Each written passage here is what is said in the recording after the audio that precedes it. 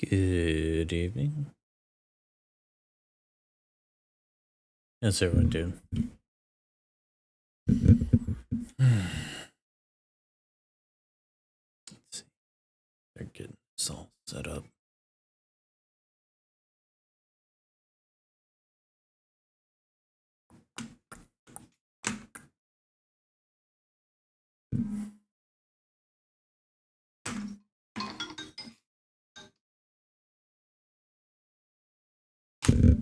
I'm not answering my phone right now.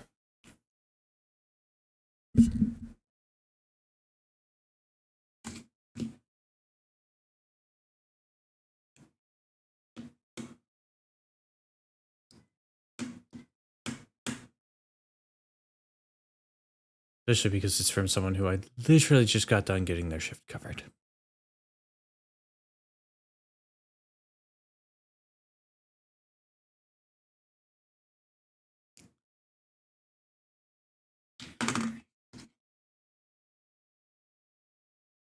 Yeah, I'm not exactly in a good mood right now.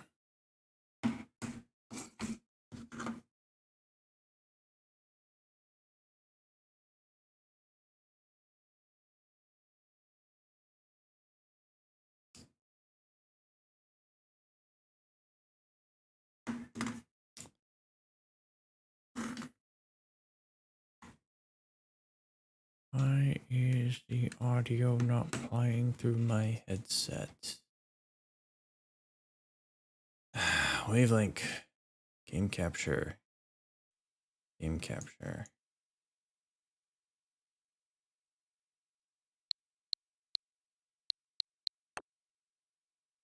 Cool. There we go.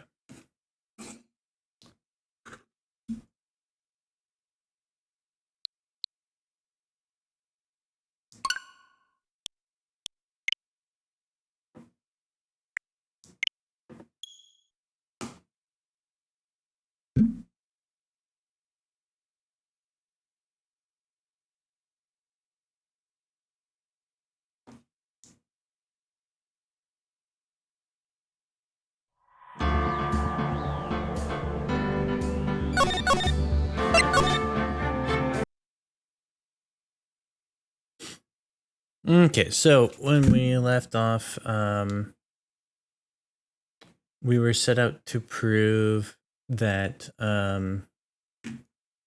Rondelight is in fact the real Master Mask, and he was being framed by a certain someone for the murder of a security company executive. Thanks for the lurk, Burr. A security corporation executive, I believe the CEO of his company. And the person who we think it was the detective who was trying to take the fall for the theft, using the theft as the alibi for the murder. Wait, don't hand down your verdict yet, please. Well, sir lawyer, welcome to my courtroom. Who's this hosiery? My name's Phoenix Wright, attorney at law, and I wish to file an accusation against this man. Luke at me. Accusation? You accuse Mask the Mask? That man is not Mask the Mask. He's just a ruthless murderer. What?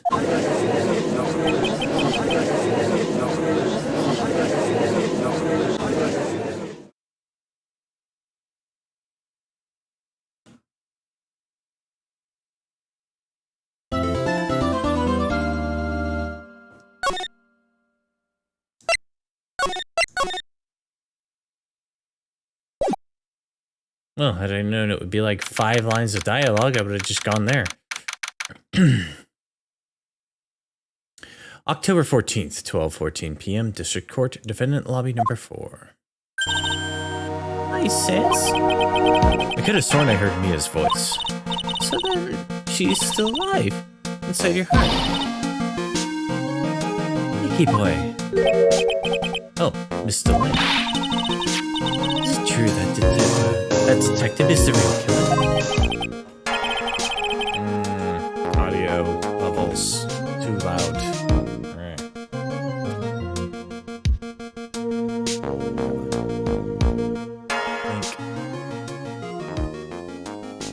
There we go.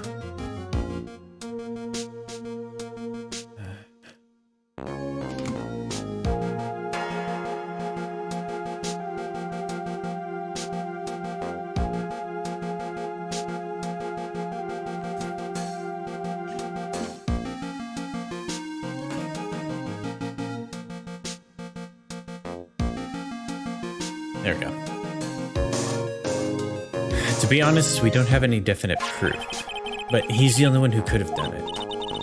But wasn't he at Lordly Taylor that night? Not to mention, we don't exactly know his motive. Why would Detective Atme want to kill Kane Bullard?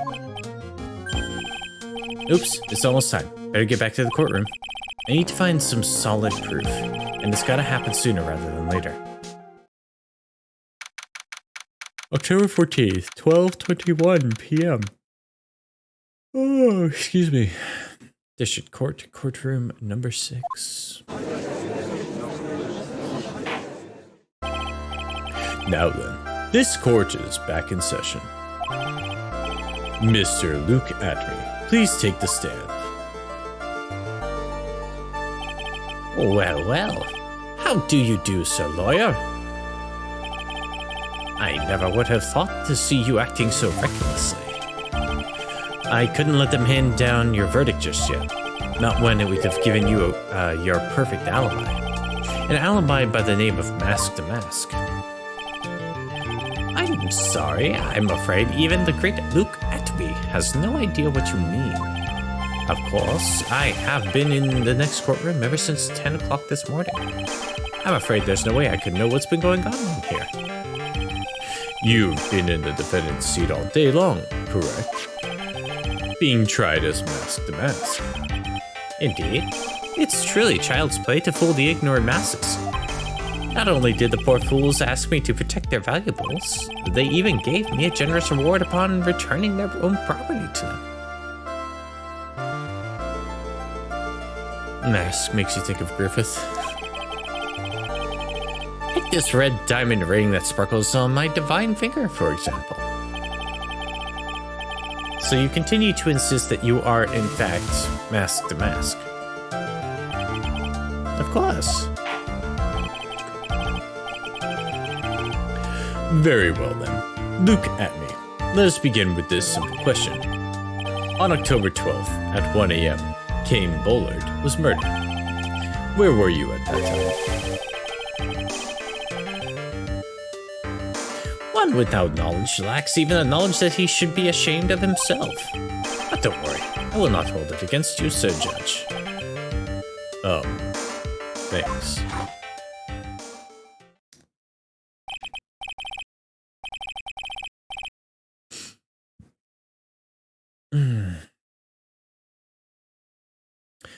All right, Mr. Atme. The night of the murder. Speak. We're all ears. As you wish, sir, prosecutor.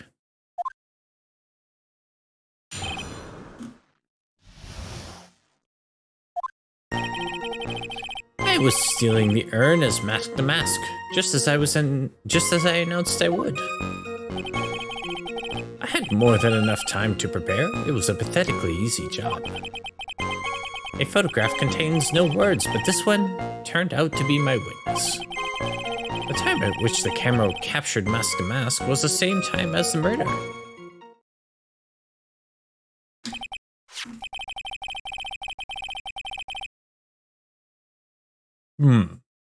It seems the main point of discussion will be this photo of the crime scene.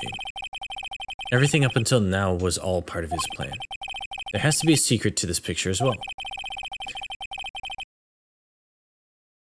Even the great Mask to Mask cannot be in two places at once. Now then, if you'll excuse me, I have a verdict to receive. Unfortunately, Mr. Atme, we still have to do your cross-examination. A fool is too foolish to know that he is a fool. I think he's trying to say you're full of it, Nick. The only thing that's full of it is his alibi.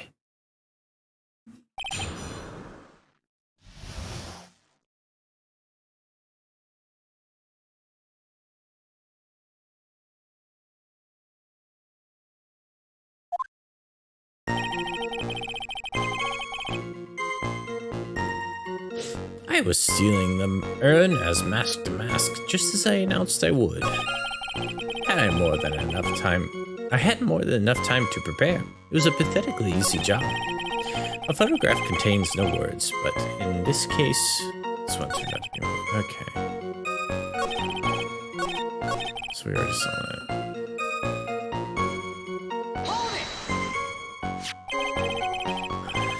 that. So this photograph is the proof, correct? Indeed it is. And the man in the photo is certainly wearing a mask. That is why I'm called Mask to Mask. But conveniently, that also means there's no way to tell who this really is. What do you mean? Are you saying that this is not, in fact, Luke Atney? That it could be an accomplice dressed up as Mask to Mask to create an alibi. Oh, what an interesting idea. Are you saying that I, Lone Wolf Luke, had an accomplice? No. If Luke Atney was at the KB security during the murder,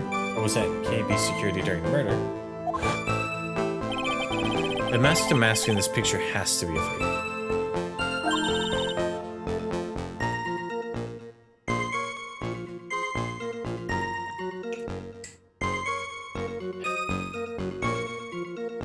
Then there really was an accomplice.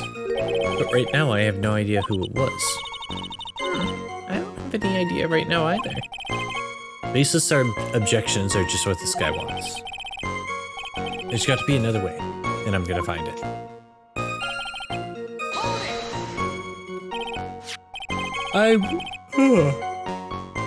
I believe Adrian Andrews hired you at one point. That's right. It was that was over 20 days ago, if I'm not mistaken.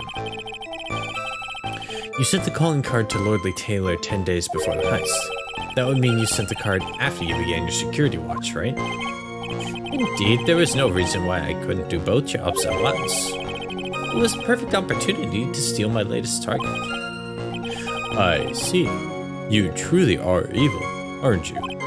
Yes, evil is what I am. Hey, Nick, isn't there something odd about this? Detective Atney was always proud of his ace detective skills, right? But if the urn was stolen from Lordly Taylor while he was the only one watching it, he'd have no way to maintain his perfect ace detective persona. You know, that's true. That is kind of odd.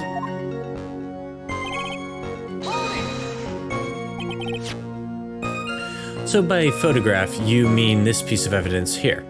Is that correct? Indeed it is. That is it. That is the very thing that proves I committed the crime.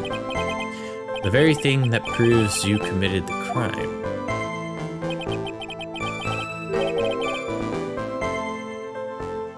When you think about it, it's really odd. You say that almost as if you had this picture taken on purpose. He was simply caught by the very camera he had set up. We all have days like that. Indeed, it turned out that, there is no such thing as the perfect crime after all. Life is truly an ironic thing, a sad blue melody. Looks like I'd better gather more information for now. If he's truly the killer, there's got to be something phony in that photo.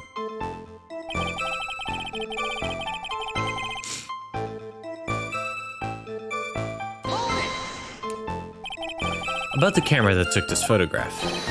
Oh, come now, it's all too clear what you're thinking. Huh? You think I altered the timestamp on the photograph, don't you? I'm afraid that's impossible. The camera was set up by Lordly Taylor, and on top of that, It was Lord B. Taylor's staff that printed that picture's data.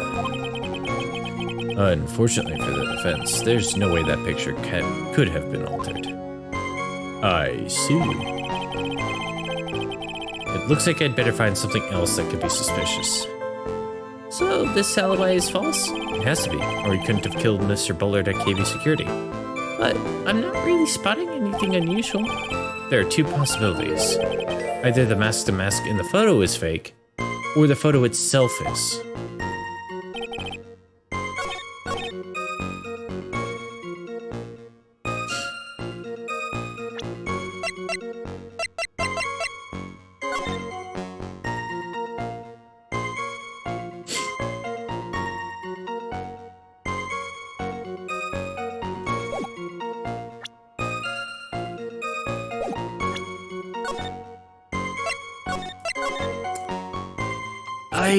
So here's the thing. There's no date in the timestamp.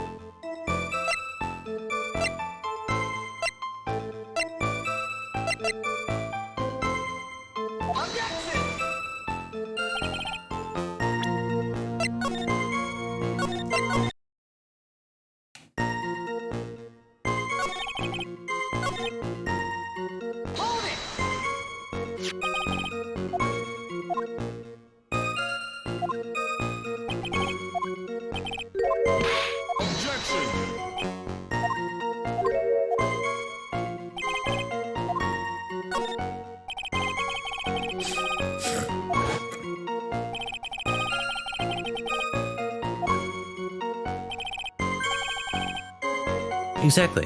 You had an accomplice. Now remember, you said that, Mr. Wright, because there's no going back. If you're making baseless claims, I'll treat you to a penalty myself. That penalty is probably boiling hot, too. So who is it, Mr. Wright? Who was the accomplice?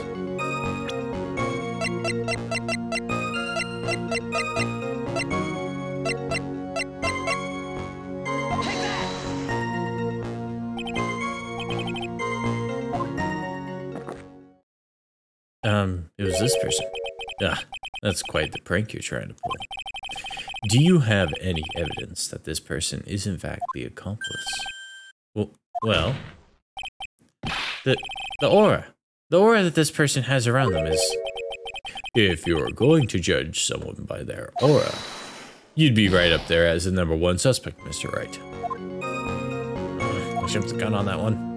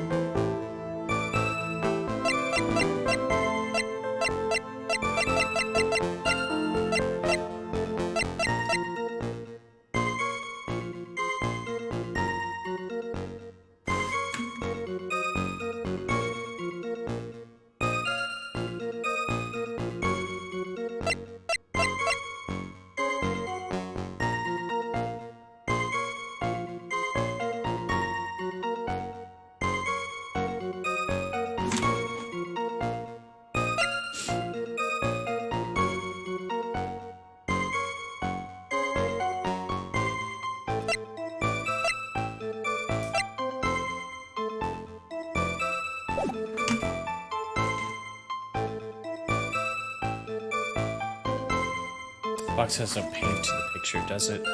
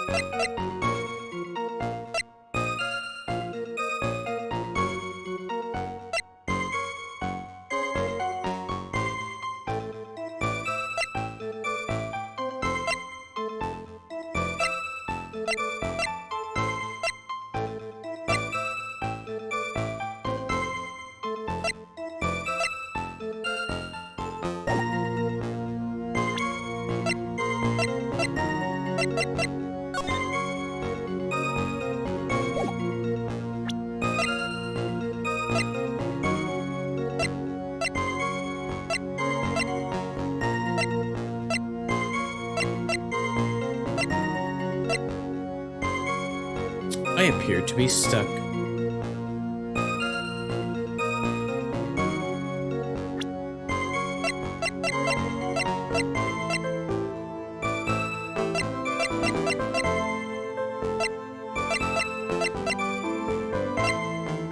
Yeah, I might need you to.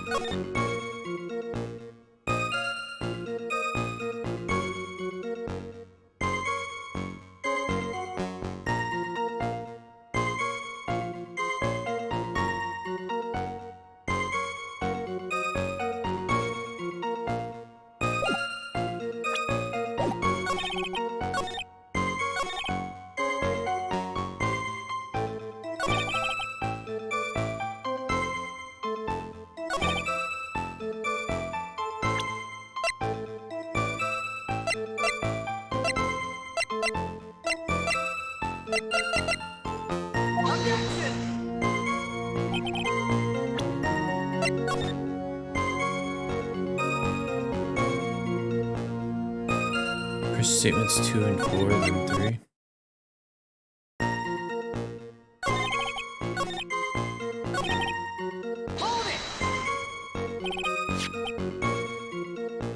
I believe Adrian Andrews hired you at one point? That's right. That was over 20 days ago, if I'm not mistaken. You sent the calling card to Lordly Taylor 10 days before the heist. That would mean you sent out the card after you began your security watch, right? Indeed, there was no reason why I couldn't do both jobs at once.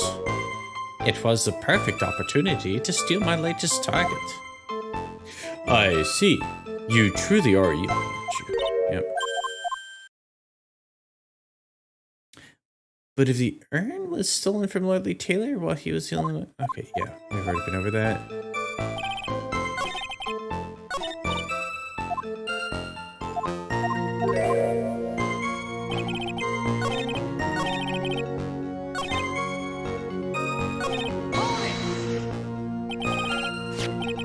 So by photograph, you mean this piece of evidence here, is that correct? Indeed it is. Indeed it is. That is it. The very thing that proves I committed the crime. Surely even you understand by now. Lordly Taylor provided that camera. There's no way I could have tampered with it. That means I could not have killed Kane Bullard unless I had an accomplice. Think long and hard about that night. The basement warehouse and the picture that supposedly captures it. It's gotta be here. Isn't there something funny about this picture?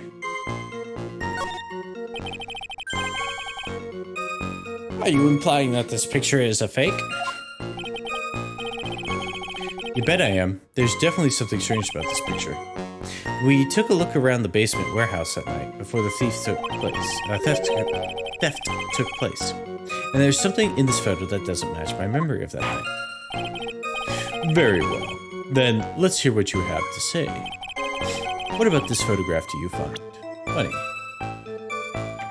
Take that! The funny part is right here.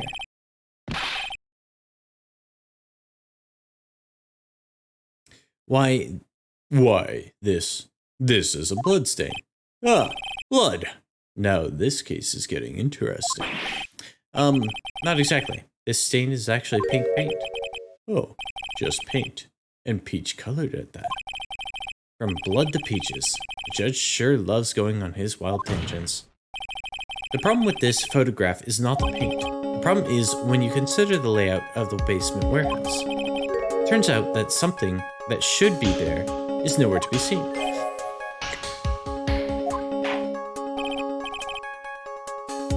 Well, Mr. Wright, what is supposed to be in this picture instead of the paint stains? Statue. The supervisor of the treasure exhibit stated the following. Well, there's a good reason for that one.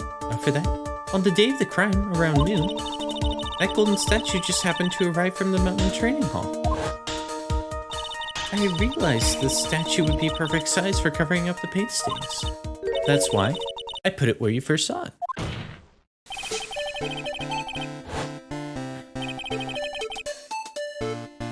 I myself was there the night the theft took place, and I saw the statue in that spot. If this picture was truly taken on that night, then that statue should have been there. But when I went there the day after the theft, the statue of the old bag was sitting in the corner. Perhaps it was somehow pushed there accidentally. Your Honor, this statue is slightly larger than yourself, and quite heavy. It would take more than an accidental push to move it that distance. In that case, can you prove it? Can you give us the rhyme and reason as to why the statue was moved that way? Can you do it, Nick? Never mind who moved it. The real question is, why did they move it? Statue of the old bag. Wow, Godot. Well, Mr. Wright, I hope you are prepared with your answer. Now then, who was the one who moved the golden statue on the night of the crime?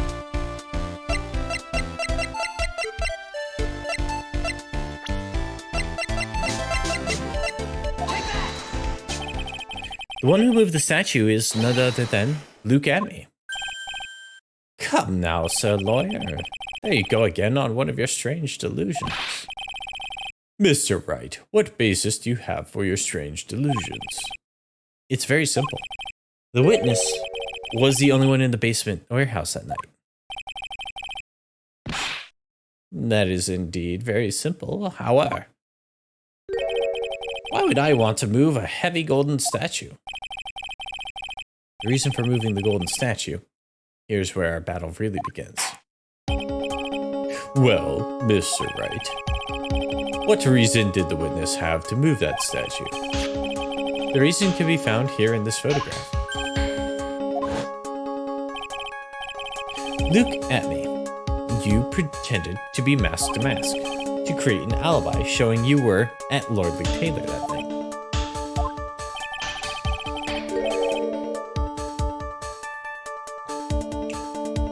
But this photograph contains a single fatal flaw.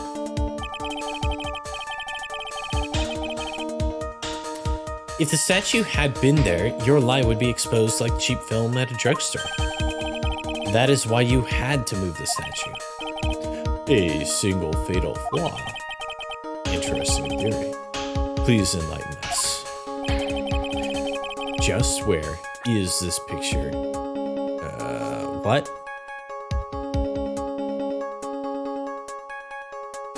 I did not skip that.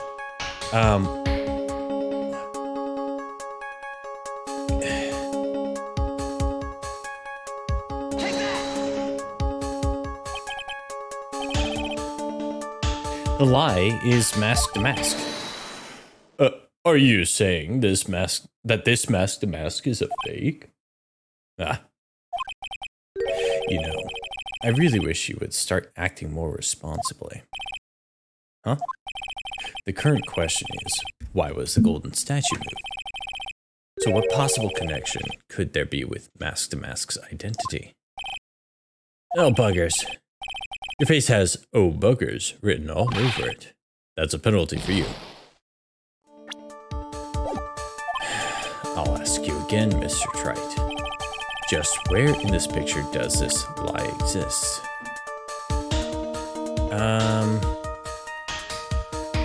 Here? Naturally, the lie in this photo is the timestamp. What do you mean? I'll tell you exactly what I mean. The problem is I didn't see the question the first time around because somehow it just skipped through the dialogue line, which was bullshit, but whatever. On the night in question, Luke Atme went to KB Security and murdered Kane Bullard. Therefore, it's obvious. It would have been impossible for him to be at Lordly Taylor at this time.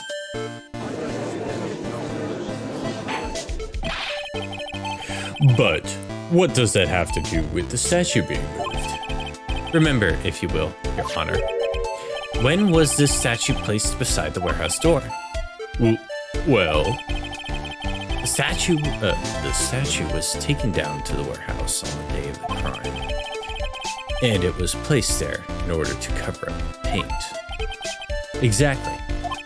Luke Atme had already decided on the time when he was going to kill the victim. And so, in order to create an alibi for that time, he took this picture days before the murder took place. What the? Of course, the statue hadn't been brought down yet. Hadn't been brought down to the basement warehouse yet. Oh. So, on the day of the crime, Mr. Atme must have been quite nervous. As nervous as a long-tailed cat in a rocking chair factory, so to speak.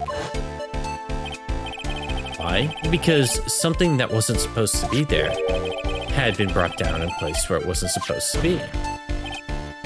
And that is why Luke Atme had to move the statue on the night of the murder. He did it to make the room match the way it had been in his photo. Ah! Order! Order! Mr. Atme, is this true? One moment, Your Honor. Have you forgotten this? What's that? The data for the basement warehouse computer. According to this, the camera did indeed go off on the night of the crime. It's true that the camera had been set up by Lordly Taylor's staff. However, the program used to manage that data was yours. That alone would have allowed you to tamper with the data.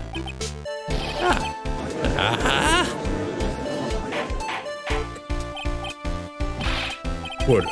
Order! Mr. Godot, what is the meaning of this?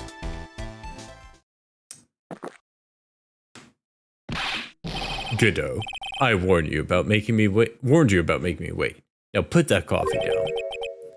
My 11th cup. I've promised to drink no more than 17 during the trial, which means I'm still good to the last drop. However, the defense has a very good point.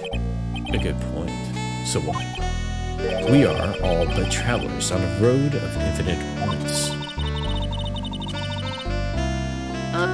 I think he's got his points mixed up with his other points. So you say this photograph was taken ahead of time, and that the statue was moved in order to make it match. It's a very interesting idea. However, there's one point that can't be denied, which is that it's only a possibility. Men that are trapped by the chains of maybe.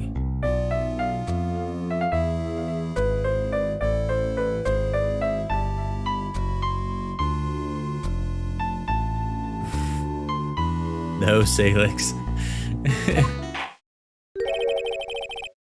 Can never reach their dreams. That's very true. No way, don't fall for that, Your Honor. Hey, Mr. Damask. Yes?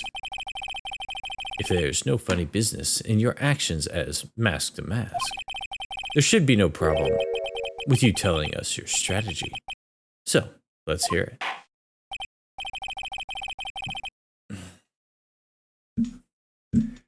Yes, please provide this court with your testimony about your plan to steal the sacred urn.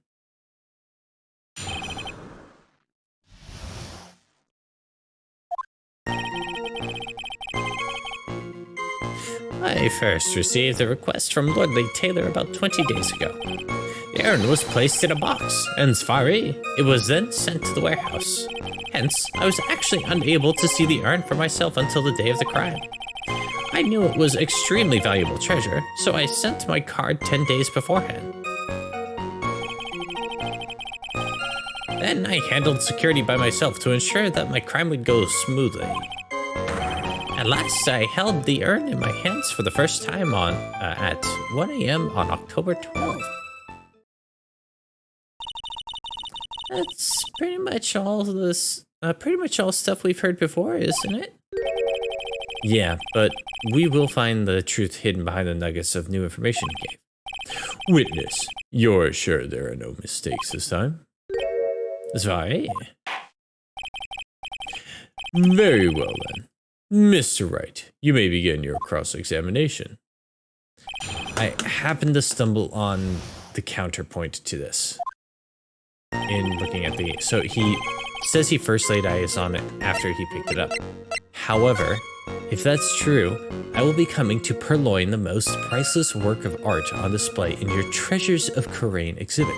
Take good care of the speckled urn, won't you? And if you look at this, it is not speckled.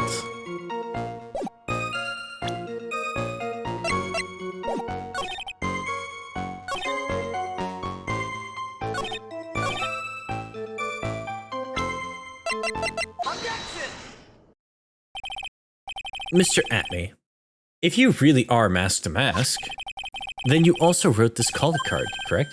But of course. Is there a problem with that calling card?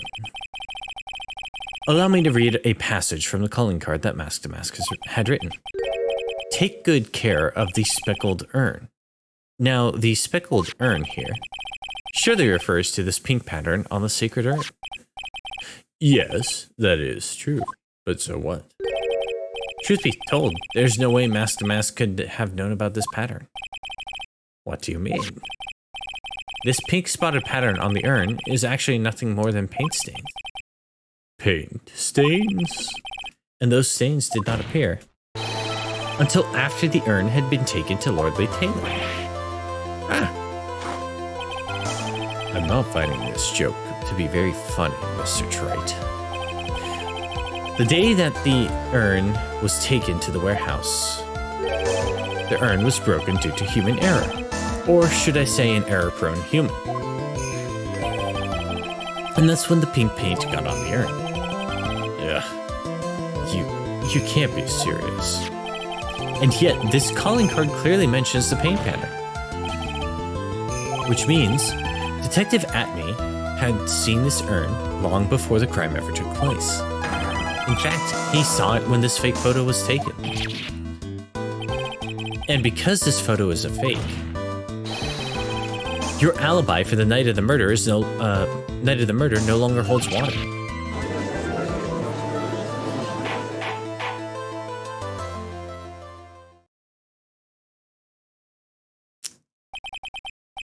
Witness, do you have anything to say for yourself?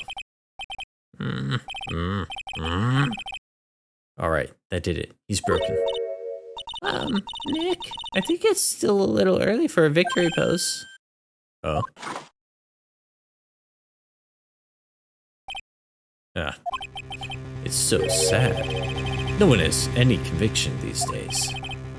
Conviction, you say? Yesterday, we all decided unanimously that this man was Mask to Mask.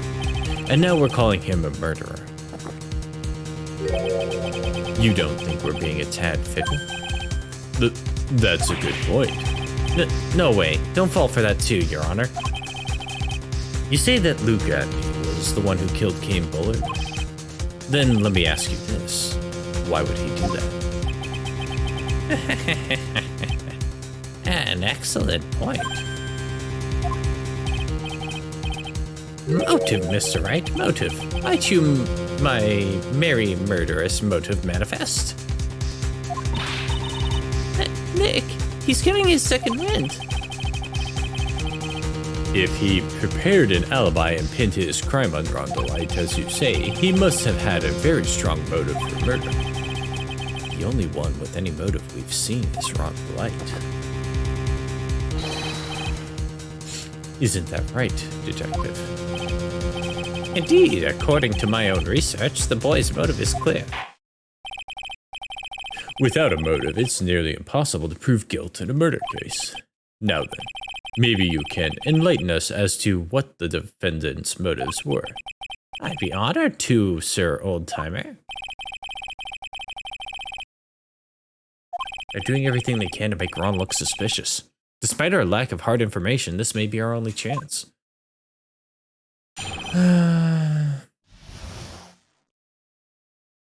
I can't stand this guy. Luke Atney had no points of contact with the victim whatsoever. King Bullard decided to investigate Mask to Mask and simply mistook who he was. It was Mr. Bullard who wrote the blackmail letter and sent it to run the light. And it was again Mr. Bullard who harbored a grudge against Mr. Delight for his betrayal. For a guy who keeps yelling Luke at me, he's not much to look at. Mr. Bullard's mistake is quite excusable. The defendant truly believes he is Mask to Mask. That's why Mr. Delight saw it fit to kill Kane Bullard. Truly a tragedy.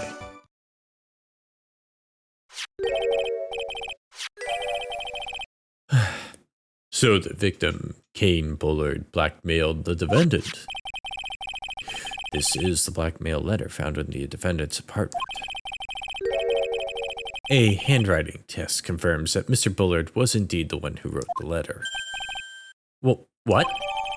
Blackmail letter updated in the court record. Very well. Mr. Wright, begin your cross-examination.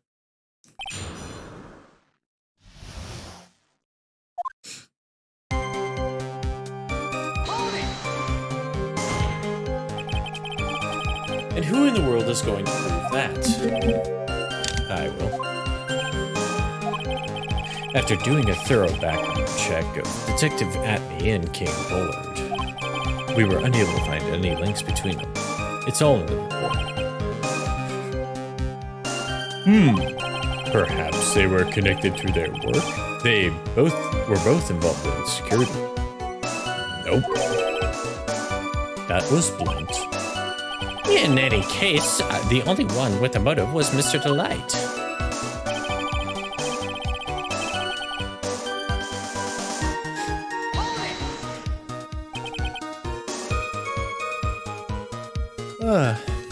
Mistook? That's right, mistook, from the Old Norse mistaka, meaning to take an error. That wasn't what I meant. Just who did the victim mistake Mask to Mask to be? Why, the answer is obvious. Ron Delight, of course.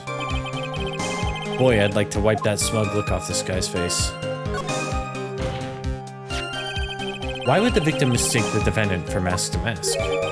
Don't you already know that? Vari, take a look at this newspaper.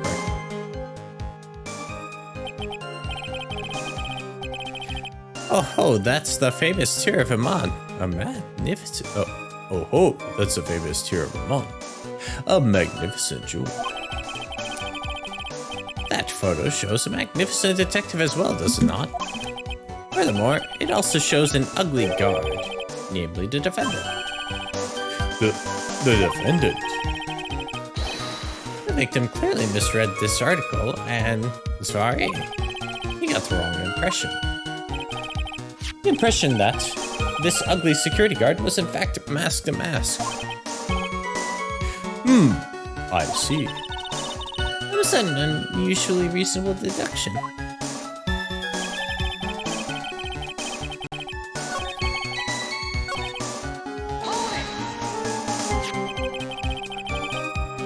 You mean this blackmail letter here?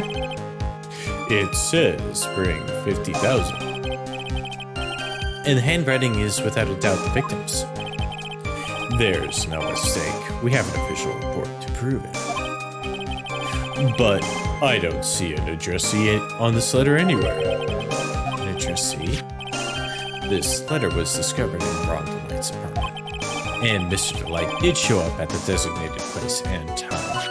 The fact that there is no addressee is irrelevant.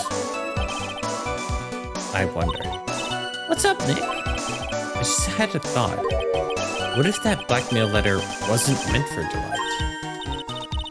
Whoa, do you have any evidence of that? For some reason, I just can't shake the feeling that there's something not quite right about this blackmail letter. Well, everyone, are you quite satisfied?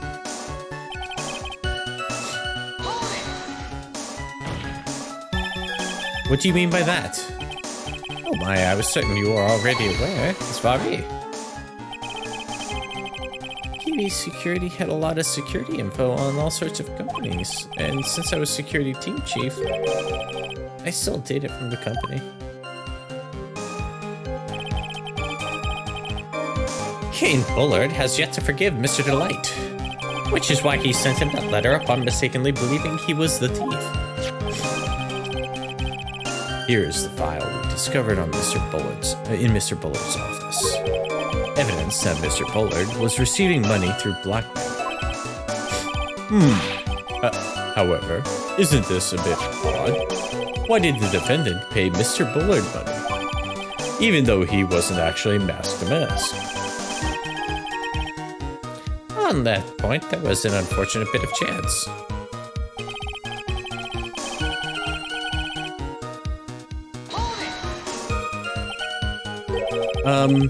Do you really think that story is going to hold up?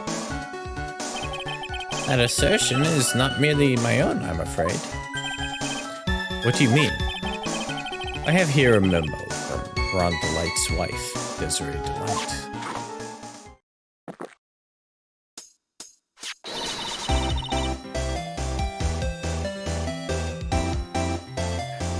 Ronnie thinks he's masked to mask. Don't you feel sorry for him? Please, don't think too badly of him.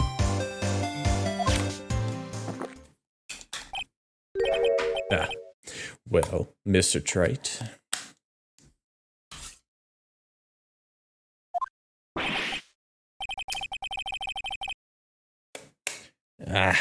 Was he trying to act like Miss Delight just now? I thought he was pretty convincing. That is why Mr. Delight saw it. Okay. No, that's just your imagination talking. Come now, sir lawyer. I'm afraid imagination isn't the right word for it. This is a deduction, a clear result of carefully applied reasoning. Can we hear that careful reasoning for ourselves? It's a long story, and better say it for another time.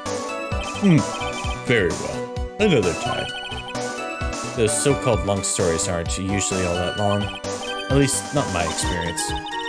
So you're gonna try to connect Detective Atme to Mr. Bullard, right? Yeah, that's right. Hopefully it won't require surgery either. In that case, you'll have to talk about the blackmail. That's true. Was that blackmail letter really intended for Ron? Since we don't have enough information, you should press him for more testimony. Maybe I'll be able to shake loose some contradictions that way.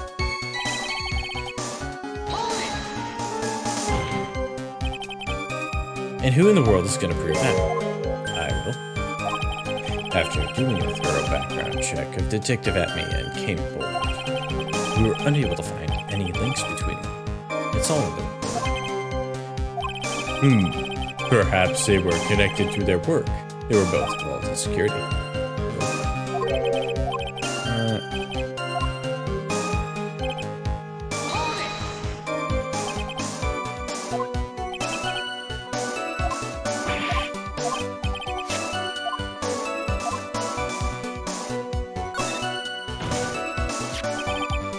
Why would the victim mistake the defendant for mask to mask? Don't you already know that? Sorry.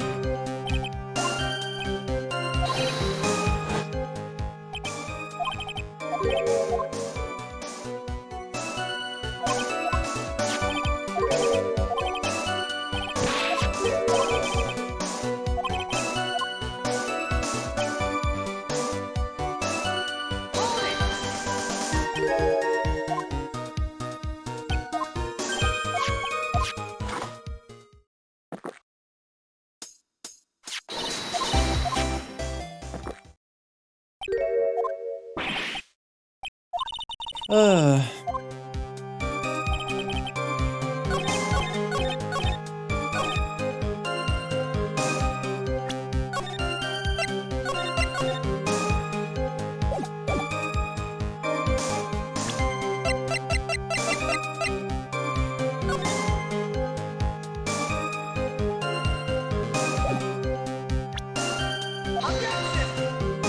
The red diamond. This evidence clearly reveals the contradiction in that statement, Your Honor. How exactly are the evidence and the statement just now related?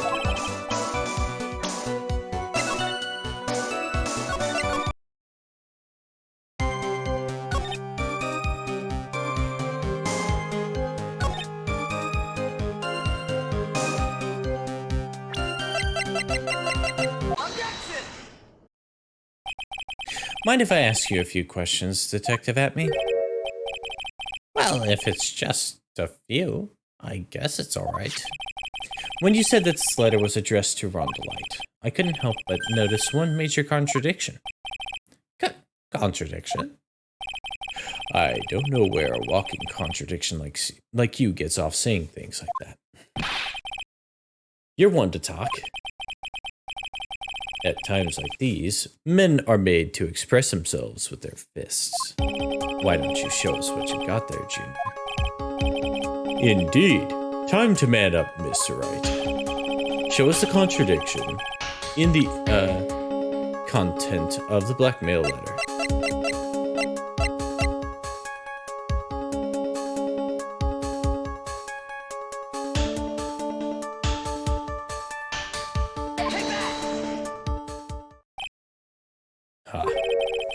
A little 1-2 punch like that wouldn't even faze me. I think you mean 1-2 punch.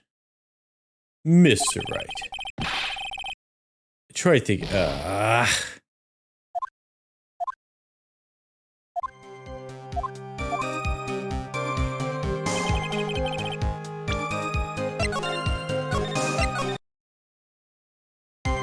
Okay, so we found it.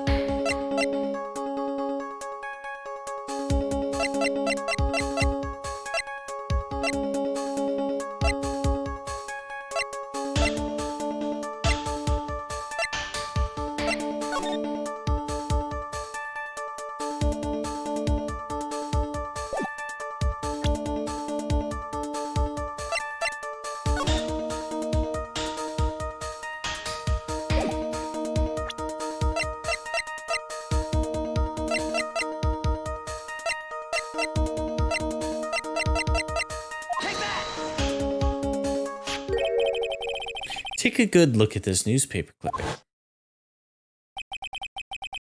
It contains a picture of the Tear of Emanon, the stolen jewel. What about it?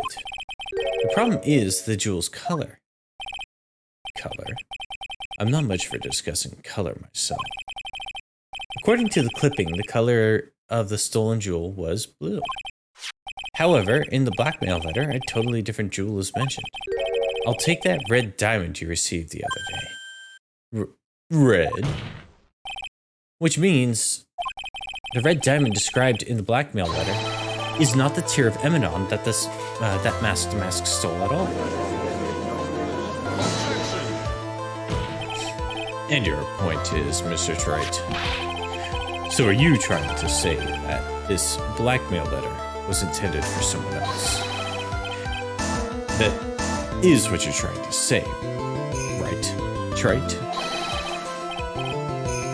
That is what you're trying to say, right, Mr. Wright?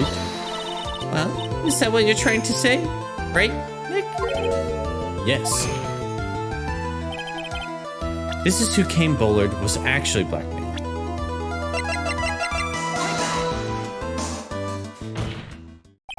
Naturally, it was you, Detective Atme.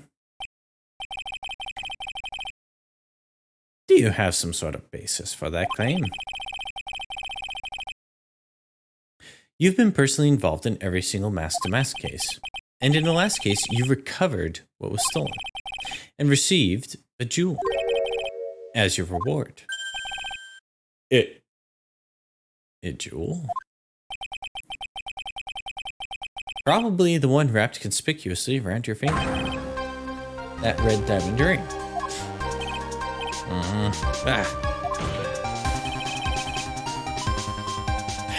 That is the diamond referred to in the letter, which means that Kane Bullard wrote that letter in order to blackmail you.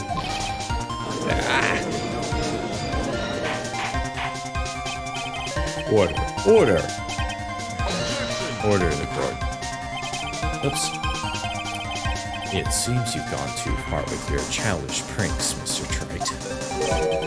Uh-oh, I don't like the way he said that. Kane Bullard blackmailing Luke at me?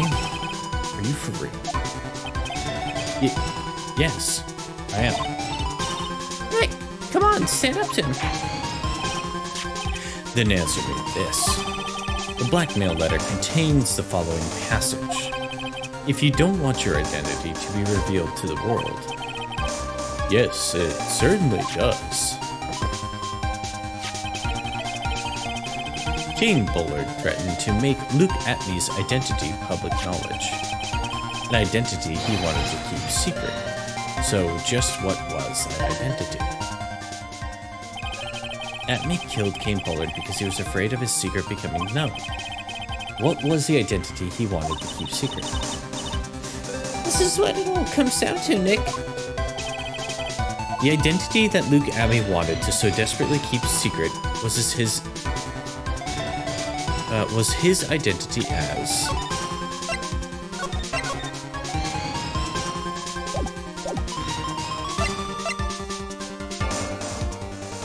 a blackmailer. Luke Atmey was a blackmailer. Objection! Hey now, isn't that a little different from what you've been saying? You said that Kane Bullard was the one blackmailing Luke Atmey. Are you saying that Atmey was blackmailing someone else on top of that? You have to admit, that does sound a little odd. It's not odd. It's the only thing that makes any sense. We don't use mail anymore. We don't use mail anymore. Oh, wait, Larry. But we don't use mail anymore. Let's be honest, Gumshoe would be saying that too.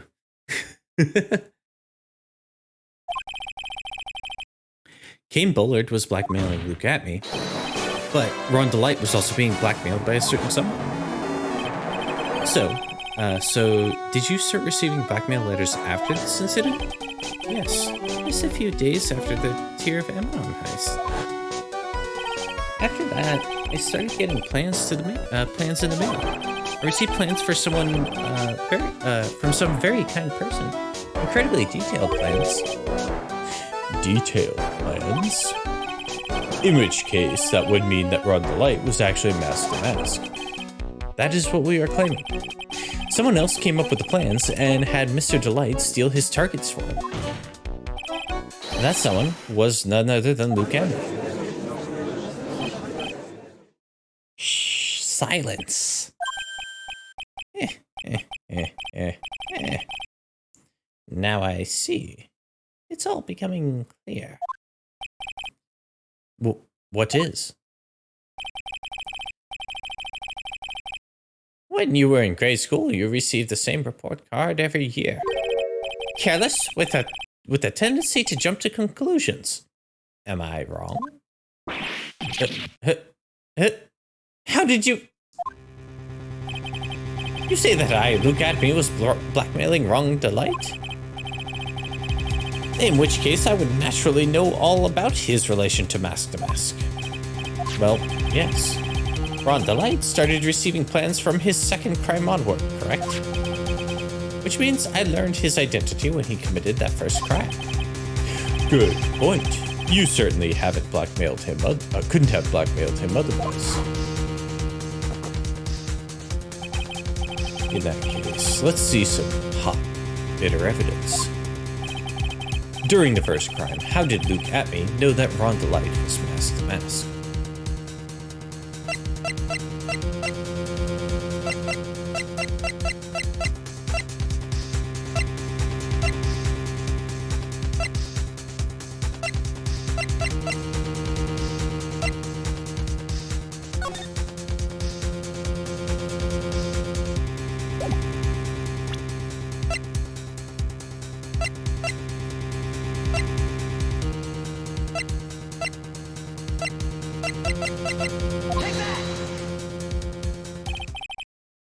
I think I see it.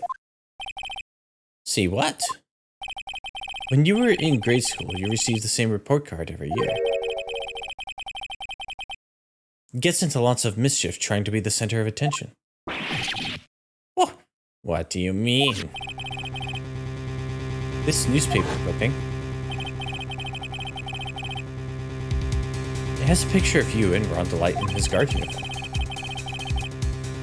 It seems that Mask to Mask didn't just disappear into thin air. He just took off his outfit and hid it in a bucket. That sounds far too stupid to be true. Correct. With tricks like that, he couldn't fool a baby, let alone an ace detective. And that's when you figured it out, Mr. Atme. That's when you learned that under his mask, Mask to Mask was really Ron Delight. What the? Wasn't he supposed to be Mask to Mask? Not only that, it looks like he wasn't even an ace detective. I can't believe it. He was just a slimy blackmail. What a fraud, trying to pass himself off as an ace detective. Why you? How dare you expose me like that? Why I mean, I've never blackmailed anyone in my life. I'm famous and proud ace detective, and also Mask to Mask. Why can't you understand that? Well, he's lost it. I'm afraid you're neither a proud thief nor an ace detective. You're a blackmailer and a murderer. That's your true identity. Well, what? Why you?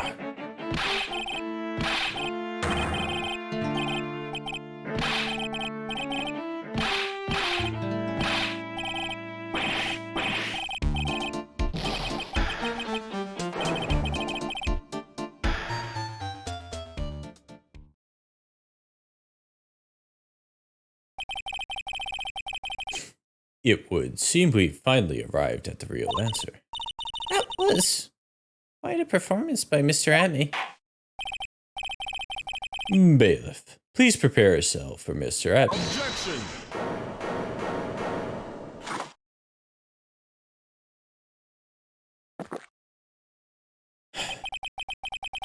The hammer that strikes too fast has no time to aim. Well, what do you mean? I'm already prepared to deliver my ruling.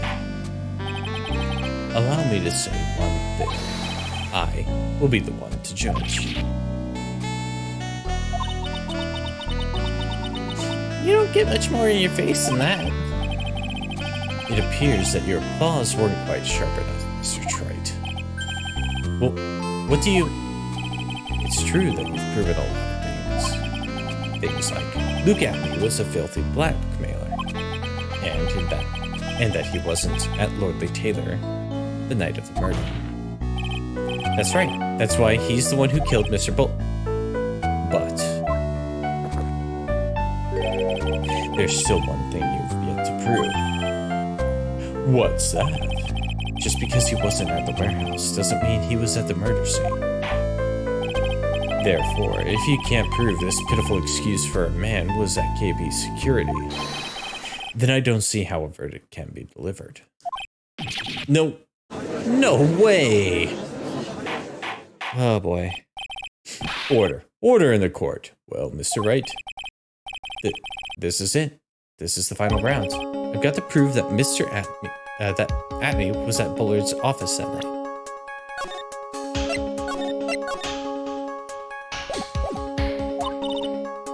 But can you really prove that? That's long enough, Mr. Wright. I want to hear your answer. That night, Luke Atme was at KP Security and the defense can Prove it? The defense can prove it with evidence. Are you sure? Ah, don't you worry. I'll watch over you. I put a parrot on the stand. I can do whatever the hell I want.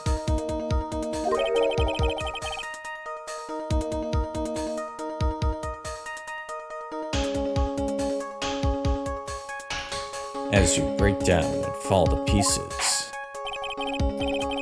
Very well. Then let's see this proof. Proof that Luke at me was at KB security that night.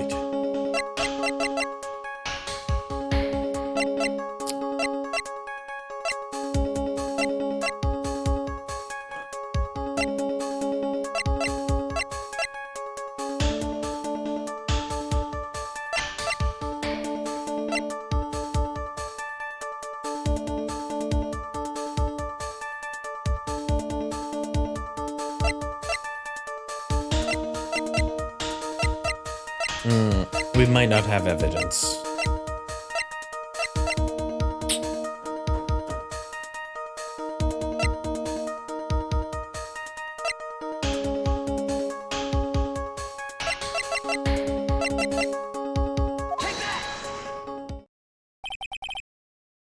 This is the proof. It's true, that is very important. However, I'm not so foolish as to think that we'll pass for evidence here.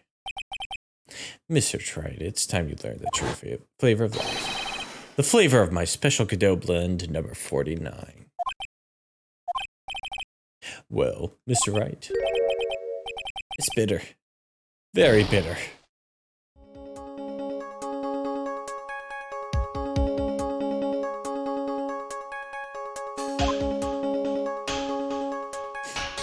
Come on, Nick. Don't give up now. What do I do if I make a mistake here? It's all over.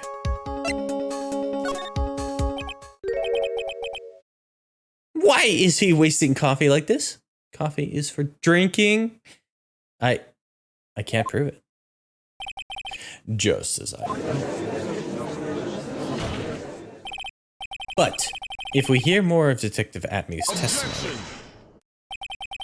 Unfortunately, that's as far as you go, Mr. Wright. well, what do you mean? I won't allow for any more testimony. That's what I mean. What? Have you forgotten? Luke Atmey is here after we interrupted his own trial, and you have failed to prove that he committed the murder. I think it's time for this witness to return to his own trial and face his guilty verdict as mask to mask. No. Well, now, sir lawyer, it seems that that love wins out in the end after all. I am the ace detective as well as mask to mask. My verdict will verify that. Just as Rhonda Lights will verify that he is the true murderer.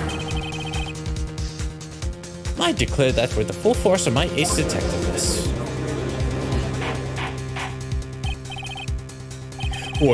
Order in the court. That's enough deliberation over this witness. I can't believe this. At this rate, Ron is... Don't give up now, Nick. We still have tomorrow. We can look for more evidence and... By then it'll be too late. Huh? Well, why?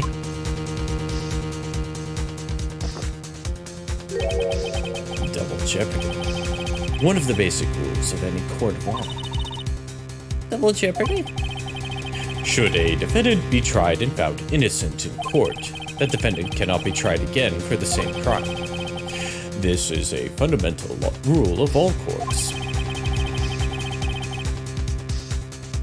And it applies to this witness as much as it applies to anyone else.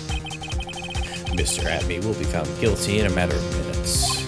Guilty as mask to mask, which means he will be innocent as far as the murder of Kane Bullard is concerned. No way. The fact that you were unable to prove Mr. Atmey's guilt of the crime here means that he will never again be tried as Kane Bullard's murderer. What?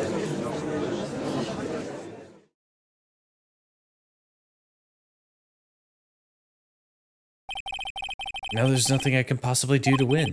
Even if Ron is proclaimed to be innocent, the real killer, Luke Atmey, will go free. You have cross-examined every statement the witness has made here today, and as long as there is no more testimony, I'm afraid I will have to declare that there will be no further questioning of this witness.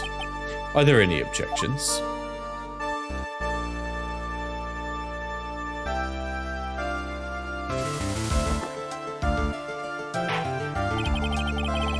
Then I hereby end the cross-examination of Luke Atme.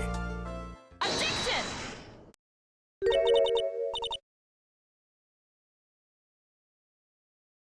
I think I see it. Your Honor, when you were a child, this is what it was on your report card every year. Has poor hearing and often makes mistakes as a result. How did you? Phoenix, raise your head up high. Have you forgotten what I used to tell you? A lawyer is someone who smiles no matter how bad it gets. Mia? That voice. No way. Long time no see, Phoenix. Mia! This is the true power of the Korean channeling technique. I know that it's really Maya who's standing before me, but right now, she's my mentor, Mia Fey. Now, let's do this. But there's nothing more we can do, Mia. Without any more testimony, I can't cross-examine.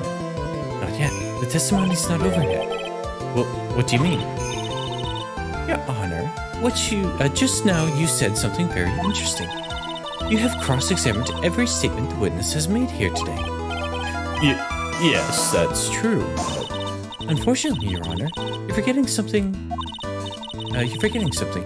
Earlier, after the last cross-examination, this witness made a number of remarks.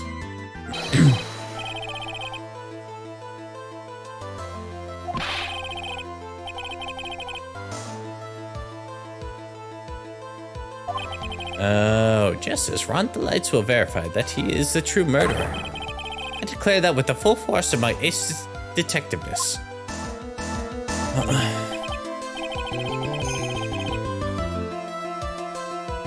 While yes, we do rush through cases at an obscene rate to the point that other countries are contemplating not engaging in extradition treaties with us, we have standards. Yes, but these comments appear to have no importance whatsoever. Well, very well. Then we shall prove their importance via cross-examination. At any rate, as long as the witness has made these remarks, we, the defense, assert our right to question them. Is that all right with you, prosecutor? Is something the matter, Godot? Nah, nothing. Oh, sir lawyer, it looks like you're one step too late. If you think such falsehoods would do anything to me, look at... Let's hear it. Huh? It's true the witness made some remarks. So then, let's hear this last bit of cross-examination.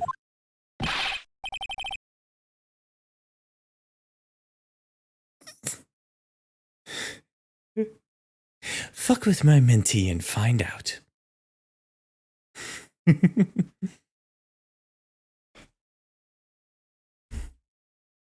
Also for Mia, talk shit, get hit. All right. Mr. Godot, what are you? Very well then. Mr. Luke Atme, I'm going to allow the defense to cross-examine your earlier remarks. Talk shit, get shanked. Pearl. The defense would like to hear why you have declared the defendant to be the true murderer. So please, give us one last bit of testimony. Phoenix, this is our absolute last chance. Yes, Chief. Last testimony. Indeed, it was true that I was not a lordly tailor. I had to leave to see about another vitally important job request. I hadn't known about the day beforehand, so I had this photograph readied. My brilliant deduction was what informed me that the true culprit was Ron the Light. And thanks to the keycard and wallet, it was abundantly clear he was there. I was also able to make a deduction from the buzzer, which only sounded once. But the button did not have any fingerprints on it. Why? The victim would have left prints if he sounded it, which means the killer sounded it. Mr. Delight was wearing his mask-to-mask outfit, which is why he left no prints. And the blackmail letter. The victim likely mistook the color of the jewel. Zvari. Therefore, all the evidence points to that poor boy.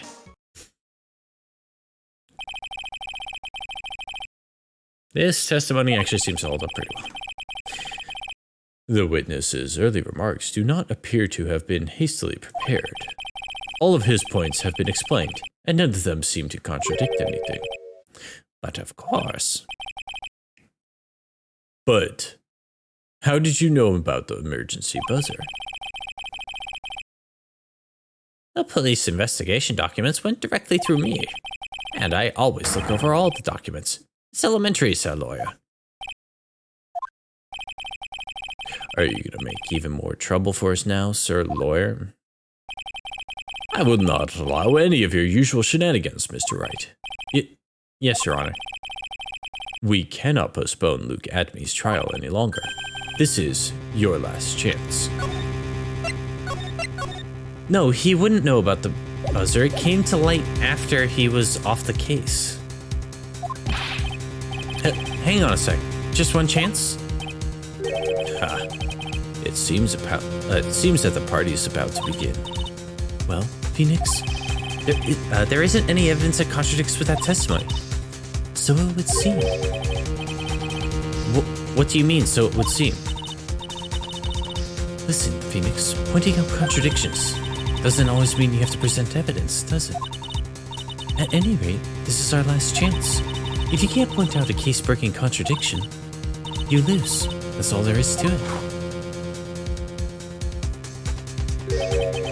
Cup number 17. The last cup.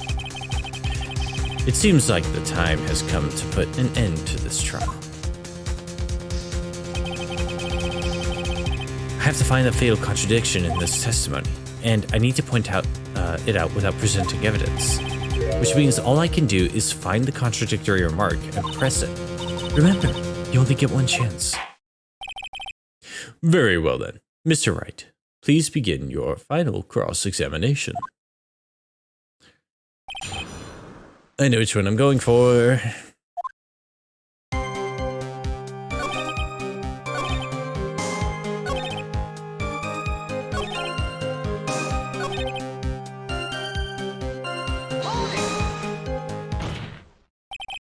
Mr. Atme, about this last remark. Objection! You still don't get it, do you, Mr. Wright? This isn't the time to be pressing the witness on every little statement. What? I said this before. There's still one thing you haven't proven. That this scum was in Kane Bullard's office that night.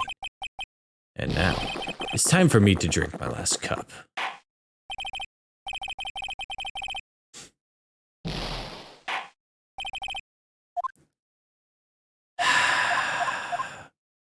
Well, this is gonna get annoying.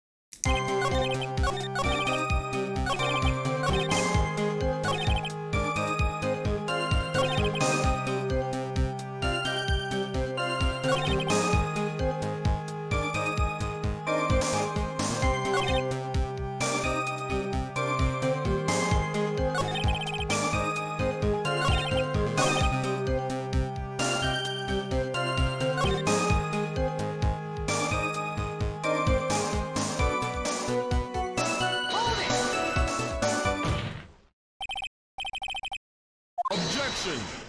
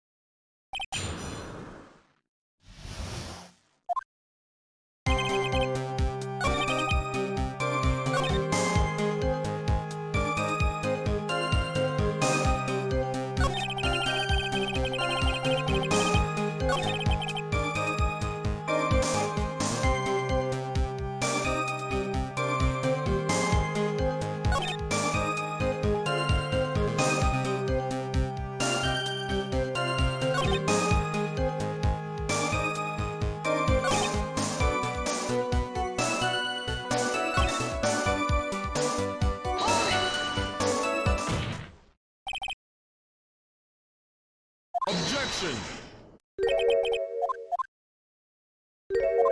Oh.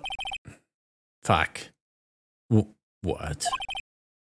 Mr. Atme, it seems you finally admitted that you were in the CEO's office on the night of the murder. How can you say that? Let's review your testimony, shall we, Mr. Atme? The button did not have any fingerprints on it. Why? Mr. Delight was wearing his mask-to-mask outfit. Is that correct? Indeed. That's what I said. My deductions are absolutely foolproof. More like your deductions prove that you're a fool. I'm sorry, whatever do you mean? For some reason, I'm starting to get really thirsty.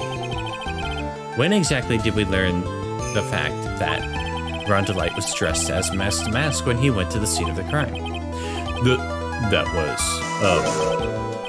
It was just a few hours ago. Back when my sixth cup was looking at me with a cold stare. Huh? Oh, did I forget to mention it before? I'm sorry, I just never had a chance to mention it up until now. That's right, the defendant had yet to tell anyone this fact before this morning. Therefore, the only person who should know this are those who have been watching this trial. Yeah. Do you understand now, Detective Atme? There's no way that you should have known about that.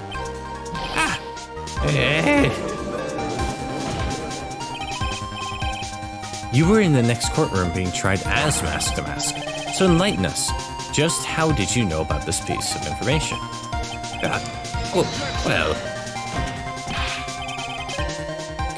Come on. This detective must have known about it. He probably had plenty of chances to find out beforehand.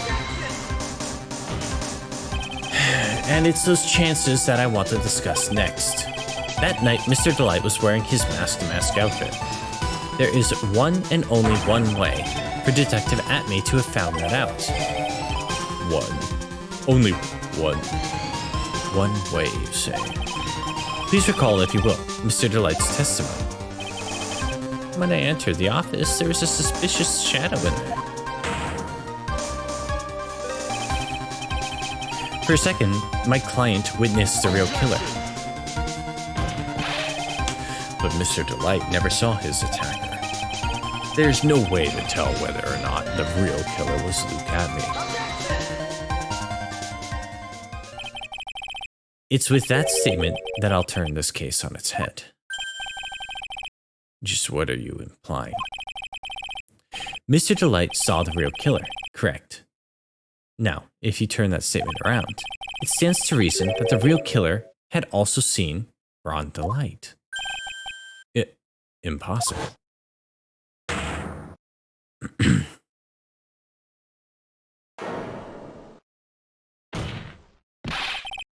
Detective Atme, you saw Mask to Mask at the murder scene that night. You saw him when you killed Kane Bullard and assaulted Ron Delight. It's the only way you could have known what Ron was wearing.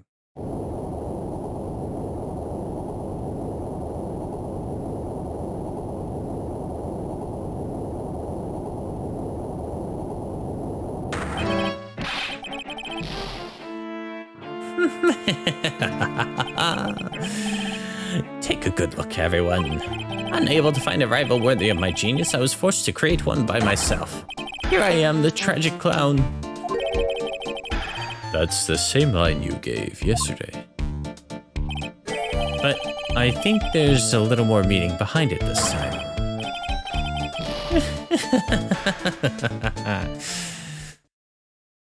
Given all that shaking, best that Edgeworth is also, yeah. What an awfully complicated incident.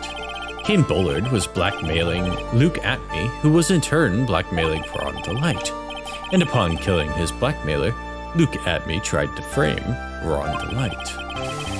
He then claimed to be guilty as Mask to Mask in order to escape his true crime. And to that end, he ended up with this plan: to use the double jeopardy rule when making his alibi. At any rate, it would seem we finally found the truth. Excuse me? I came perilously close to besmirching the record of an innocent young man, besmirching him with the title of murderer. Don't ignore me! Oh, I didn't realize you were there. Why wouldn't he be? About the verdict. I know, you never committed any murder. That's right. I'm so glad you understand that, but I really am Mask to Mask.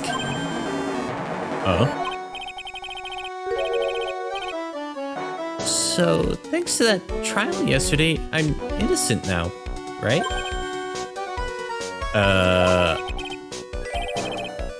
What was it you said? Double jeopardy?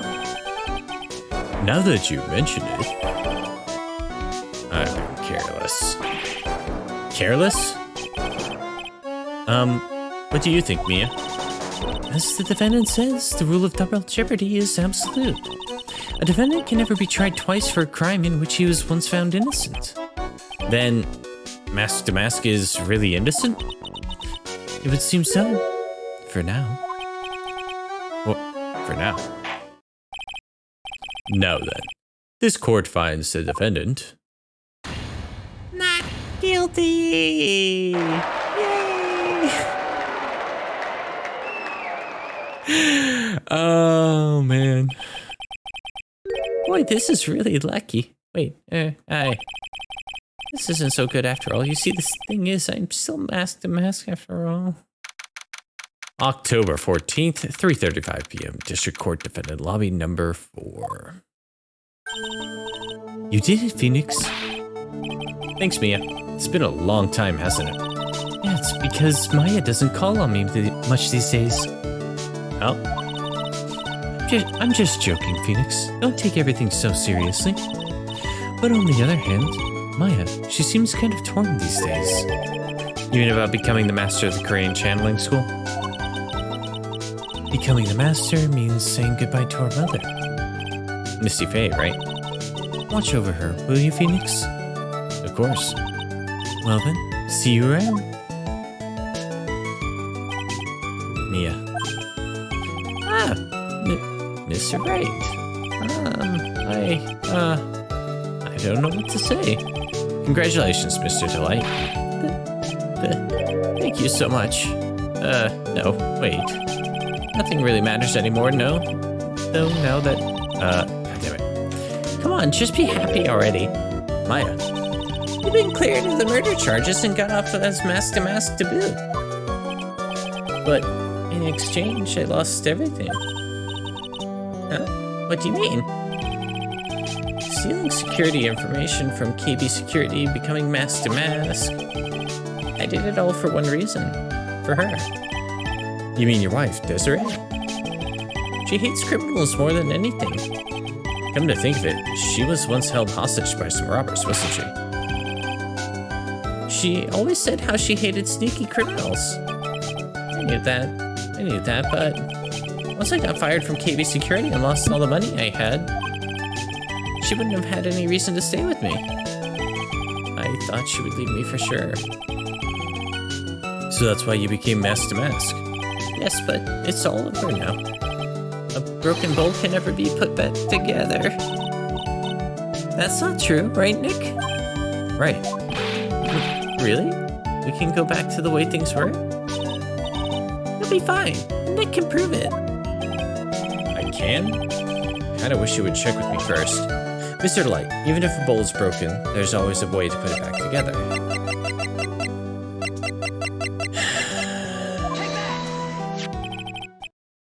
The sacred urn. Desi was the one who found us. Desiree, your wife. She always believed in you, Ron. That's why you'll be fine. You don't have to worry about anything. Ah, there you are. Mr. Light. You did it, Ronnie. You're innocent. I'm so happy. Thank you. I appreciate that, but... I suppose you don't want anything more to do with me, do you? Ronnie, didn't you talk to me about what was going on? I had no idea you'd quit KB Security. Never imagined that you were really mask to mask either. Mr. Light, what are you going to do now that you know? You're not really going to leave him, are you? Come on, it's obvious, isn't it? How could I ever let a wonderful man like him get away? After all, my bike's really fast. So fast, there's no way he could ever get away. But didn't you say you hated criminals? Oh, I only hate people who act all cowardly and sneaky. Like that detective. I see. My Ronnie went and declared his crimes before he committed them like a man. I just love a man who's so chivalrous. Chivalrous? I knew I was right about you. Every day I spend with you is filled with thrills and excitement. Desi? Desiree, you really do love Ron, don't you? Nicky boy? Yes? I'm really glad I asked you to defend my Ronnie. Thank you so much. I'll never forget what you've done for us. Oh, well, take care of yourself. You too, Nicky boy. I can feel my face going red. Oh no. Mr. Nick, Miss Sigmaya, congratulations. Talk about bad timing. Mr. Nick, how could you with another man's wife in front of Miss Sigmaya? No, you've got it all wrong. I'll never forgive you, never, ever.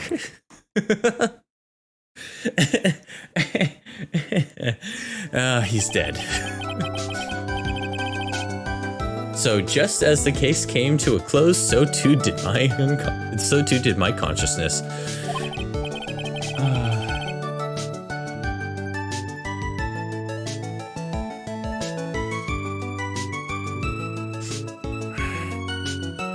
Ron said a broken bowl can never be put back together, but I know that's not true.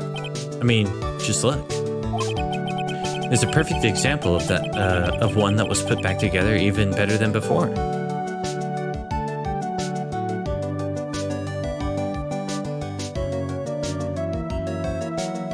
Episode 2, The Stolen Turnabout. The end. Hot damn, Rod the Light is actually smart and crafty. He is. He's actually pretty clever. Save our progress. Yes. Overedit. Yes.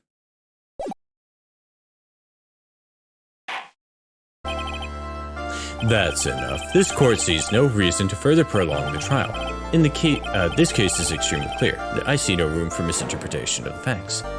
It wasn't me. I swear it wasn't me. The evidence and testimony we have seen and heard are conclusive. The victim was alone at his table where he drank from his coffee. No, you're wrong. I know what I saw. I saw.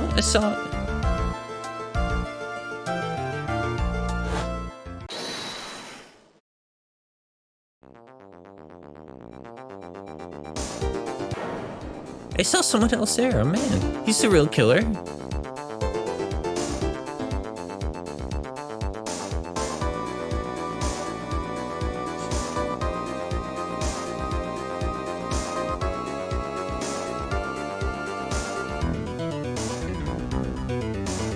Why won't anyone believe me?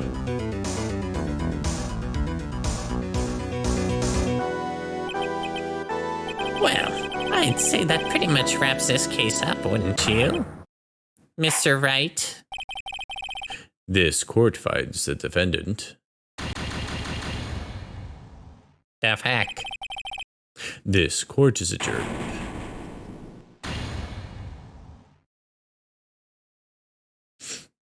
Mistrial, I say. January 6, 10:03 a.m. Wright & Co. Law Offices. The start of a new year always makes me feel like I can take on the whole world. I bet it does, Maya. So, I've decided that our resolution should be, Svari, take on the world. What do you think? Sure, whatever, Maya. But I think maybe you've had more than enough mistletoe cake. Ever, you gotta eat a lot of cake during New Year's. It's practically a tradition.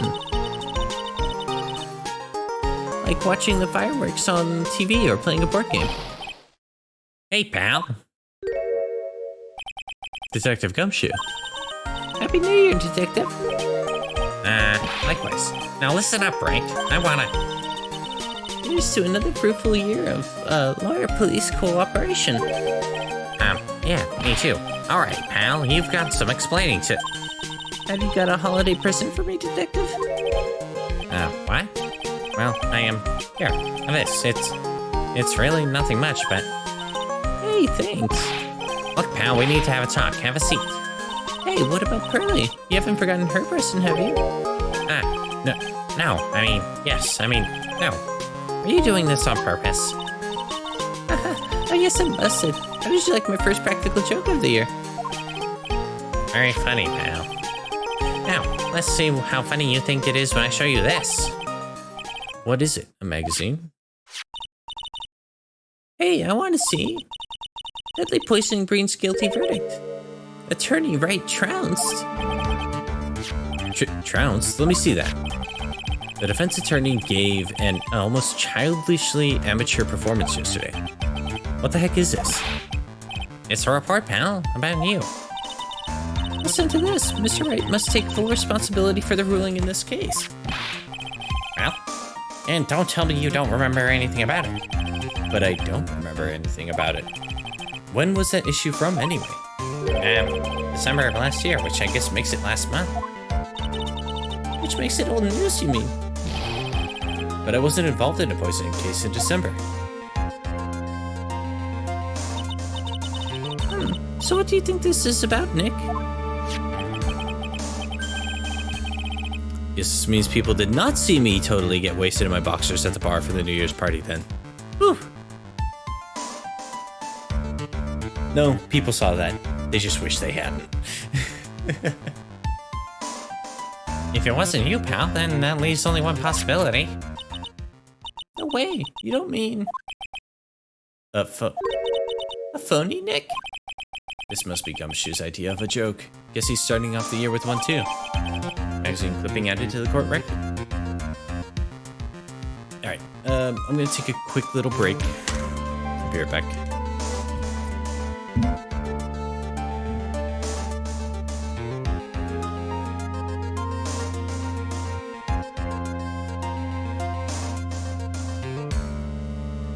If I type in all caps, he can hear me. Fulfill what should be the first duty of any gentleman. And introduce myself. My name is Atme. Luke Atme. Alright, we're looking at you. What's your name? Ace Detective.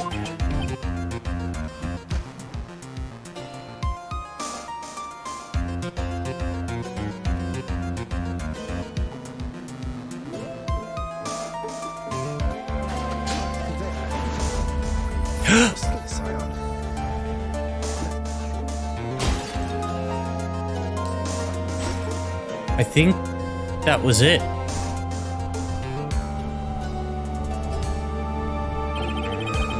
He said all sorts of terrible things about Dolly. He said that she was a bad girl.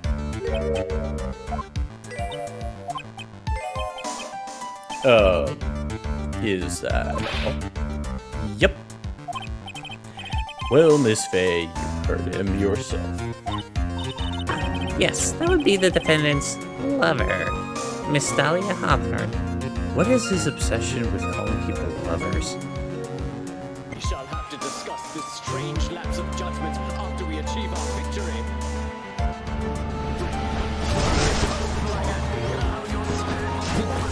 Oh, jeez, I'm so sorry. Are you serious?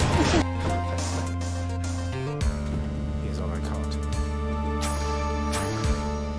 Nice. Use them wisely, my friend.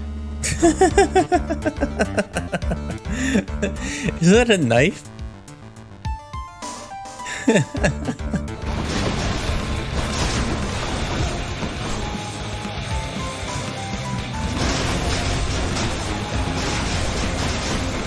I am the boss.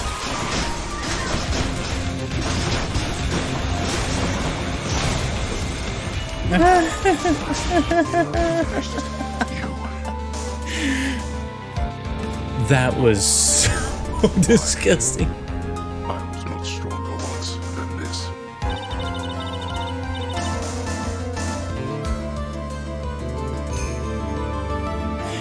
I recognize that the defendant has made a decision, but given that it's a stupid-ass decision, I've elected to ignore it.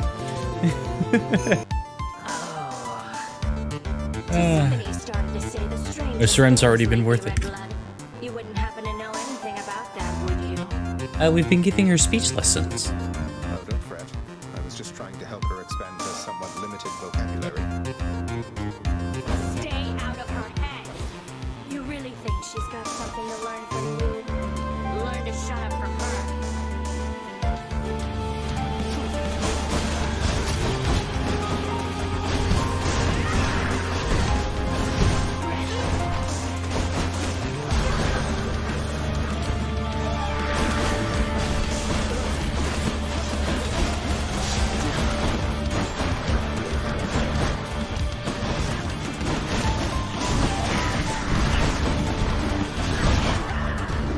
You know, Electo, you really need to let your sister have other friends.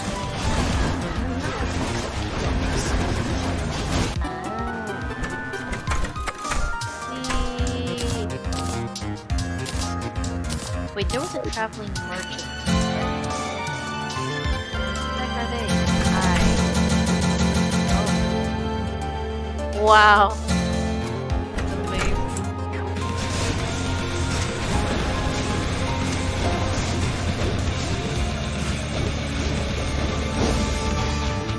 Uh-oh.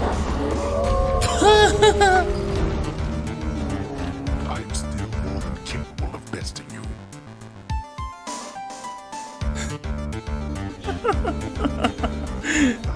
That was Cerberus. Than that.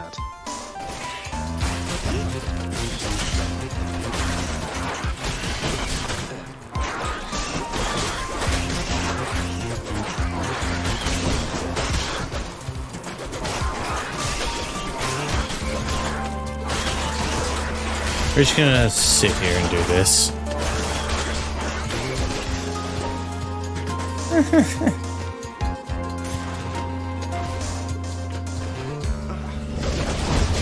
I know, it's just... You're right. I catch myself feeling particularly horrid after talking to him.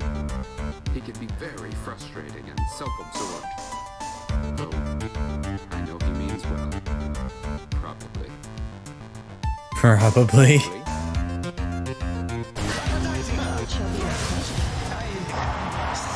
Ooh!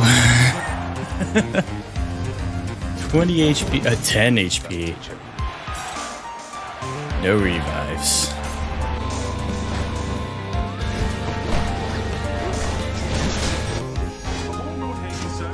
That thunder from the blasted sky.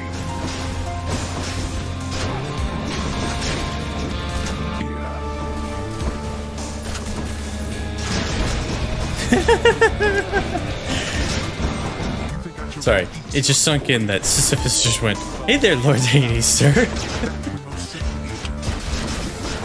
Alright then. I like that. Did you hear the champion of Elysium was beaten? Cause of death? Garden tool.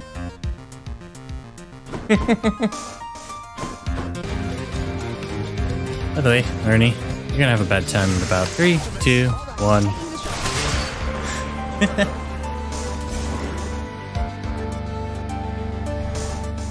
Oh, good God.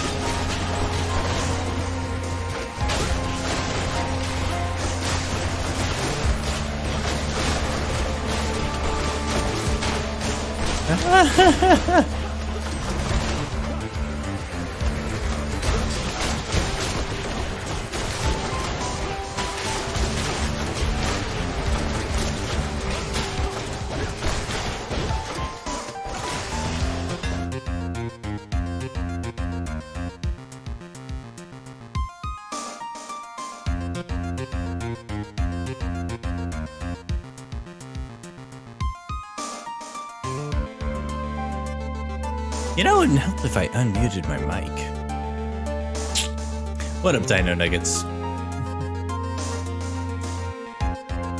Things are going well. We're just plugging away through this game here, which is basically me trying to voice act my way through it. Yeah, I know who you are.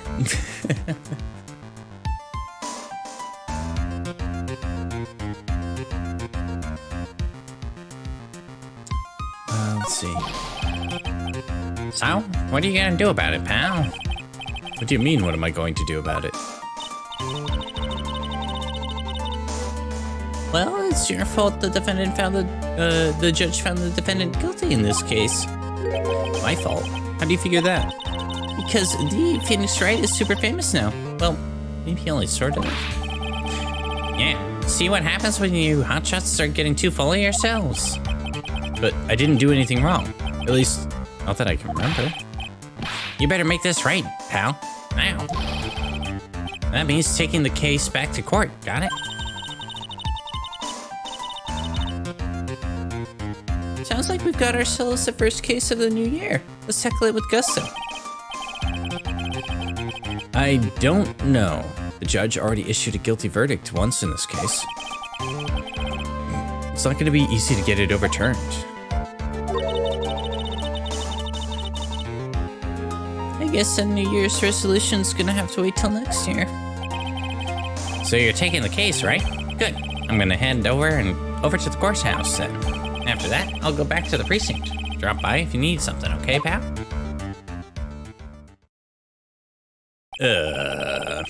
I guess people are starting to know the name Phoenix Wright. If a client entrusted a case to me based on my reputation, I guess I'm kind of responsible.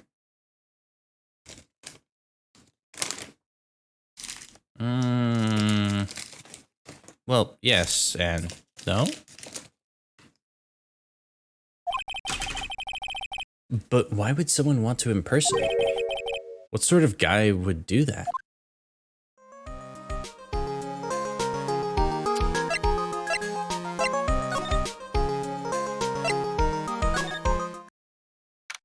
Edgeworth? No, Edgeworth wouldn't do that.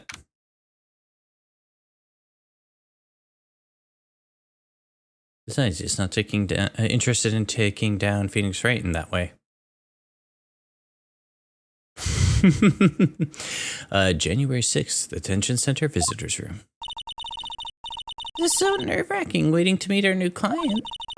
I wonder just what kind of person you tricked and got found guilty. Keep it down, Maya. That kind of talk could ruin me. Imitate senpai, go get senpai to notice him. Edgeworth is technically the senpai. He's been in the game longer.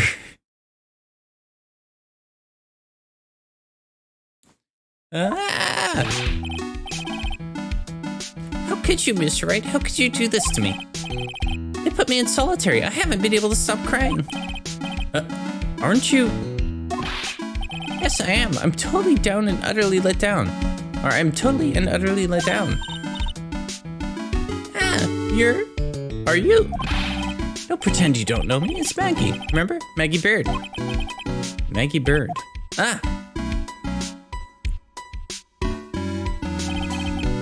Maggie Bird. She's the policewoman I defended that one time. She was accused of murdering her lover. She was a cop too. Or he was a cop too. What are you doing in here? Didn't I get you a quit? Oh, sure. Very funny. After that fifth-rate defense job, you come in here and start making jokes? Better hurry up and tell her what happened, Nick.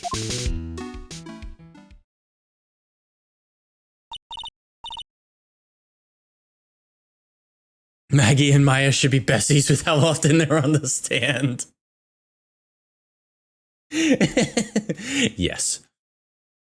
It's entirely too much. Oh, I see. So that's where we stand right now. I'm sorry you've been caught up in another murder. My whole life has been nothing but a whirlwind of bad luck and failures. I vaguely remember her saying the exact same thing last time. But I don't mind. What's one more disaster in my life? At least now the real Mr. Wright is here with me. I won't let the world keep me down, sir. So how come you dress like that, Maggie?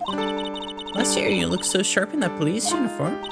I was fired after that incident last year. Oh, I'm sorry. It's okay. It's okay. I don't mind one bit. I enjoyed being on the force, but I think it was time for me to move on.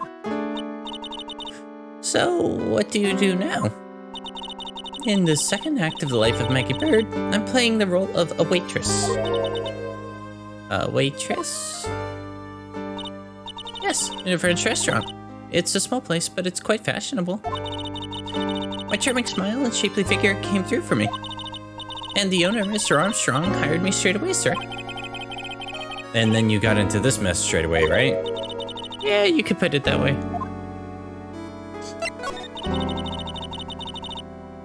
The whole mess started on the 3rd of last month. And it happened at Trebian. Trebian? Yes, it's a restaurant where good service and friendly smiles are always included. Oh. There were two men at the table, both drinking coffee. And then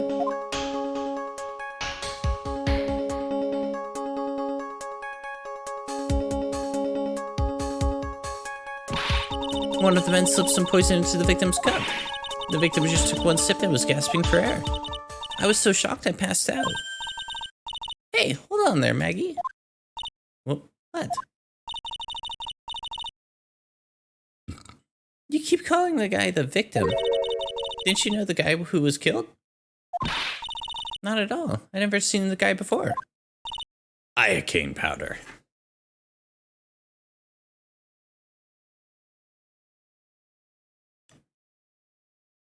Odorless, flavorless, and completely untraceable.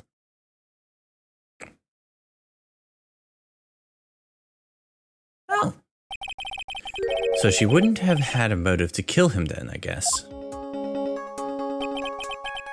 And the other man, the killer, you saw him, right? Of course, a good waitress must be attentive to the clientele. I love the princess. I know you do.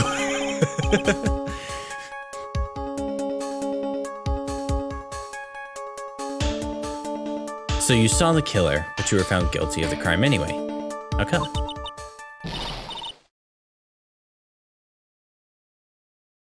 You tell me, Mr. Wright. Guess the answer to my question is my phony. Anyway, she saw the killer. Better see if I can get a description of the guy. So, if you saw the murder, why were you still convicted? Because no one else saw. Say what? The other man, the one who put the poison in the victim's coffee, everyone testified that way. Mr. Armstrong, the customer, everyone.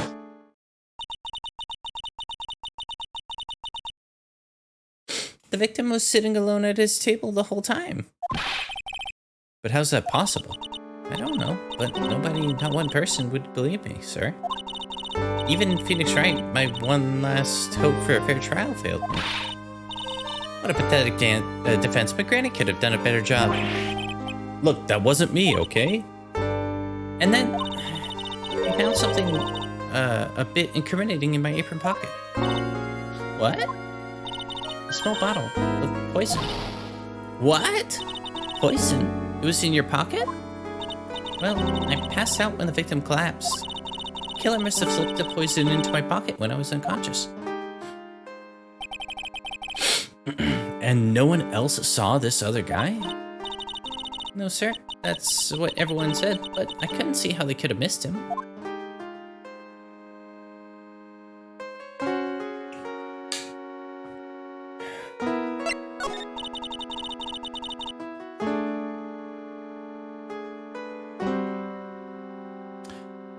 I was the one who took the coffee to the two men.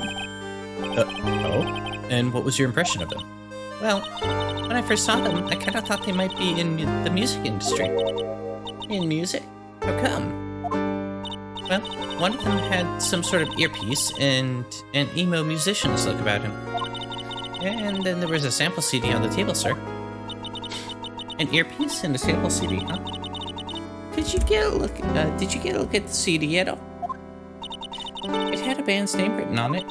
I think it was MC something. It must have been preparing for their debut, I guess. So it was a band CD, maybe a promo disc? Maybe it was MC Screwdriver.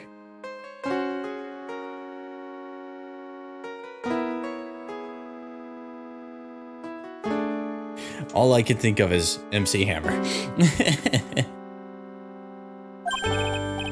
Get serious, Maya. Would you buy the CD of a group named that? What's the name again of that group again? MC Hacksaw? No, MC. What about the killer? What did he look like? Well, I don't really remember. Only that he was a young man, well built, like the victim, really.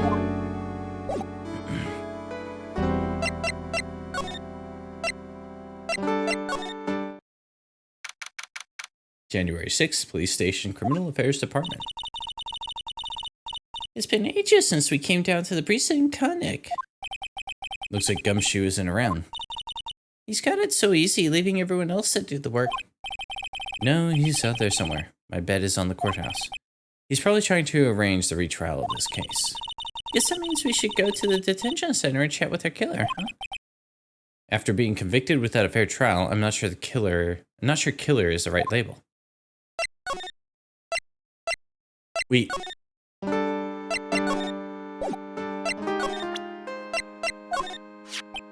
Oh yeah, I need to ask you about this. Hey, this article's about my case. Can you tell me anything about the guy who was pretending to be me? Yes, sir. It was the morning after I'd been arrested. I met you in the visitor's room here. You were wearing one of your super sharp suits. Me? Yes, but... yes, you, Mr. Wright.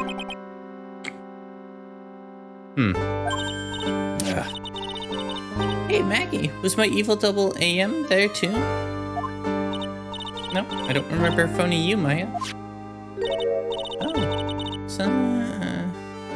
would have been so cool. Then you really got really worked up and passionate. I'm gonna get you cleared of this crime, you said. Okay, I get the picture, but you met me in person before. So how come you didn't realize that guy wasn't the real me? I guess looking back now, it was a little strange. Only a little? Well, okay, so you were a bit taller than normal, and you looked a bit shady. And your voice was a bit deeper. So the guy was nothing like me then? But he had your spiky hair and blue suit. Is that all it takes for someone to imitate me? Yes. That's all it takes, Phoenix. That's all it takes. Bam. Phoenix Wright cosplay. Right there. How about everyone else in the courtroom, like the judge and the observers? Didn't they realize he was an imposter? Everyone had these big question marks on their faces, but it seemed that no one really wanted to say anything, sir. This case just keeps getting weirder and weirder. Mr. Wright, do you think it's possible to get a retrial?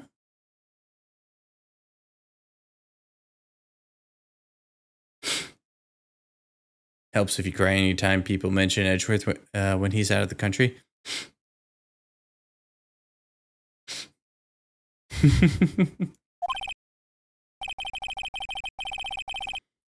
Probably. The court ruled in absence of a genuine defense attorney. So we should be able to get a retrial. Mr. Wright? Do you think we'll win next time? Sir? My life has been a full course meal of bad luck, complete with defeat for dessert. Since I was about 6 months old, when I fell off the 9th floor of my apartment building, I've been hit by all sorts of vehicles, gotten sick from all sorts of foods, failed at almost every test I've taken, experienced almost every kind of disaster. I even landed a phony lawyer when I had the misfortune of being accused of murder. But I will survive, because Maggie Bird always lives to fight another day. And one day, I'll find it. Just you wait, sir, and see, sir. I'll find that one single moment of good luck.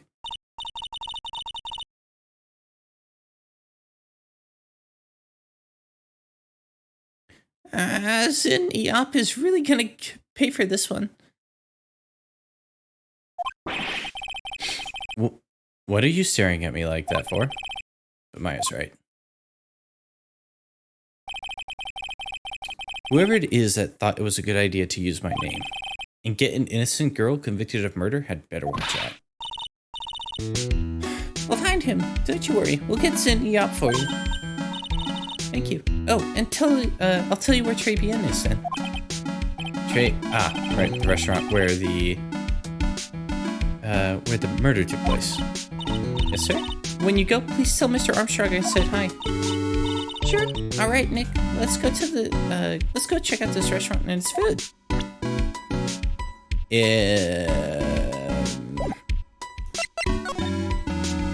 If I remember right, the food isn't anything special. January 6th, Très bien.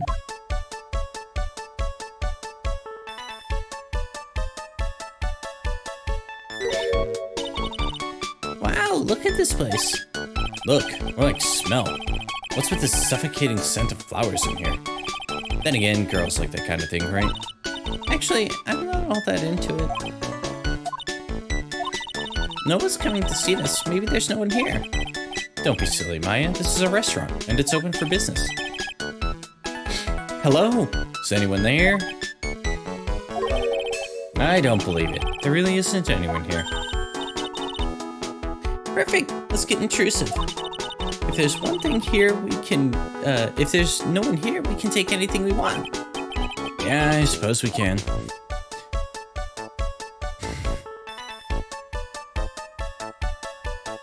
Maya, did you just suggest we start klepping shit?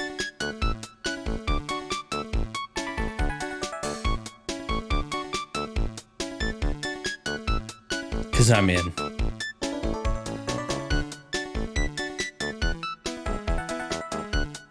The Rocket Raccoon defense does not work.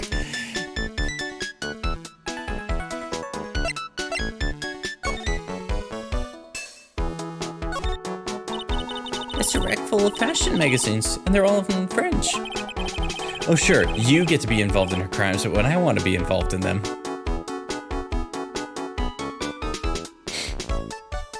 You remember why I'm okay with stealing from this place. Why don't you try wearing something a bit more chic sometime, huh, Maya? Yeah, I guess I could. I'm always in my acolyte clothes, aren't I? It'd be fun to wear normal clothes every now and then. Huh? There's something stuffed behind the rack.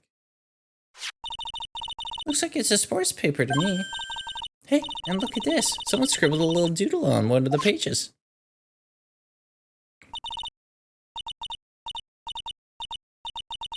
MC Bomber and 1, 2, 3, 4, 5 zeros.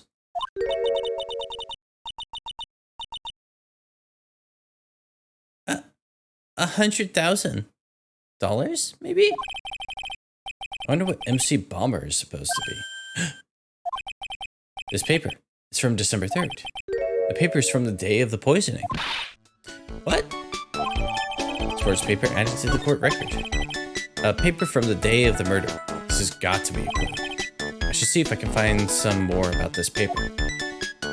Find out some more about this paper.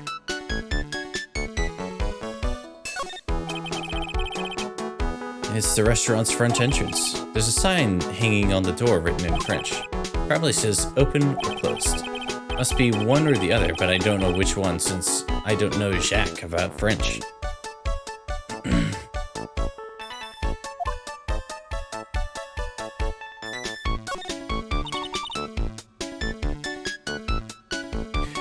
Look at all the little trinkets tucked away in here. I bet Mr. Armstrong collected all of these personally. Let's see.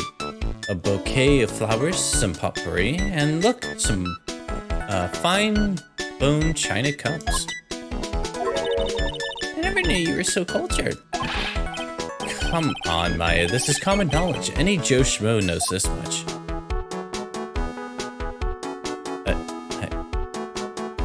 I don't know anything about what we just said. Look, it's one of those magical boxes that spits out money. You know, you're the only person who would ever describe a cash register that way. Maya. Okay. Slide to the left. This table's set nicely. It just needs a customer. What do you think this flower is, Nick? Let's see. Well, it doesn't look like a tulip, and it's not a sunflower. I don't think. Even I could have told you that. Slide to the right. 2 stomps this time. Well, there are only, those are the only kinds of flowers I know.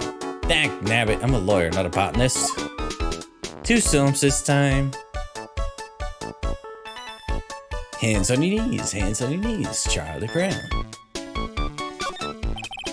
This restaurant has partitions that separate the tables.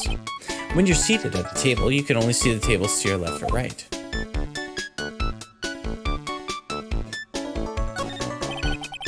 This must be the table where the murder occurred.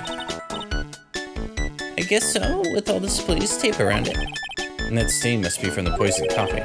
Don't go licking the tablecloth, okay, Maya? Why would I lick it? I'm not a cat, you know? Then why can I picture you doing just that?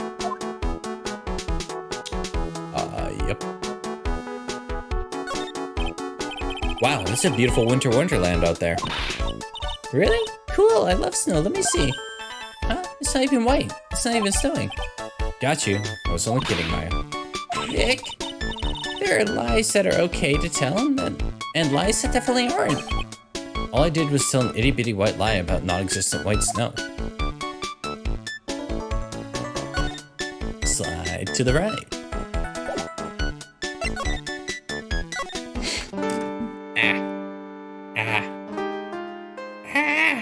There we go.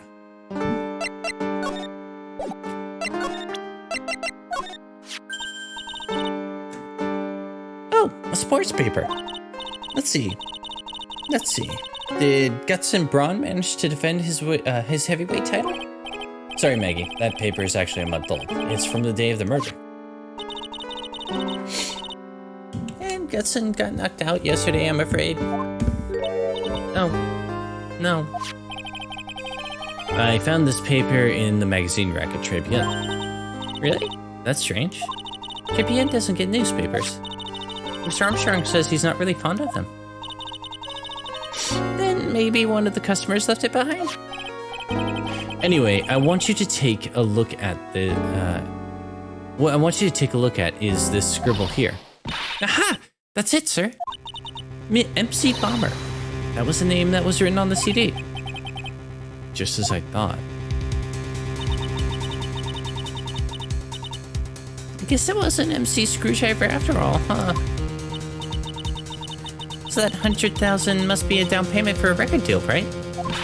If someone gave me $100,000, I'd sing for sure. The Master of Crane, or the Spirit of Song, or even Maya's theme. Okay, Maya. So if the sample CD was on the victim's table, that means this newspaper may have belonged to the victim. You're right. Oop. So the victim of this the victim left this behind on the day of the murder, huh? I think we'd better step up the investigation, don't you, Nick?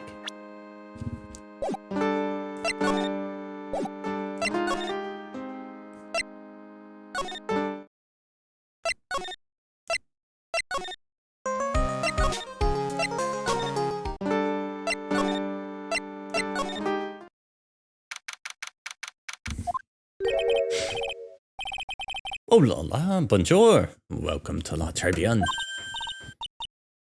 Oh, hello? What happened to Maya? She's frozen stiff. Bienvenue. Welcome to my petit restaurant. Huh? B Avenue? Oh non, my petite tulip. Huh? Me? Look at this face. Like a kitten rejected by its own mother. Are You are fatigued, no? Alors, you need this? An aromatic bath, oil melange of La Neroli and La Rose. My personal recommendation.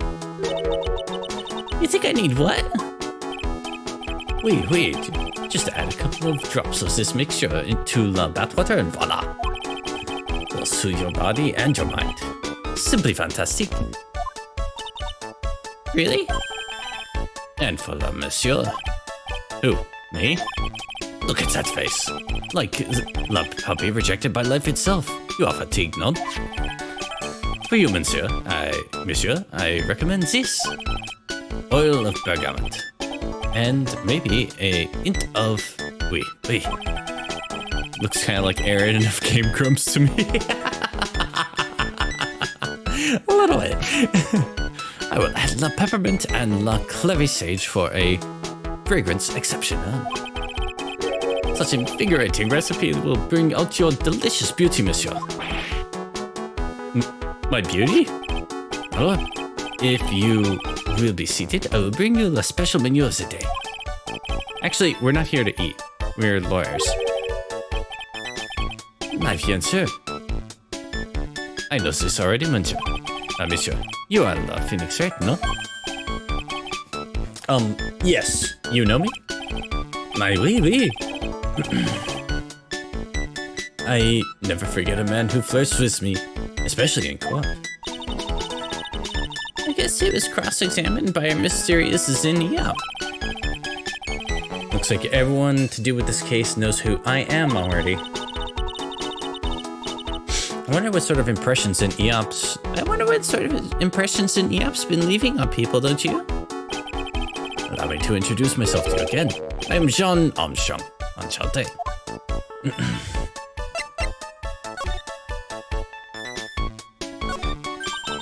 So what does très bien mean?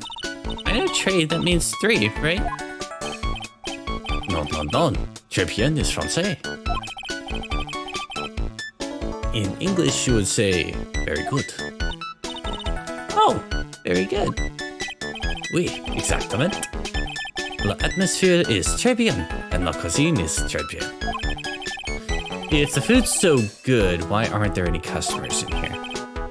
My cuisine is not for all. Some people, they do not appreciate la hot cuisine. I thought everyone liked hot cuisine.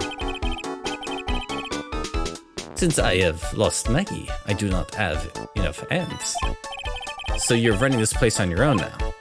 Wait, for a moment. No one has answered my advertisement. Oh, pour moi. Please don't eyeball me while you say that. I'm the chef, I am the manager. I'm also trained aromatherapist. A roaming what? A practitioner de aromatherapy. The art of soothing the soul is the delicate floral aromas. Delicate? The smell coming from that bottle earlier was anything but.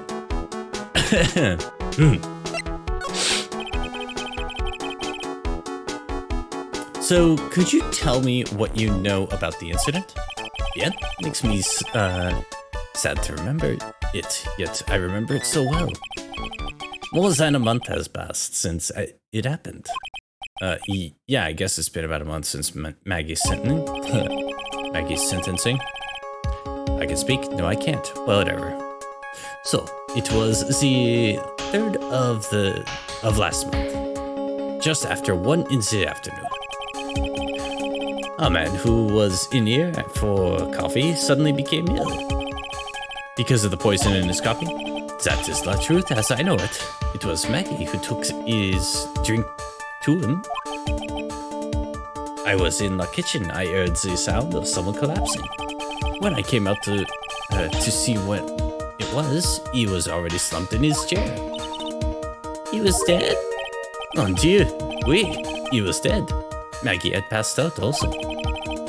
And the man who died, he was he alone? Oui, monsieur. All alone. I know that Maggie said there was someone else, but... I see. The police, they asked me many times. Are you sure there was no one else at the table? They asked. But I am not the only one.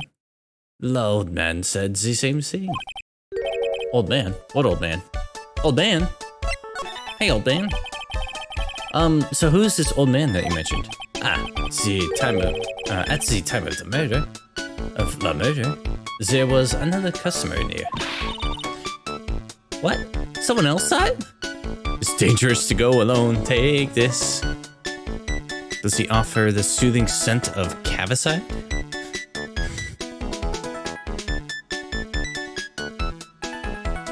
What? Someone else saw it? Why, oui. As usual, he came in alone that day. At the time of the murder, he was here. He saw too. But he said the same thing, that there was no one else at the victim's table. But Maggie swears there were two people. My mademoiselle. The lawyer could not prove this none. About the lawyer. That was me, I suppose. My piensa.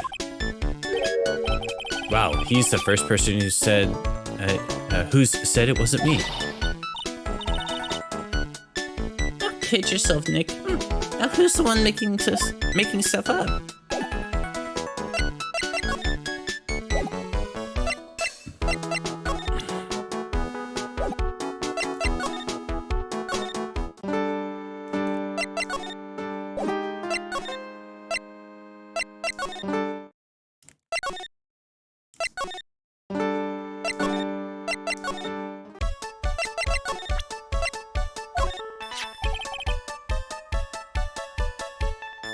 I'm not a lawyer myself, I don't wish to speak out of turn. But your defense in court that day was a little, how you say, lacking, perhaps? Perhaps. Even a Frenchman who cannot speak any English could have done a better job. You were very cool, though. Oh, oui, oui. So handsome. Wow, I wonder just how bad the defense could have been. Every time you opened your mouth, the old courthouse stirred. Oh man, that's something I don't want to imagine. Nope, I'm imagining it. We found this sports paper in the magazine rack here. One of my customers must have left it behind. Do you have any idea which customer it was? The only ideas I have, mademoiselle, I save for my kitchen.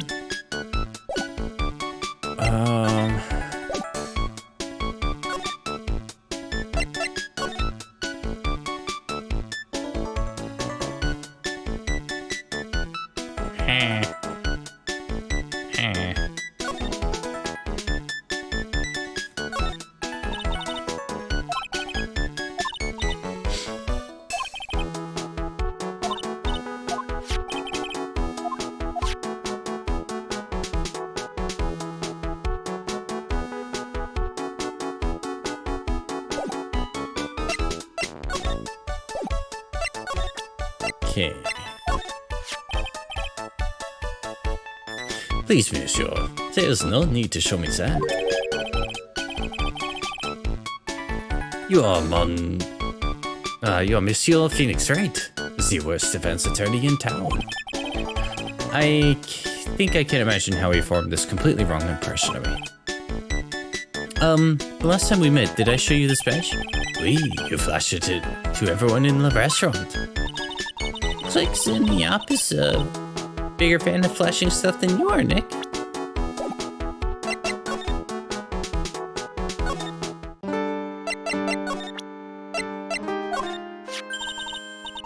That badge, is it real? Of course it's real. Oh man, ooh. The French chef's voice is doing a number on me, apparently.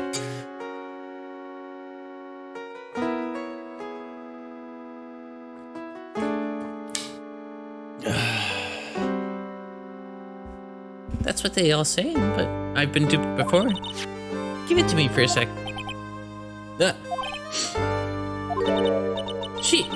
She bit into it. And I left a few teeth marks too. I can see that. I just wish I could remember if that means it's real or fake. I said it was real.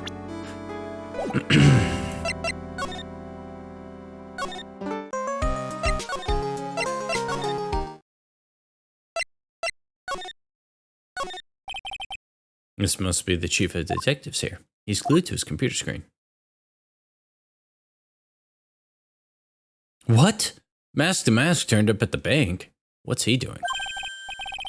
Hands up, you scallywags. You're under arrest. Hey, that's our job. Looks like Ron the Lights opted for a new career. Quit surfing the net, Chief. Sorry. I was just, things feel pretty tense in here. Hey, that's the police mascot, isn't it? It's so cute. That's the Blue Badger. It was my idea. I made it. And now it's the national symbol of the police force.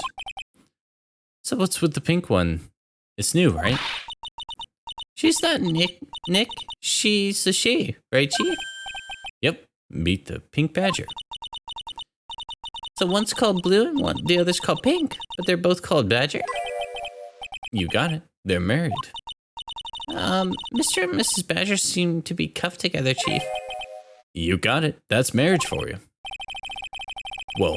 A mascot that's deeper than the deepest of deep oceans.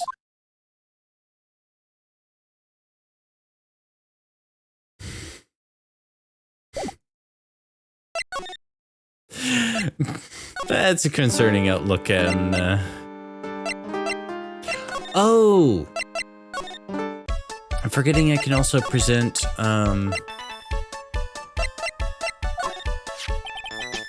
Maggie was a policewoman once. N'est-ce pas? I do not know how to pronounce that. I do not speak French. I just know some of the more common things. Yes, but she had to quit for, reasons beyond her control. Oui, she was the suspect in the murder investigation, no? Oh, you know about that? That is why I gave her the perfume for la happiness. Happiness perfume? Oui, blended from bergamot, like I have given to you before. But she's been arrested again, and found guilty this time. This is true. Natural aroma of unhappiness must have been very strong. Just admit it, your perfume doesn't work. I am not surprised she was the prime suspect. After something like that took place before my very eyes. Something like what? What's this guy talking about? Does this mean Maggie did have a motive? We've got to ask this guy for more info, stat.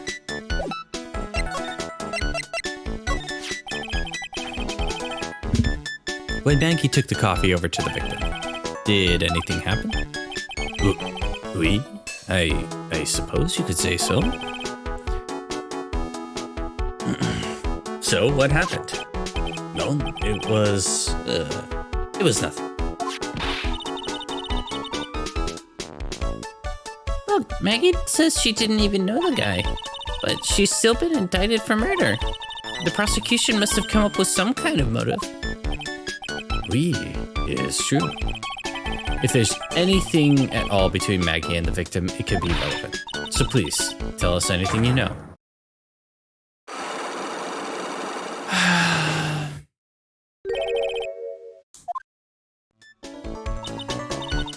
No way, what are we gonna do, Nick? We'll just have to remove... What the... What's wrong? The Megatama. It's gone. Huh? I had it in my pocket, but it's vanished into thin air. What? But I could see the Cyclops. Maybe that means the Megatama's nearby? Mr. Armstrong, could you just confirm something with you again? The table where the victim was sitting. Was anyone else sitting there? That is a question you will have to ask him yourselves. Huh? Him? The old man spends all of his time, down the park. Look, Park? Oh, a park. What park's that? Beyond the restaurant. It's called Vitamin Square. Thank you. Je vous en prie, my dear. Let's go check out this Vitamin Square right now, Nick.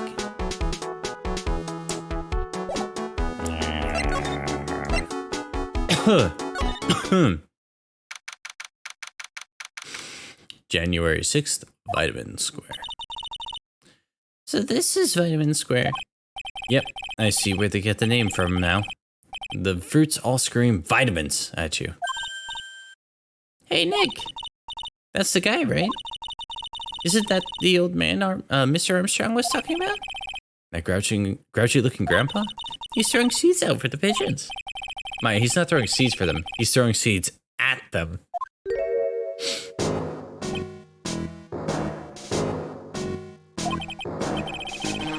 Ugh, my grumpiness threat level has just been raised to red.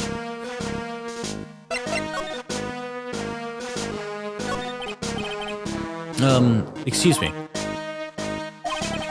Would you mind if I had a word with you? Yes.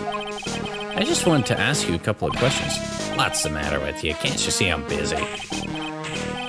So you don't like my seeds, eh, pigeons? He's really chucking those seeds at them. That's got to hurt. Go on, eat this. Excuse me, can I ask you a question about Maggie Bird? I don't know any Maggie Bird. Yes, you do. Maggie, the waitress at Trebian. It's a disgrace, I tell you, an utter disgrace. A disgrace? An innocent young girl revealing herself like that. Revealing? You mean her uniform? The youth of today, they don't have any shame. No shame, I tell you. Not 1 ounce. Whatever happened to the old Bushido values of Japan, like honor and modesty? What about me? I'm not wearing anything revealing. You? Your problem is you lack any grace, any sense of grace. Talk about hitting a girl where it hurts. Do you go to Trebian a lot? Nah, that miserable excuse for a restaurant. That garbage they serve in there is not food. Where's the sushi, the tempura, the rice? Trebian is a French restaurant, sir. Where do you think we are, boy? In Paris?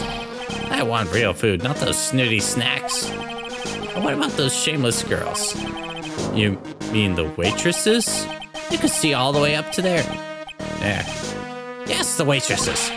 They're practically naked. It's a disgrace, isn't it? Well, isn't it? Listen, it's not my restaurant. It's a miserable excuse for a restaurant. That place miserable. Certainly knows the place. He must be a regular there. But if he hates it so much, why does he keep going? Are you a regular at that restaurant, sir? It's just, if you dislike it so much, why would you keep going there? Sir? There you are, you filthy pigeons. You want food, ha? Take that. You must be hiding something, right? If he is, I should be able to see a cyclops or two. Oh, wait. I don't exactly have the Magatama right now, huh? Remember, Nick, that Magatama's only on loan. You better find it or else. If Pearls ever gets wind of this, I'm going to be in a world of pain. So we're just not gonna let Pearls know about it.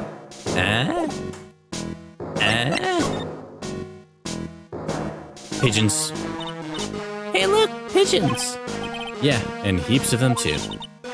Did you know that pigeons are a symbol of peace? That's a dove, not a pigeon. Poor things.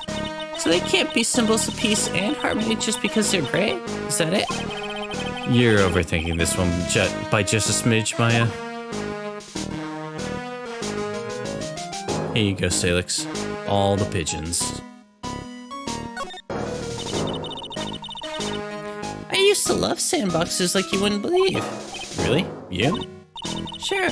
Finding iron filings in sand with the magnet was one of my favorite things to do. Iron filings? Wow, that's too exciting for words. It was my ambition to collect every single shred of iron in the sandbox. I was such a kid back then. So did you manage to get all the iron? No, I never did. I think I came close though. Come to think of it, I still have all the iron filings I found way back when. You want them? No. Pigeons! Pigeon, pigeon, I will befriend all the pigeons.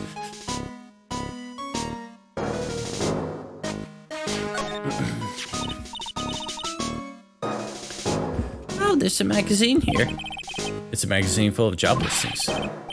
You're a disgusting rogue picking up something someone else threw away. Threw away? Threw away. Did you throw this way? Away? Are you looking for a job? That's none of your business. Sorry, I guess I'll just take this magazine with me then. I don't want anyone else having it. Give it back. Too bad. Now that you want it so bad, I don't want to give it up. Hey, that's mine. Nope. Finders keepers. This place is so fruity. That's not a bad thing. Besides, I love apples. They're among my favorites. And that apple slide is perfect for you. And what is so perfect about it? Oh, come on, don't be a stick in the mud. Slide down it a few times. Go on. Woo! No way. I'd get covered in sand if I slid down that slide. Anyone can see that. Yeah, you're right. Otherwise, I'd give it a try too.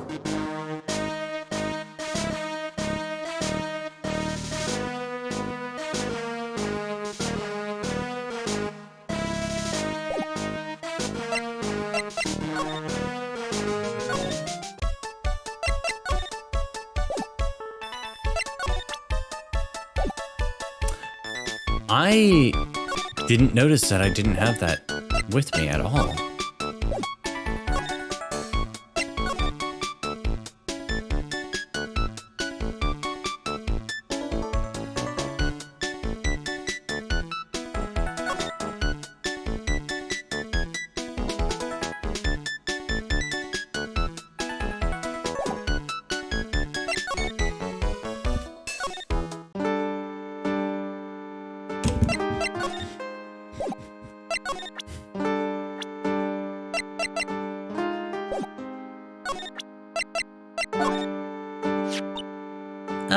Maggie?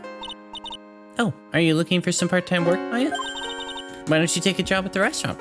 I bet Mr. Armstrong would hire you. Really? Me? It's pretty cool being a waitress, you know? And in the kitchen, you'll get to see all the chef's greatest secrets. What secrets? You can't make it obvious, but just spy on him for a bit. You'll see. It's interesting. Wow, I can't wait to get my apron on now.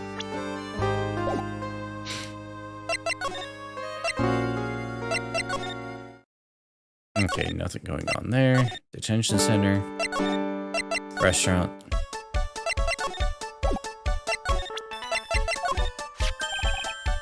Mademoiselle. Yes? Are you looking for a job? What? No. I was just... Let me see. Your style is bit different. But you have a good face. Different? Felicitations, you are fast. I will hire you. Bien, come with me. I will teach you everything I know. Nick, help! And then they will poop on you and all your stuff. Yeah, pigeons do that. I don't know whether to laugh or feel bad for Maya. Maybe I should do both.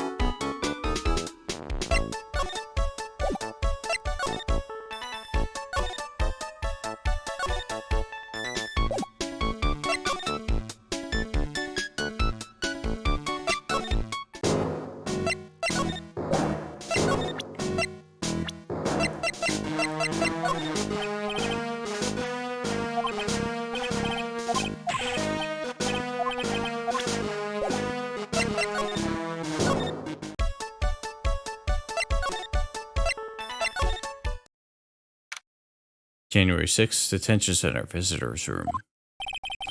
Looks like they have Maggie in questioning. I guess I've asked her pretty much everything. I'll come back if there's anything else I need to ask her later.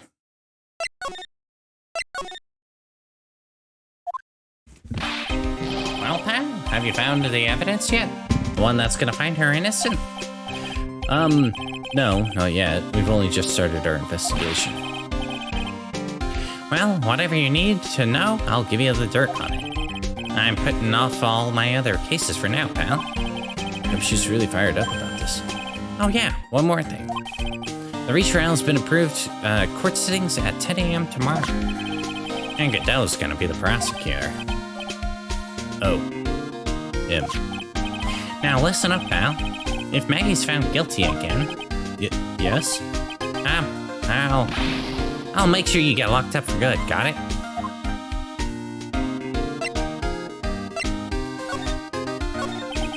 So the guilty party was Maggie Bird, huh? Yeah. Back when she was on the police force, you were her mentor when she was a rookie, right? Yeah, I kept a close eye on her. I mean, not too close, you know?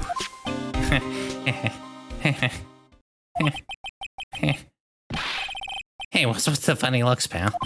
It was just her. It wasn't anything like... Look, sure, I was her boss, and when she was doing her training. But that was it. Nothing happened. Gumshoe sure is sweating up a storm over nothing. Ah, so that's it. Big old Gumshoe has a crush on little old Maggie. I don't like her or anything. I was... Note to self, gossip with Maya about this later. Look, pal, don't tell anyone, okay? You gotta keep it a secret. Got it? Sure. And would you mind not guessing what I'm thinking all the time? Hey, tell your face, pal, not me. You have to be blind not to see what's on your mind.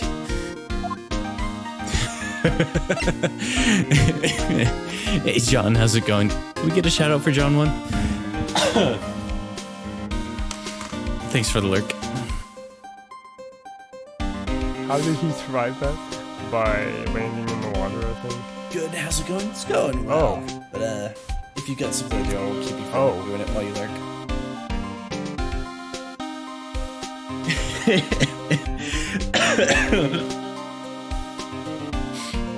Did Phoenix and Gumshoe just become best friends?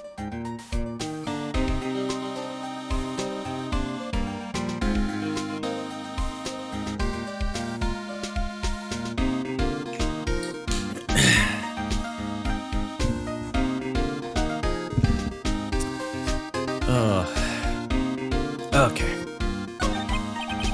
Probably. So I was wondering, could you fill me in on the victim?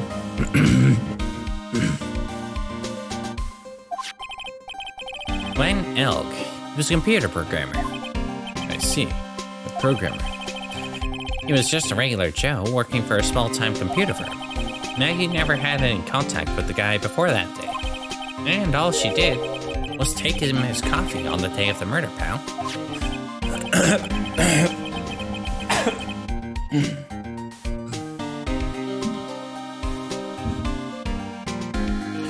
Better. Yeah, Maggie also claimed to have never seen the guy before. Did the victim go to the restaurant often? Shit, hiccups.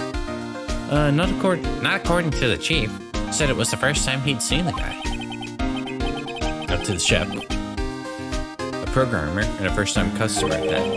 What possible reason could Maggie have had to kill a guy like that? Oh!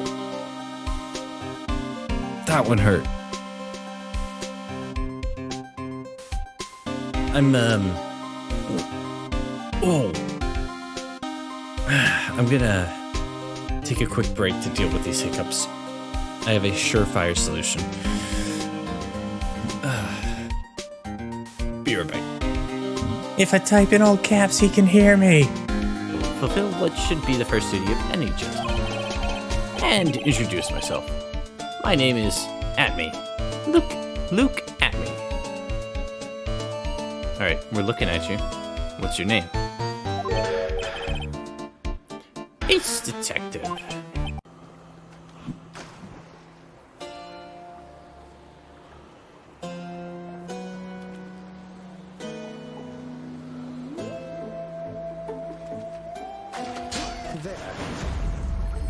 Skill a scion.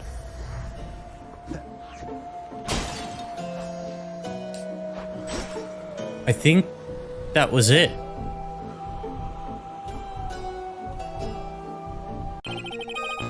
He said all sorts of terrible things about Dolly. He said that she was a bad girl.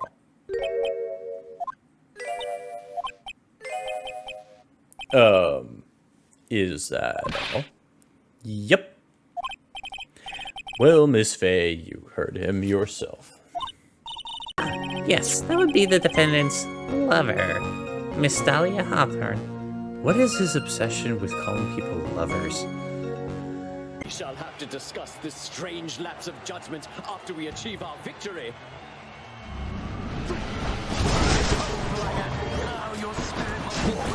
Oh, jeez, I'm so sorry, Asterius. Thanks, Meg.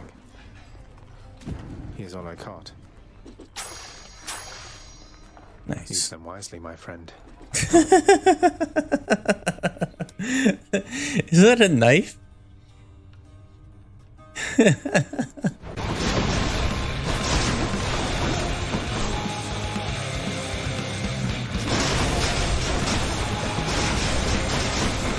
I am the boss.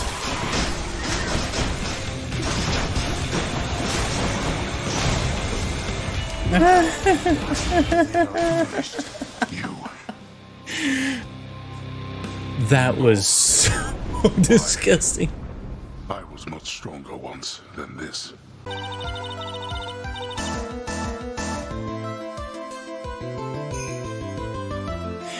I recognize that the defendant has made a decision, but given that it's a stupid-ass decision, I've elected to ignore it.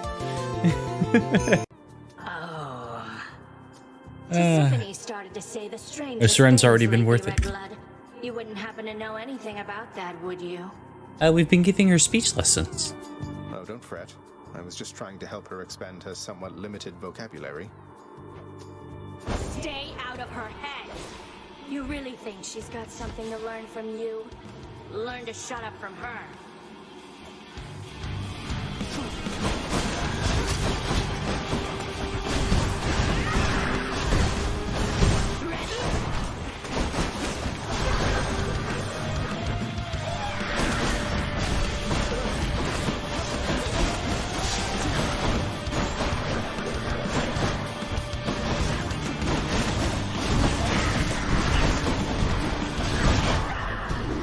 You know, Electo, you really need to let your sister have other friends.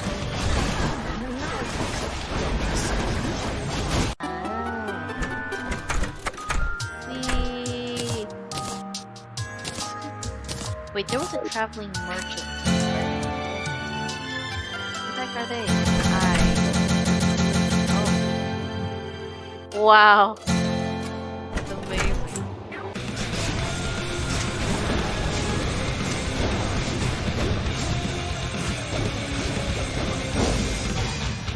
Uh-oh. I'm still more than capable of besting you. I'm better. It took a while. It was a really persistent case of hiccups. I'm better. Hi, Dad. That's what I thought. But a motive was still somehow established in her trial. You're kidding. What was her supposed motive? Sorry, pal, I'm real busy. I haven't even got enough time to sift through these papers. Now, look into it yourself, okay? What could this motive have been?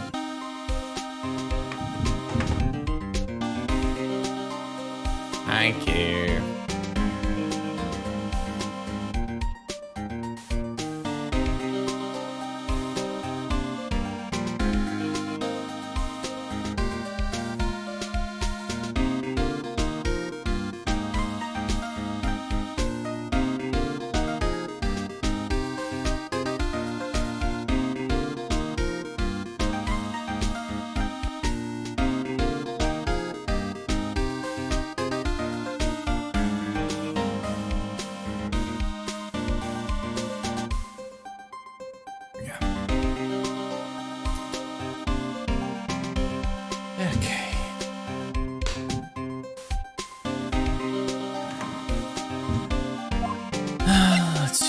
investigation. This isn't really a proper investigation. I'm kind of working on it by myself. Oh, that's right. The judge already ruled on the case, and all the evidence is in already. The only problem is with Maggie's testimony. Yeah, it doesn't sound very good for us, huh? Look, pal, I've got a mountain of papers on this case to look over before tomorrow. So I'm just gonna say this. Maggie Bird's no liar. She's okay, she's a bit out there and a bit off base sometimes, but she was good. She was a good cop. That's not exactly complimentary, you know. So, what do you think really happened? And just how contradictory is her testimony? The biggest problems with Maggie's testimony is the number of people at the table. Yeah, my thoughts exactly. Maggie still insists there was another guy sitting with the victim. Right, but get this. Everyone else in the place says that the guy was alone, even the chef. And then there's that CD. CD? Oh, yeah, she did mention something about a CD. And there was a sample CD on the table, sir. But our guys turned that place upside down. There was no CD. What? Not on the table, not anywhere in the whole restaurant, pal. But didn't Maggie say the victim was wearing an earpiece too? Yeah, but that was for the portable radio on the front hoodie of his pocket. A radio? He didn't have a CD player? You got it. Your phony never explained that contradiction at all. Come to think of it, the owner of Tribune didn't mention that CD either. I don't know why, but I get the feeling that Mr. Armstrong's got something to hide.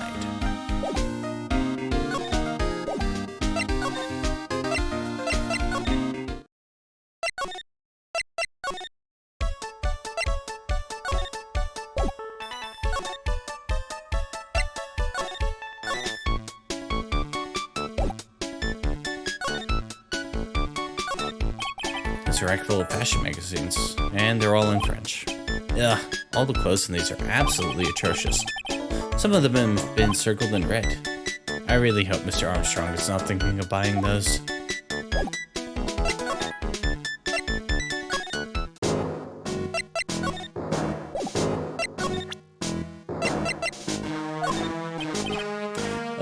Excuse me, sir, could I just ask you about this?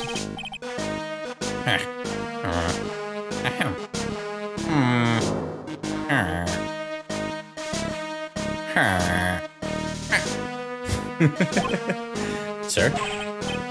Hey, here you go, boy. How does some pigeon feed sound to you? This isn't exactly what I was hoping to get out of this guy.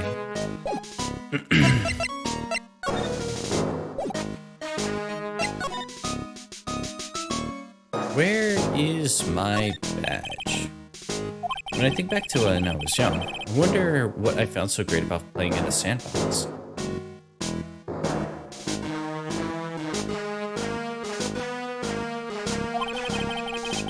Maybe I'll come back here in the middle of the night one of these days to relive it. On second thought, being arrested by Gumshoe would be too embarrassing to bear. You don't see many parks like this anymore. What a great place for kids to play. But that old man is the only one here, chucking his seeds at the pigeons.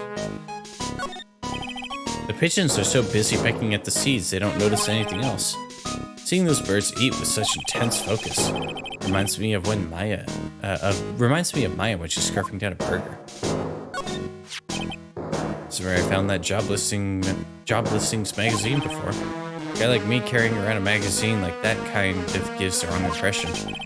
I guess I better give it back to that old man once this investigation's over.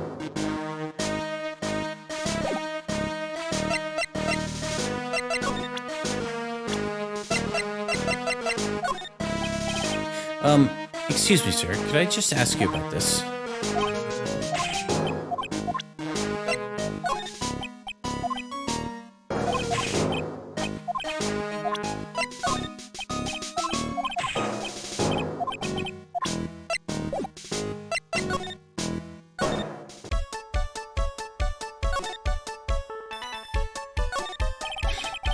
There's a bunch of little trinkets on a shelf by the door. I bet Mr. Armstrong has collected all of these personally. It's really tight behind the cash register counter. Can Mr. Armstrong even get in there? And if he got in, could he get out again?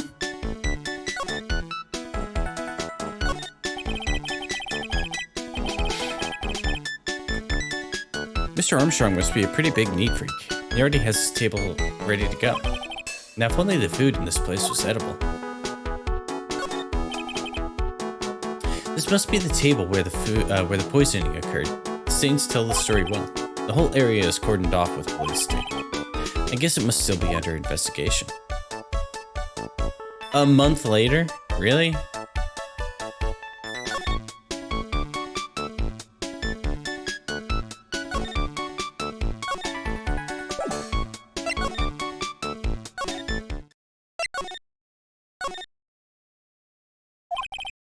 Poor Maya. Looks like Mr. Armstrong's really taken a shine to her.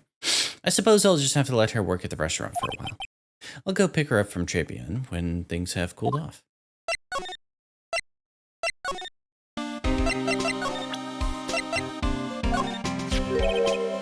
What's that? A sports paper?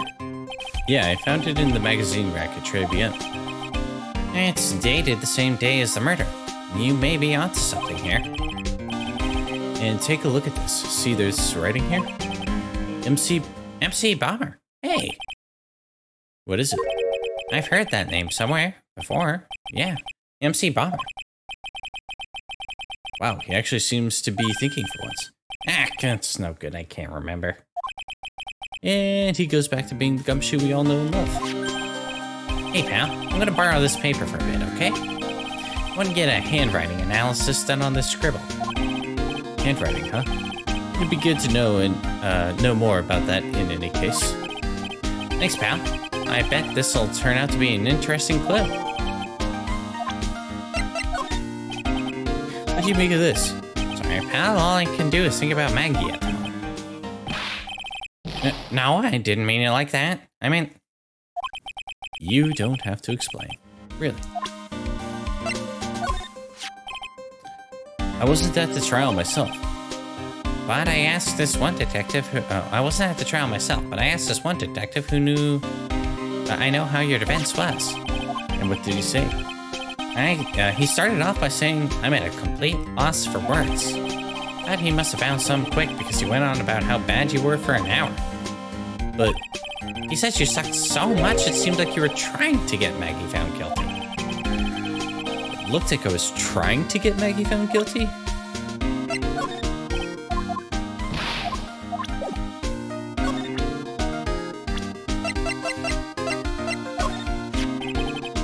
Have you gone to see Maggie? Of course I have, but I wasn't much good at consoling her. I'm not very good with words. Oh. Yeah, I guess I must have looked a bit down. Maggie was really supportive of me. It was great to have someone to talk to. Did he go for her or for himself? The chef of Trebian, huh? You know what that chef said to me? Oh la la, your body is full of toxins. And then he gave me this bottle. What's in it? I don't know. Label says juniper. I'm under orders to put a few drops of it in my bath every day. Under orders? Yeah, you know, there's something about that lady. I mean, guy. Huh? You can't stop thinking about it? Not like that, pal. Give me a break. He's not my type. I mean, I can't stop thinking that he's involved with this case somehow. Sounds like he knows a little something more about our charming chef. What'd you make of the... okay. I'm such a loser. I had high hopes for Maggie. I was gonna make her the best detective there ever was. But then all of a sudden, she was charged with murder and arrested. I never saw it coming. Never imagined they'd find her guilty. I hate myself for not being able to do anything. It's okay, Detective Gumshoe. We still have a chance to make this right. You know what? You're not such a bad guy after all, pal.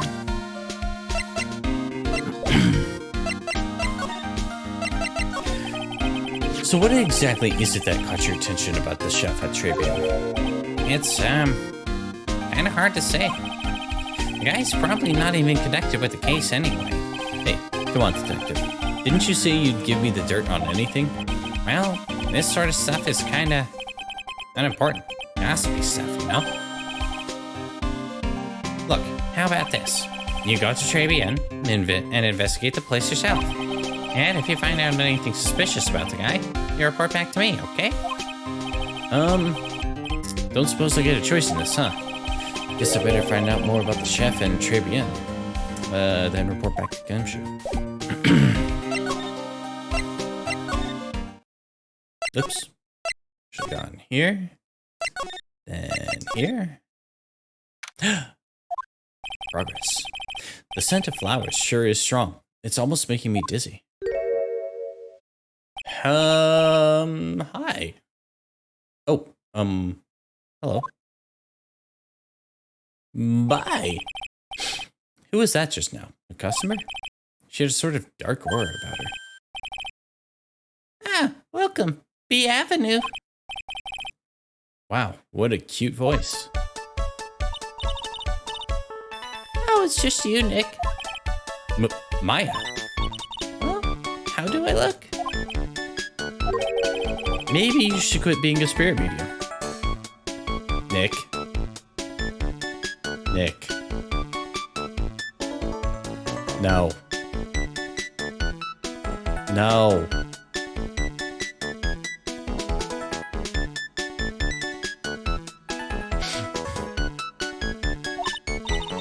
Maybe, but it's kind of boring being a waitress. I mean, you're my first ever customer. Then who was that woman I just saw? Oh, since you're here, you might as well have something to eat. I am kind of hungry, actually.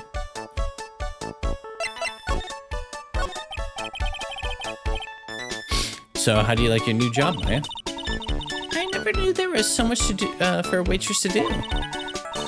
Take people's orders, bring them their food, make coffee, work the cash register. Of course, we need a customer before I can do any of that. Yeah, it's a nice looking restaurant. It's a shame more people don't come. Don't forget about the ultra cute waitress. Check out my give me a tip smile. Hey Nick, why don't you order something? The chef's preparing a tasty lunch set at the moment, or so he says. How much is it? It's the twin tea set, so it's $20, of course. Twin tea set? I believe I'll be taking a pass on that. It's kind of expensive. What? But you can't. Come on, Nick. It's not every day I get to be a waitress. I want to try carrying plates and working at the cash register. How about cleaning the toilets? That should keep you busy. Yeah, right. Maybe later. About the lunch. Oh, a fine choice, sir. No, Kitchen, lunch special, please. With all the extras, drink, side salad, dessert, and gift. I don't need any of that. Just a moment, please, sir. Maya's really getting into this. So how much is this set lunch then? $20, huh? But with the drinks side and dessert, it's $45? Hey, wait a sec, Maya. Sorry to keep you waiting, sir. Here's your deluxe fortified lunch set. Whoa. A dish inspired by lobster and abalone fricassee with a balsamic vinaigrette. Bon appetit. Thanks? Come on, Nick, hurry up and try it already. Lobster, huh? Alright, down the hatch it goes. Well? Are you hungry, Maya? I'm starving. Here, it's yours. Really? Remember, Maya, my wallet doesn't print money, so you'd better polish off that plate. I just remembered I've got to clean the toilets. Hey, you can't be in that much of a hurry to clean the toilets. Trebian lunch special costs $20 despite how unbelievably bad it tastes.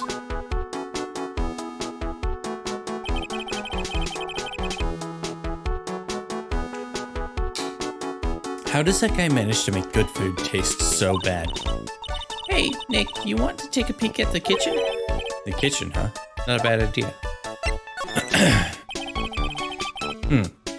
Now, what was it that Maggie said again? In the kitchen, you'll get to see all the chef's greatest secrets. In the kitchen? That sounds tasty. Hey, wait up, Maya. What is it? I'm pretty busy right now. Weren't you going to show me around? There goes my plan to find some cool clue and show it off in your face. I better conduct the search. Conduct the search in the kitchen myself.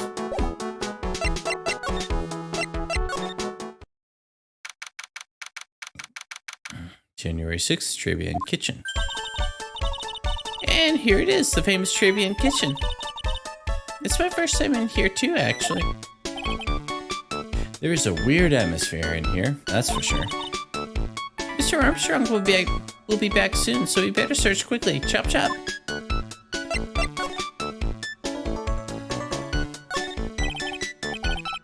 What's this? Looks like a treasure chest or something. Wow, look at all these little bottles.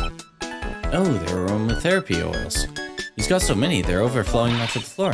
Let's see, 1, 2, 3, 98, 99, 100. They're all the same too. Hey, wait a minute. What is it? There's one bottle that's different from all the others. Well, what do you know? And it doesn't have a label either. And it doesn't smell? So what's that liquid inside then, I wonder? Hey, Nick, we should borrow this. I mean, look how many bottles he's got. He won't miss one, will he? Small bottle found in the kitchen. Shape is different from the other bottles. Contents unknown.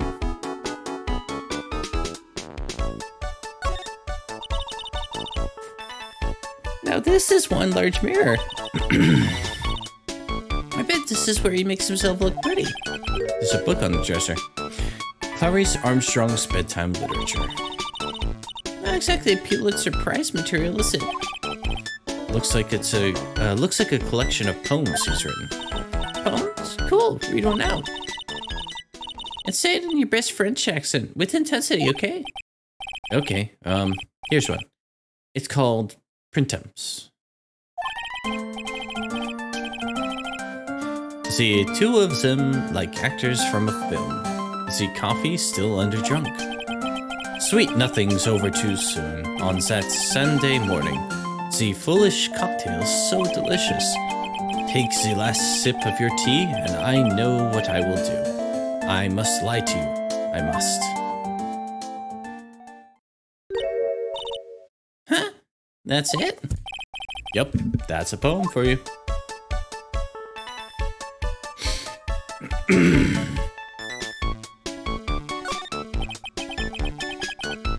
What are these lace curtains for? I don't know, but they give the place a real homey feel, don't they? Lace curtains.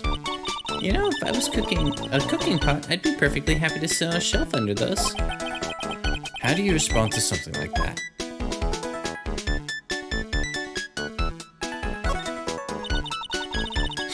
Now I know I'm in a fresh restaurant. I know, I've never heard of most of these seasonings. Hey Nick, this container has oyster sauce? What is that? Isn't that used in Chinese food? Ah, look, right there on the counter. My Magatama? What's it doing here? What indeed? Magatama put into pocket. Someone clap it off us?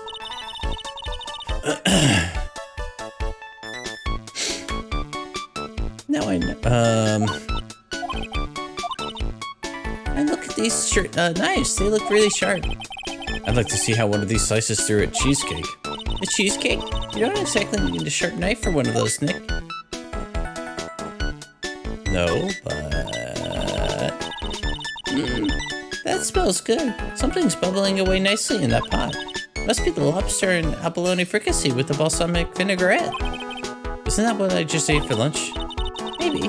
What you ate is the only French dish I know the name of.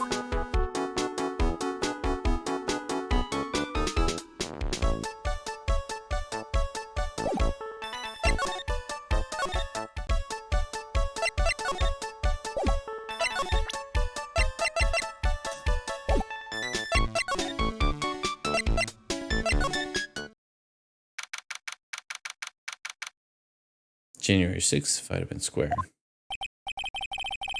The old guy's not here anymore. Drat, I still have some unanswered questions for him. Who's Scooter? Scooter, huh?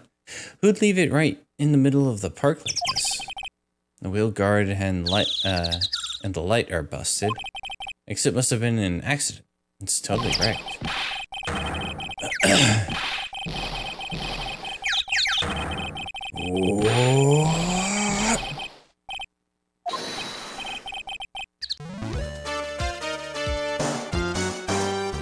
Hey, what you think you what you think you was doing with my bike?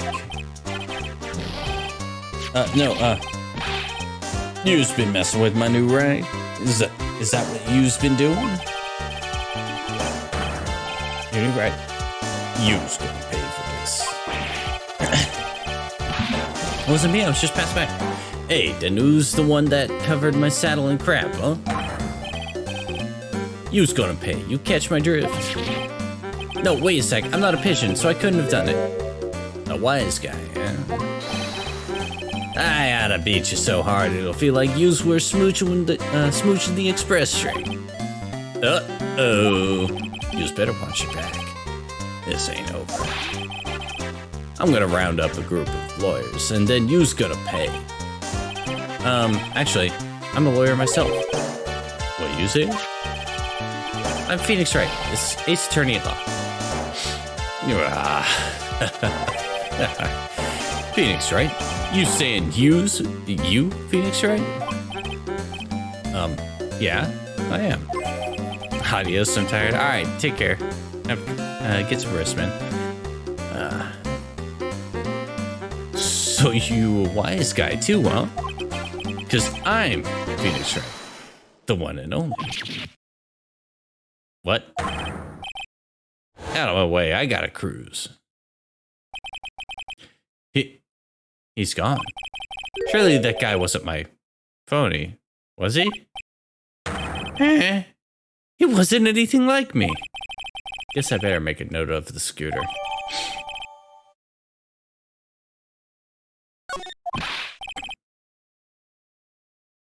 Ah, pathetic. Oh, it's you. A few threats from a little brat like that. And you look like a pigeon that's got seeds inside. Have you been there the whole time then? I was in that strawberry. I had some thinking to do. More like you had some cowering to do. Are you a regular at that restaurant, sir? It's just that if you dislike it so much, why do you keep going there? Sir?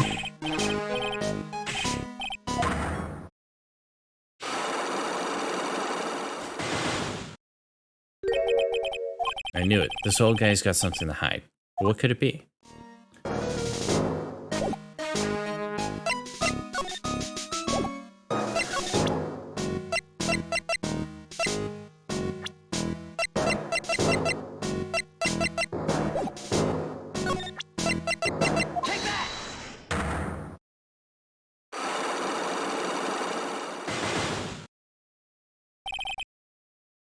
Trabian regular. It's time you told me the truth. Why are you a regular at a restaurant that you dislike so much? And it's obvious. People only have one reason to go to restaurants. To eat. To eat? Is that the whole truth? Oh, what do you mean? I don't think you go to that restaurant for the food at all. You insolent brat, how dare you accuse me? What proof do you have? I can tell that not you nor anyone else in the world would go to that place for its food. The proof is in the pudding. Or in this case, the lunch menu. That's the twin tea set. The food at Trabian is terrible and expensive. You're wrong, it's cheap. Huh? I'm rich. I inherited money when I was a boy. Yes, I'm stinking rich. I haven't done a job of work since I was born. Other than feeding the pigeons. What a load of crock. The taste's another story, but the price, it's nothing to me. So you're saying that you go there because you've got money to burn? Exactly, I've got so much cash I could go for a swim in my money vault every day. Unfortunately, that's a lie. What? You don't have money to burn. You're flat broke. This is yours, right? My magazine. Why would a rich retiree be looking for a job? I was. So what? So I was looking for a job. I'm buying a lot at the moment. I need the spending money. Oh? I don't go to that restaurant for the food. I just go for the Javicino. Yeah, I think you mean cappuccino. Anyway, how much does a cappuccino cost there? $8. Those had better be some golden beans. What's your problem? You think a poor man would be better off drinking dishwater, do you? Is that it? No, I wasn't thinking that. I was wondering if the coffee there is really that great. No, it's not, but... Anyway, yes, that place has free newspapers to read every day. Newspapers? Exactly, they don't want me hanging around at home, so I go there. I'm sorry, sir. There are no free papers at Tribune.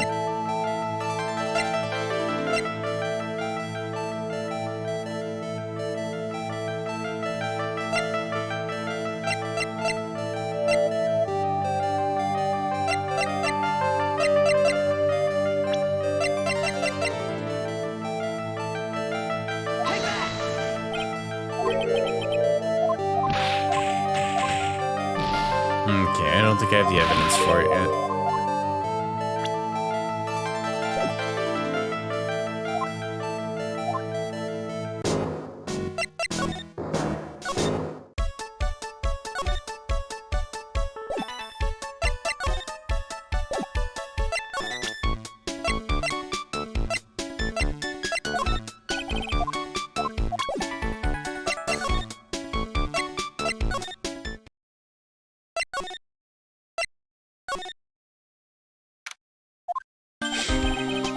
Hey, you're just in time. What is it, Detective Gumshoe? Lab got back to me about that newspaper you gave me. You must mean the sports paper with the memo scribbled on it. So, what did they say? Did the analysis turn up anything? They said the doodle was written by the victim, Glenn Elg. No doubt about it. His name's a palindrome, I just realized. I expected as much. The victim took the paper with him to the restaurant on the day of the murder. That's our best interpretation of the facts at the moment. MC Bomber. I get the feeling I've heard that name somewhere before. Ah well, I guess it'll come back to me. Don't forget to report back to me with whatever you find at the restaurant, okay, pal? Since when did I start taking orders from Gumshoe? Hello? I get the feeling there's something I need to show him.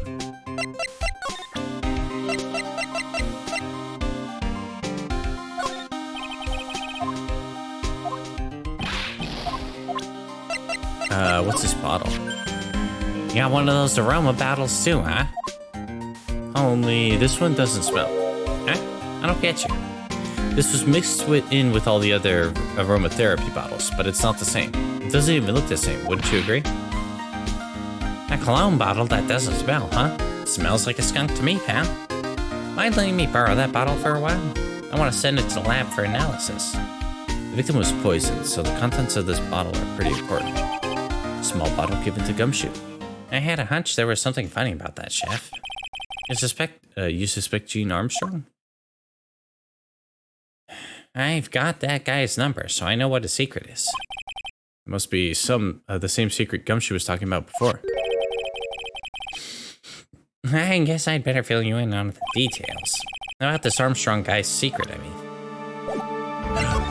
Tell me. Spill the tea! So what's Mr. Armstrong's secret? You ever had a lunch at Travian, pal? Yes. So, how was it?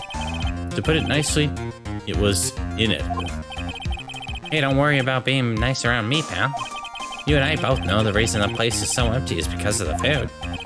I mean, the place is clean, and he's got a girl like Maggie as a waitress, so... Yep, I guess it's probably the food. Real scoop on the guy is he's up to his ears in debt. Really? How much does he owe? This is a copy of his loan contract. He's about $500,000 in the red. $500,000? Are we talking dollars? Yeah. Hey, if it was sterling, he'd really be in trouble.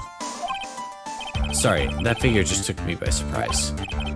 Yeah, this case is full of surprises. And I'd be willing to bet that chef's got something to do with most of them. That's my hunch. Gene's loan contract added to the court record.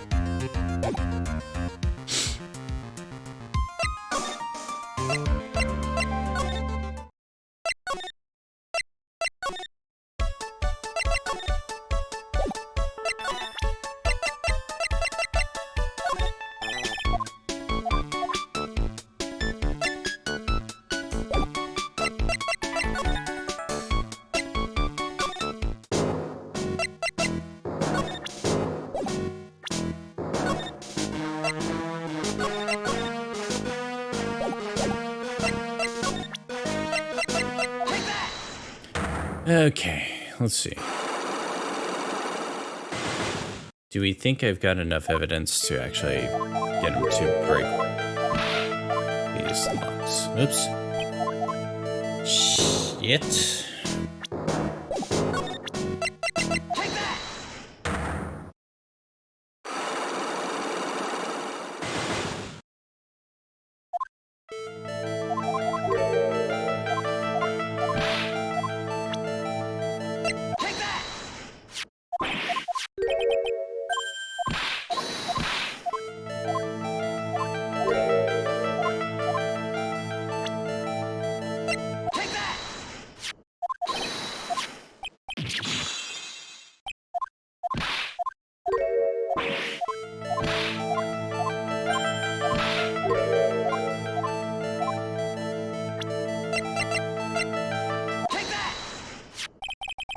Take a look at this. Oh, what is it? It's a newspaper I found behind the magazine rack at Tribune. So, what of it? This is the only paper there, and it's dated more than 1 month ago. What? Do you see what I'm getting at here? That restaurant doesn't get newspapers. This is just one that a customer happened to leave behind. Tell me, why are you so determined to hide the truth? I'm not hiding anything. I'm gonna have to put this guy out of his misery. Listen, the real reason why you go to Tribune so much is...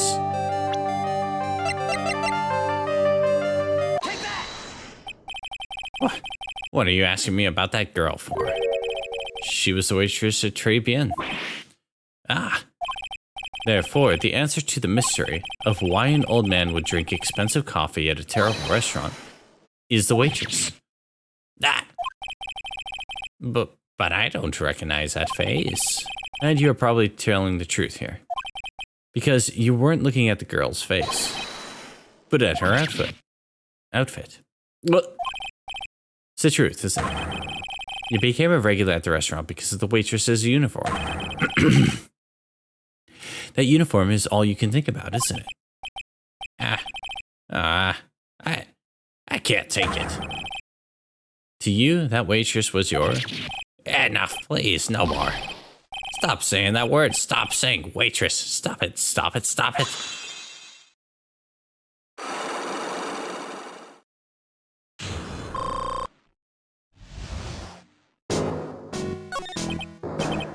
Sir. Yes, it's true. I was there for the young girl. Fine, so I'm a dirty, wicked, sinful old devil. No, I didn't mean it like that. I even get one of those lousy cups of Javicino every time for $8. All because of the servant girl. Punish me, lock me up. Really, that's not what I'm here for. You'll be the same another 20 years and you'll understand what it's like. You know how painful it is to be an old man like me. No, really, listen, sir. Stop calling me that.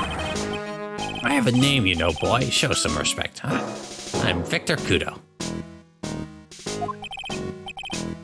Sorry, Mr. Kudo. You young ones now think you know it all, don't you? Well, I'm not saying another word. I won't tell you anything more. This guy was in the restaurant at the time of the incident, which means I just have to hear his testimony, one way or another. I don't believe this. I even broke his sight locks and everything. I guess I'll have to try and get him when he's in a better mood.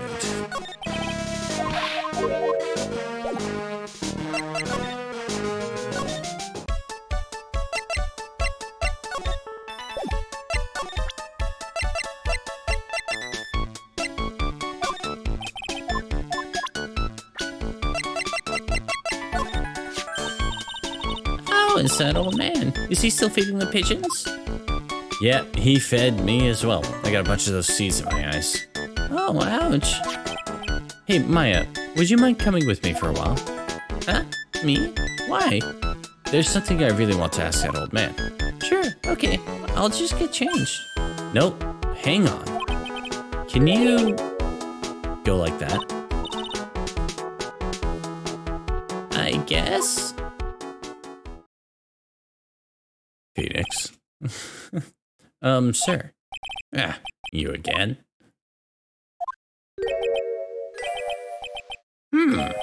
Well, I see.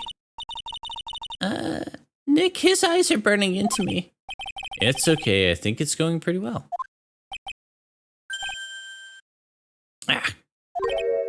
Huh? You're still just a little child. Run along and play on the slide, alright? Play on the slide? We were so close. Would just a little more and he would have spilled.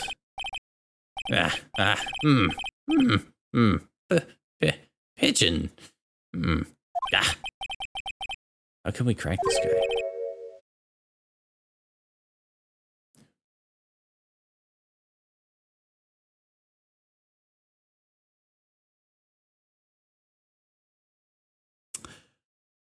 Oh boy. I know what just happened. Please excuse me, sir.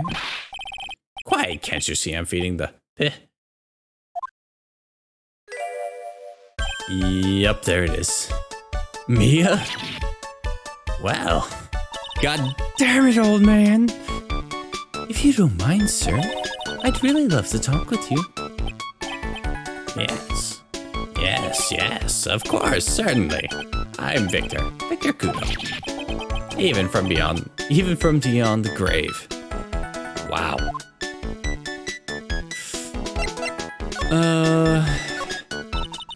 About the incident. You mean the man who died drinking the Javachino? It's like he's a different person. It was quite a shock even for me. He was a strange-looking boy. The girl took the Javachino over to him, you see. And was the customer alone? Definitely. He was the only person at the table. Then he took one sip of his Javachino and... What did the victim's scouter say? That his mortality level was over 9,000!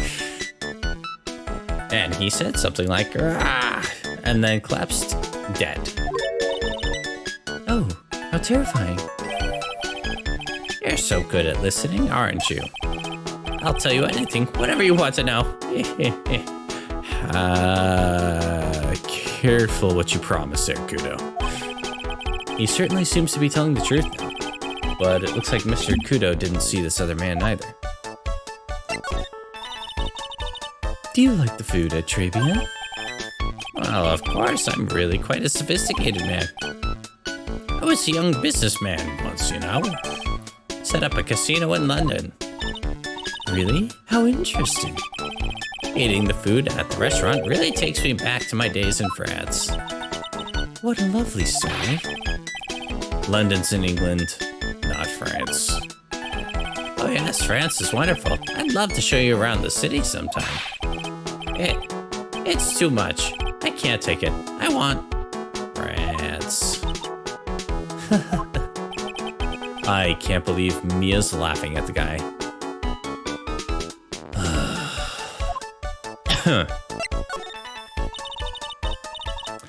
You visited Trabian a lot, don't you? You visit Trabian a lot, don't you? Of course, I mean, Yes. I'd like to come and see you there. Really? Oh, you flatter me so. The owner would be delighted to welcome you, I'm sure. Be careful of that chef, my dear. The chef? You mean Mr. Armstrong? That's right. That man's an ex-con. He's an ex-con? Whatever did Mr. Armstrong do? Oh no, those eyes. I can't take this.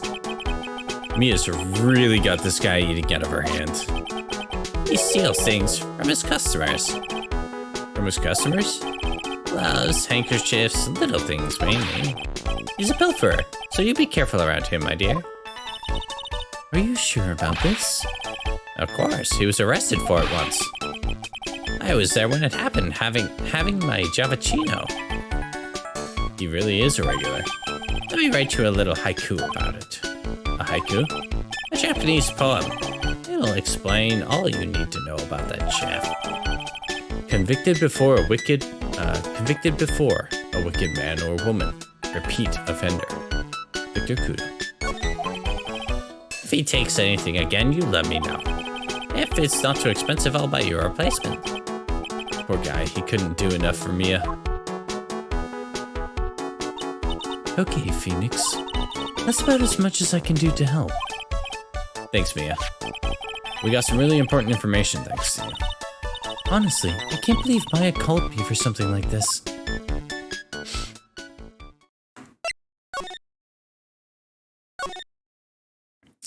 Really? You can't believe it? I guess it's about time to wrap up today's investigation. Had enough of being a waitress? Yeah, plus no one came to the restaurant. Oh la la, Mademoiselle Maya. Non! How can you leave me like this? I'm sorry. That reminds me. Mr. Armstrong had a Cyclock or 3, didn't he? I'm gonna have to break in. Mr. Armstrong, I hope you won't mind, but I'd like to have another word with you. Volunteers, of course.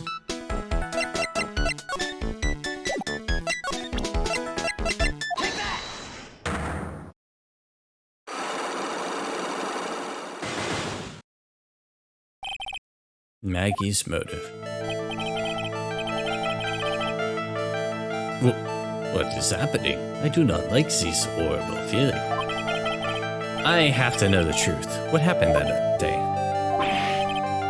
Alas, I will confess everything. Just don't hurt me. Huh? Well, that was the new world record. It was a lottery ticket. A lottery ticket?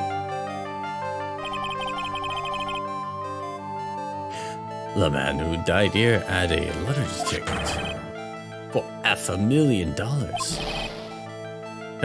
$500,000? Oui, but after the incident, this ticket, it disappeared. The ticket disappeared. This was the motive that the prosecution gave for Maggie. They say that she poisoned the man to get the $500,000 ticket, lottery ticket. Why didn't you tell me about this sooner? I don't know. You've been trying to hide this information about the lottery ticket from me, and I want to know the reason why. No, monsieur, you doubt me, but I have confessed to you everything I know. Mr. Armstrong, $500,000 lottery ticket. I think I know who took it. I think the winning ticket was stolen by this person. Mr. Armstrong, I believe there's a very high probability that it was you. Ah. Wow, that was one piercing scream, even for a man like him. I spoke him. Call me moi. Why? You have no evidence. I am not mask. I'm not the kind of person who steals the property of others. Sorry to disappoint you, Mr. Armstrong, but I have evidence to the contrary. I present to you proof that you have stolen from others in the past.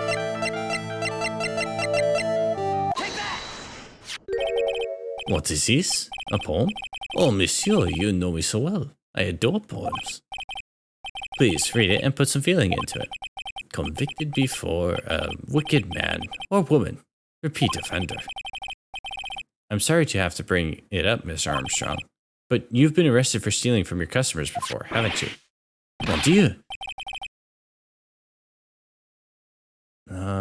Nemonson? You are the liar. You deny it? Do not make me laugh false accusations, s'il vous plaît. So do you have any proof? I want to see the incontestable proof I have ever stolen from any of my customers. It seems old habits die hard, Mr. Armstrong. Well, what is that? This is my Magatama. I found it in your kitchen. No. Wow, that scream just about broke some windows. We're not doing that. Oui. I have weakness for the trinkets and the figurines. My hand, it just slips out. I cannot stop it. You've stolen handkerchiefs, gloves, and other things from your customers, right? Oui, it is the truth. I am just a timid little girl inside, monsieur. A timid little girl. Besides, this time it was not a small trinket, oui? It was $500,000. My non, why would I steal it? I have no need for such money. Really now? Oh, monsieur, what is it? Isn't it true that you're in some pretty serious trouble? And that you're in a desperate need of a large amount of cash? Take that!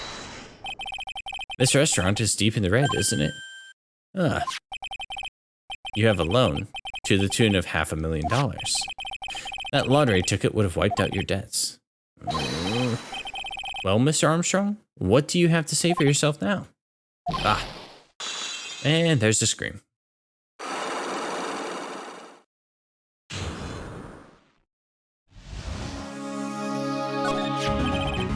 Mr. Armstrong, you said the victim had a winning lottery ticket for $500,000. How did you know that he had something like that in the first place? The man, he was listening to la radio with his earpiece.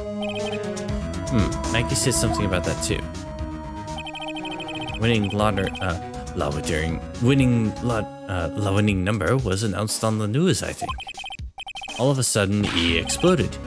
Yes, $500,000, he shouted. And the ticket? He had all these tickets spread out on the table. I was so desperately in need of money, so I put the poison in his coffee? No. Oh, no, you naughty man. I simply helped myself to one of his tickets. What? The victim collapsed and Maggie passed out. I thought to myself, pourquoi pas? He had so many of them. Yeah, but only one of them was the winning ticket, right? How could you do that, Mr. Armstrong? Maggie was arrested because of you. No, this is not true. I did not take it. The ticket for $500,000. But you just told us you did. You said you took a ticket. I know, ma fille. It was not. That's enough. Huh? Mr. Godot. What in the heck are you doing here? This is without a doubt the worst coffee I've ever tasted, Mr. Armstrong. You came in here for coffee? Does this craving for coffee know no bounds? Perhaps Mr. Armstrong stole one of the victim's tickets on the day in question. I am la Ered, no? I just a pretty little girl who everyone is laughing at. But in that case, Maggie shouldn't be the only one under suspicion. He had the wrong ticket. What? Mr. Armstrong made off with the winning ticket's pretty neighbor. So the ticket he took was worthless? Not quite. He did win something. $1. You see, I am just a pretty face. With all my looks, I have nothing. So, what happened to the winning ticket then? The one he meant to steal? Indeed, what did happen to it? I don't like spoiling myself by watching trailers, so we'll just wait and see how the movie turns out tomorrow, won't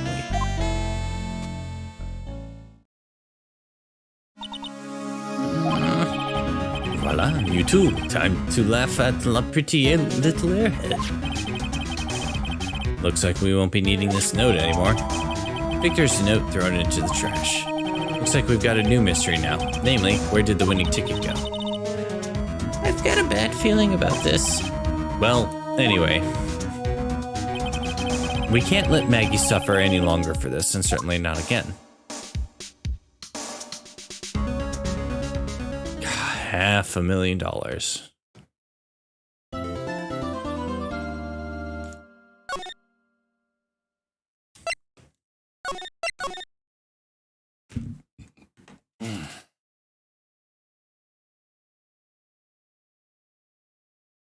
We'll have a little bit of water.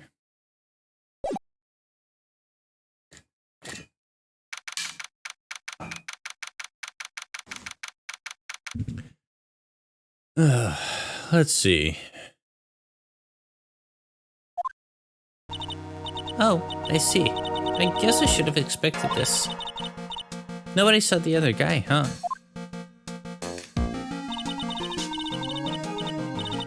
He was there when I took the coffee over, sir. Scout's honor. Maggie. Ah, Detective Gumshoe. Are you doing all right? How are you feeling? As if you need to ask either question, sir.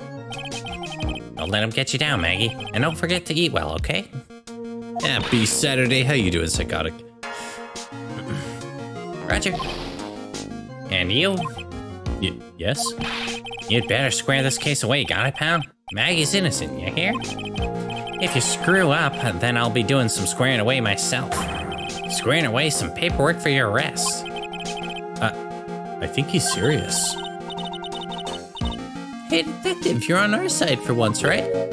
Yep. So you'll be able to help Maggie out, right? Really? Can you do it, sir? Of course. I've got the situation under control. I'm gonna be the first witness on the stand today. If something I say doesn't match with the facts, make sure you point it out, all right? Sure. Okay, we're forming a united front today, pal. You get me? I can't tell you how grateful I am, sir. I've always admired you so much, detective. I know I can count on you. Looks like it should all go pretty smoothly today, huh? I can only wish.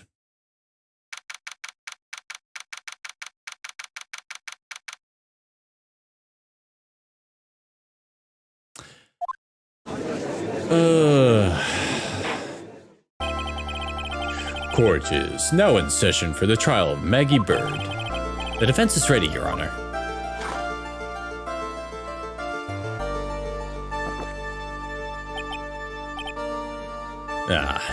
Bitter. Mr. Wright.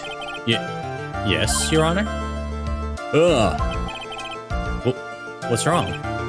Nothing. It's just whenever I addressed you in the previous trial, your response was... You was talking to me? It was a little, well, intimidating.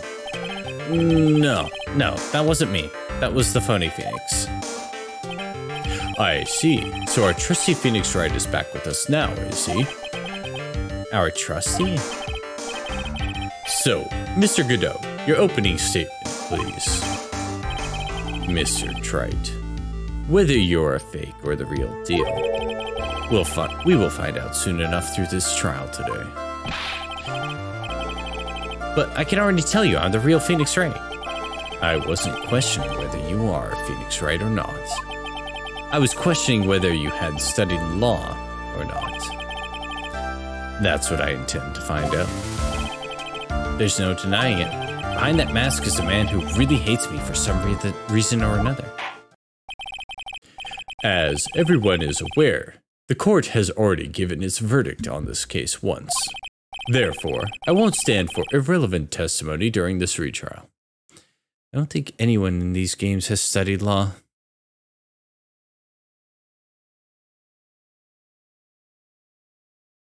You might be right. Nor will I stand for a simple repetition of evidence presented in the last trial. I'm not planning on repeating anything that phony me said, trust me. Now then, Mr. Godot, please summon your first witness. They've only studied Law TV. Let's start with the formalities, shall we? Name and occupation. Witness, state your name for the court. Huh? Oh, sorry, sir. My name's Police Department Detective. Occupation, Dick Gumshoe. Other way around, detective. Huh? Oh, sorry. Anyway, I'm the officer in charge of this case since yesterday, sir. Judge doesn't stand, ever. He's always sitting. Just enough to learn some of the words, but maybe not how they're actually used. Yeah. Since yesterday? Yeah, the guy who was on the initial investigation's tied up with another case now. I hope Gumshoe's got everything under control for everyone's sake. I see. So, Detective Gumshoe, would you outline for the court the basic facts of the case? Yes, sir. The victim's name was Glenn Elg. He was a professional programmer. He was on the payroll of Blue Screens Incorporated. Oh, fuck. A local company. This is the victim's autopsy report. The court accepts this into evidence.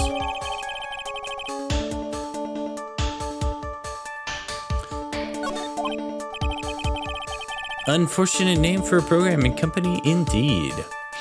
And here are the floor plans of the restaurant. When the incident took place, the victim was sitting right here. The poisoned coffee was brought over to him by the waitress.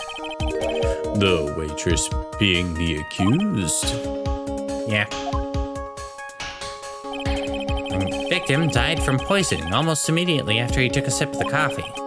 At the time of the incident, there were 2 other people in the restaurant. Mr. Gene Armstrong, the owner and chef, and a regular by the name of Victor Kudo.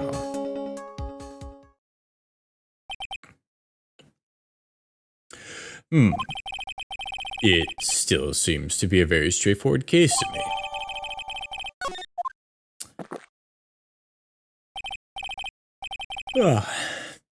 Come, detective, take up this hammer and nail the defendant's coffin shut with your own 2 hands. Now then, Detective Gumshoe, let's have your testimony. Yes, sir.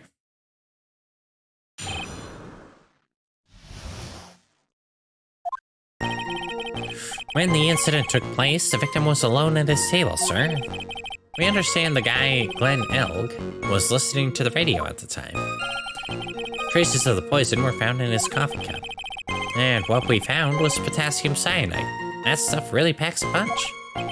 And, it looks like Miss Bird might have had, well, some kind of motive.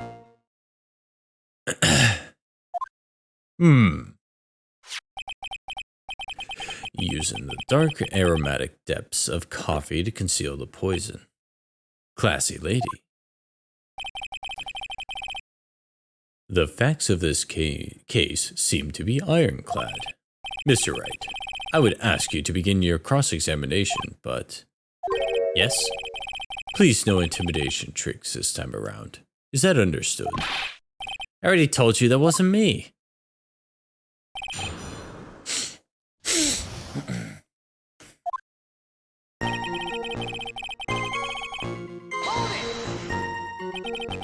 Can I stop you for just a minute? Eh?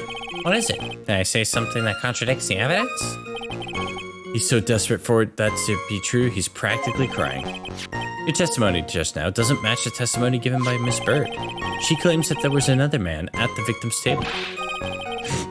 Yeah, that's what she said, and What killer wouldn't say that when faced with a homicide conviction? Hey, sadly, her testimony isn't supported by the owner or the other customer. Isn't that right, Detective Gumshoe? Yeah, it's true. Their two testimonies tie up on that. They both said there was no other guy at the table. What should I do? Should I press on this point a little harder or not? Well, maybe the other witnesses just missed him. Perhaps their view of the victim's table was obscured in some way. Ah, that argument is as weak as the coffee at trivia and trite. I have here in my possession a ticket. A ticket? Looks to me more like a photo to me. Yes, a one-way ticket to Guiltyville. To Guiltyville. Population, the defendant. This is a photograph taken from near the entrance to the kitchen. This is the scene as witnessed by the chef moments after the poisoning took place. Correct. Oh, I wasn't good at speaking. I think the court will agree that with such a clear view of the scene of the crime, how Mr. Trite could anyone have overlooked a second person at the table? It certainly seems to show the victim's table extremely clearly. Crime photo added to the court record.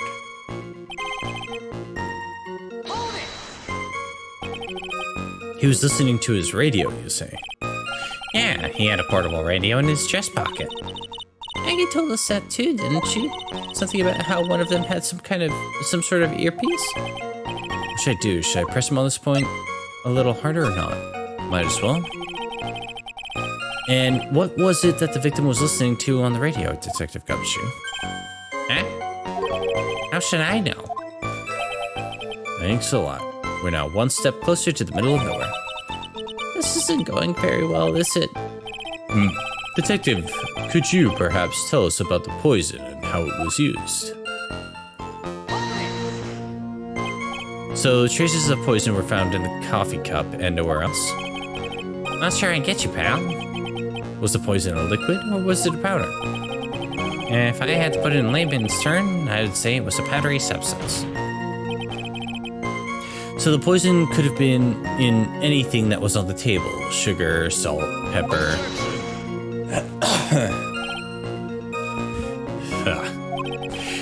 Do you put salt and pepper in your coffee, Trite? The victim took his coffee black with no sugar. It seems that the poison could only have been in the coffee. What should I do? Should I press on this point a little harder or not? Are you absolutely certain that the victim even drank any of his coffee? Eh? What do you mean? According to this file, the poison was found in the victim's coffee cup. But what proof is there that the victim ever drank any of it? Oh, hey, you're right. That's what I was thinking. In case you were wondering, the last objection was for the detective there. Eh? For me? Oh, hey, you're right. You might be fooling the court, but I'm not falling for it. If you have time to waste, you have time to present that piece of evidence. That piece, sir? Yes, that piece.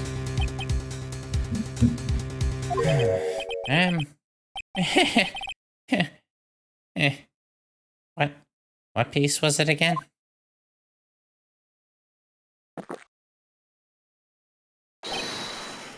This. Should I be grateful this coffee's only hot enough to give me first-degree burns? Oh, now I remember. This is the victim's coffee cup. Yes, Yes, the victim's coffee cup. Take a good look at the room. Oh, yes, it's unmistakable. There is clearly a coffee stain on it. Conclusive proof that the victim did drink the poisoned coffee that was in his cup. The victim gulped down the bitter death that the waitress brought him. Like this.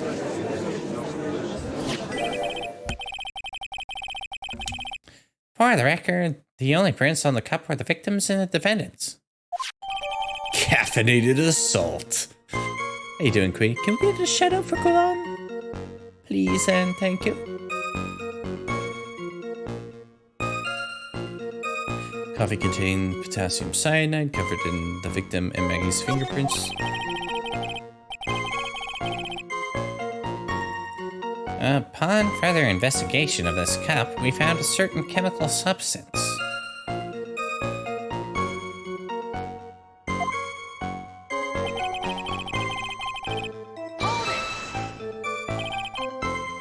Potassium cyanide. I've heard of that chemical before. Exactly how strong is this poison, Detective Gumshoe? Well, that stuff's lethal. Eat too much and your history. How much is too much? A lethal dose is 0.2 grams. That's about enough to finish anyone off. 0.2 grams? How much is that? You know when you swap your ears for earwax? Yeah, about that much. Earwax, huh? Sounds like something Gumshoe's got an abundance of. Such a small quantity of poison could have been concealed anywhere.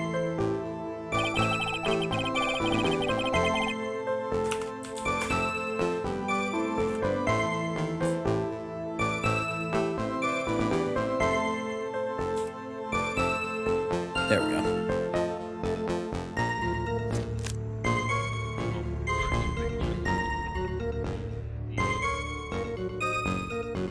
Oh.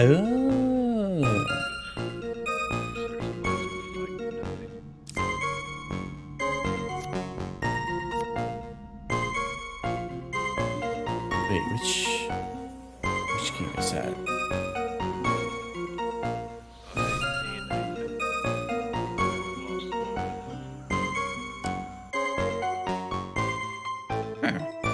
I've seen that one before, but I can't remember what it is.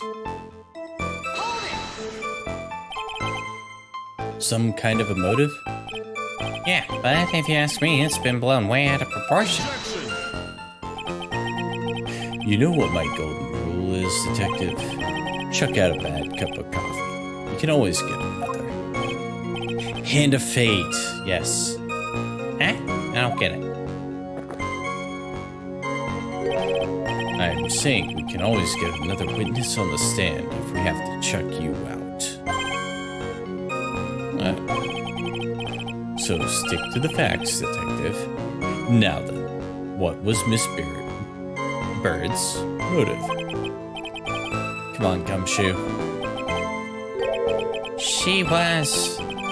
They said she wanted to steal a lottery ticket. I knew it. That's what we heard yesterday, too. It disappeared from the scene of the crime. And it wasn't just any lottery ticket. It was a winning ticket for $500,000. Oh.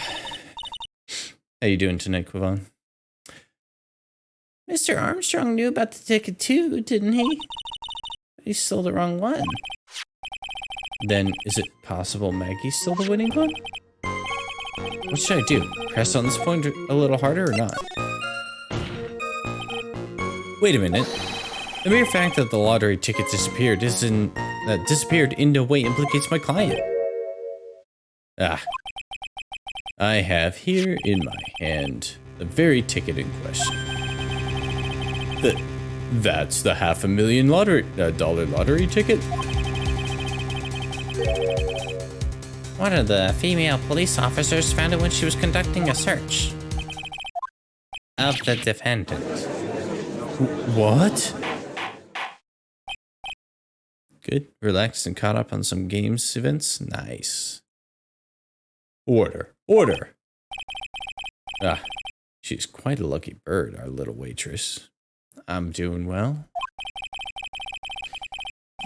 You will submit that ticket as evidence to the court immediately. I better keep an eye on that ticket, the way the judge's voice is quivering.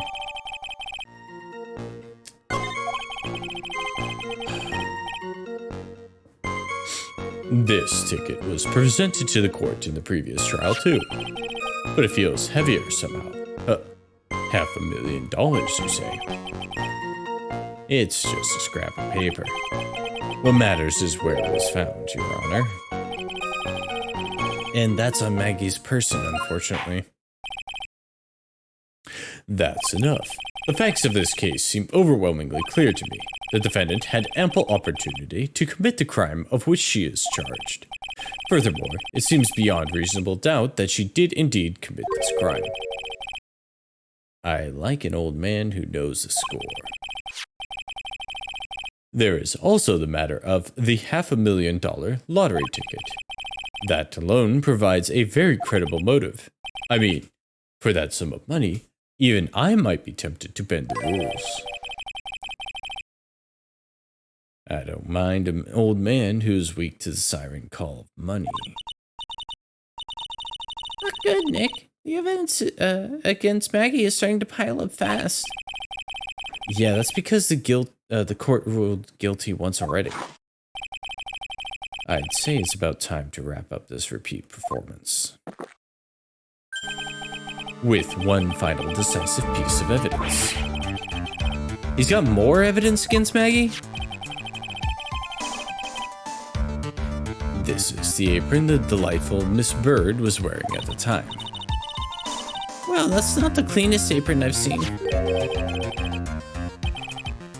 That stain looks like it can't be blood, can it?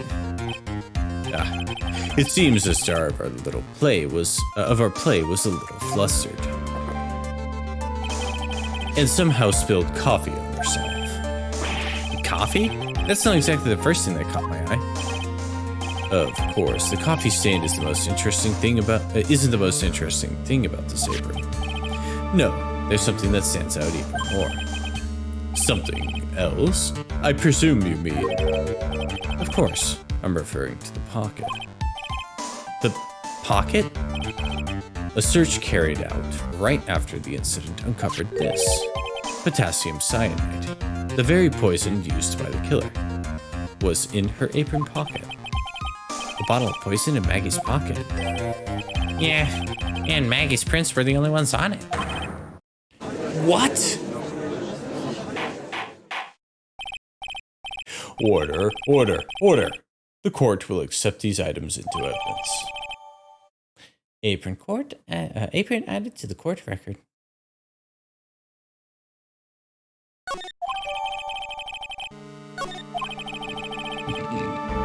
There's something still bothering me, Mr. Godot. Why have you not explained the bloodstain to the court? Bloodstain? What bloodstain would that be? Don't play games, prosecutor. The blood-colored stain that's smeared all over the apron. That's ridiculous. No one told me anything about a blood stain. You don't need to be told, just look at it. Well, detective, could this stain really be blood? No way, sir. It's just ketchup, sir. Ketchup? She must have gotten some on her apron while taking someone their breakfast that day. You could have spoken up a little sooner, Detective Gumshoe. Pull a stunt like that again and I'll have you drink 17 cups of ketchup, witness. I thought everyone knew what it was already. I haven't seen anything yet to make me doubt the last ruling I made on this case. Technically, because the prosecution hid these pieces of evidence from the defense could move to have all of these pieces of evidence stricken from the record.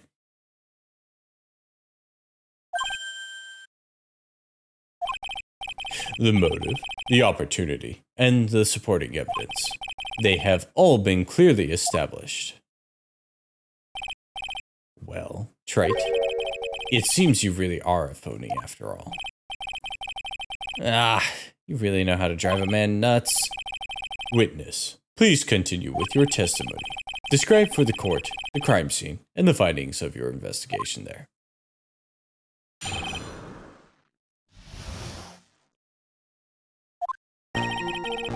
A crime was reported at 2:25 by a kind of scary old man, sir. Poor Maggie had passed out from the shock. It must have been real tough for her. The victim didn't have any identification on him, but we figured out who he was pretty quick, and then the investigation went smoothly. That sounds like too much logic and not enough courtroom drama. When Maggie was searched, we found the lottery ticket and the bottle of poison. And that was it. There was nothing else missing from the crime scene. You identified the victim and secured your prime suspect. Very good. Last chance to convince the court you're a real lawyer, Wright. Don't count on any more cross-examinations after this one. So let the fun begin.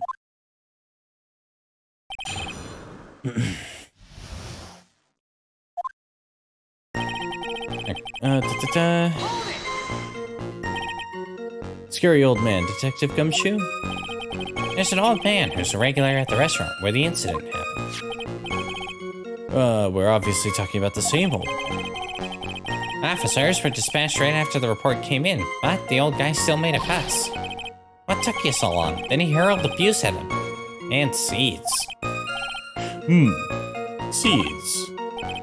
It was nothing. I caught each one with my teeth. I guess not even the mighty Godot can avoid being attacked by that guy. The old man was the only other customer in the place at the time. He took his time finding a payphone, apparently. So he was late reporting the crime.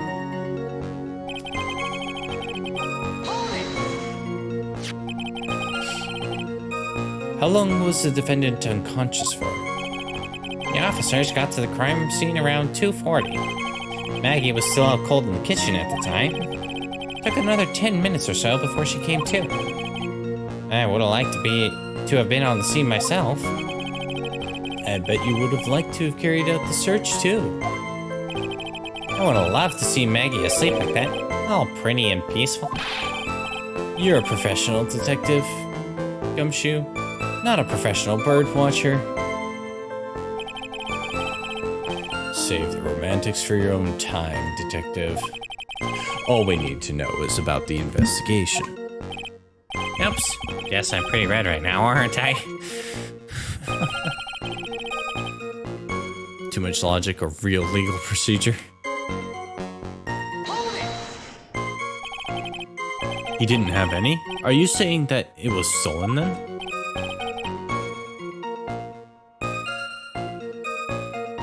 No, I don't think so. The victim didn't have a driver's license or even a credit card on him, pal. All he had was 58 cents in his wallet. Interesting. 58 cents? Yeah, I can't believe I found someone with less in their wallet than me, pal. The victim sounds like he was thoroughly miserable young man. Or some kind of outlaw. Why not give him a bit of an edge? I think I'm onto something here.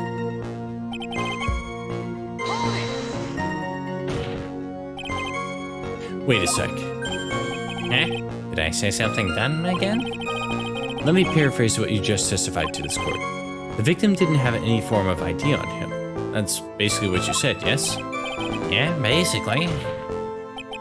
In that case, how were you able to identify the victim so quickly? Oh, that.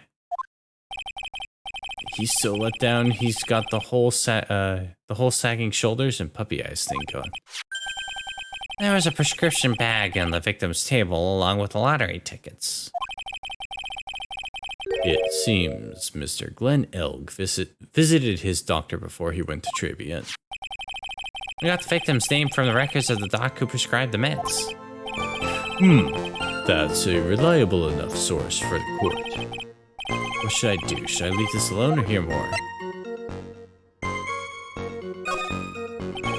So what sort of medicine was in the bag?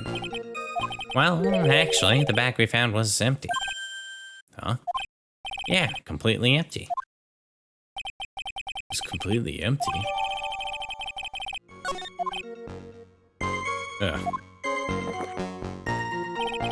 You're entering an empty paper bag as evidence. Desperate, are you, Trey? Now, what happened with the investigation after that, detective?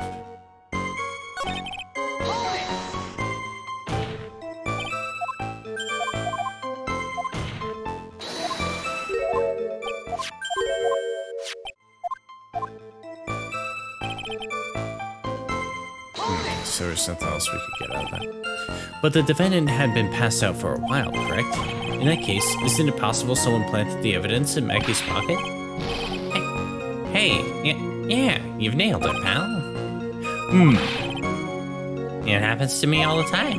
We had a department party the other day, and when I got home, I was wearing the boss's shoes. Keep up this crazy testimony, detective, and those shoes will end up down your throat.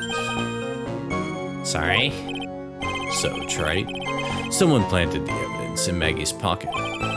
That's a pretty bold statement. Care to back it up with some evidence? Well, I'd love to if I had any. It appears you have no evidence to support your theory, Mr. Wright. Did he just threaten a police officer? Probably. Continue with your testimony, witness. So the $500,000 lottery ticket and the bottle of poison were accounted for. Yeah? Interesting. It's true that those two items are accounted for, but wasn't there another lottery ticket that was stolen that day? Oh yeah. The one the restaurant owner took. He won a whole $1 with it. What a lucky guy, huh? And they're just gonna let him get away with it? It was just $1, detective. I guess no one cares when it's that little, except for Gumshoe. If I don't find a hole in this testimony, the judge is going to hand down his verdict. Gumshoe isn't giving us anything to work with. We can't find any contradictions if he doesn't give us something. Yeah, that's true. But Maggie and Gumshoe are, like, dumb and dumber. Our only hope is that they were so dumb they missed something obvious. Come on, Gumshoe. Be the dumbest you've ever been.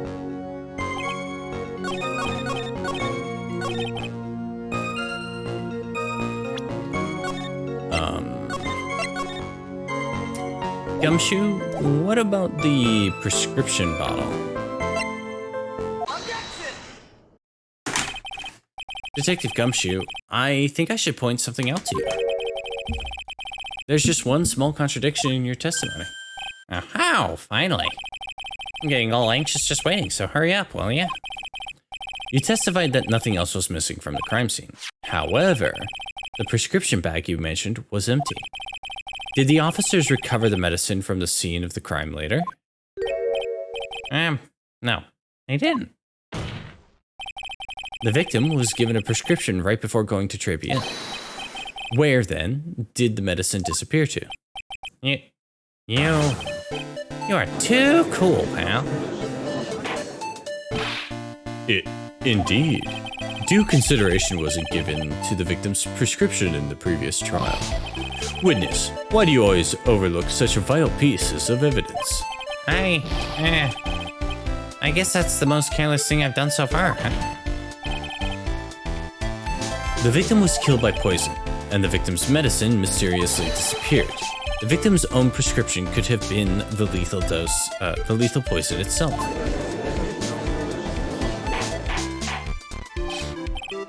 Order. Well, Mr. Godot, what do you have to say to that? That's all. What? Read for the court the name of the clinic on the prescription bag, if you will. What's the clinic's name got to do with anything?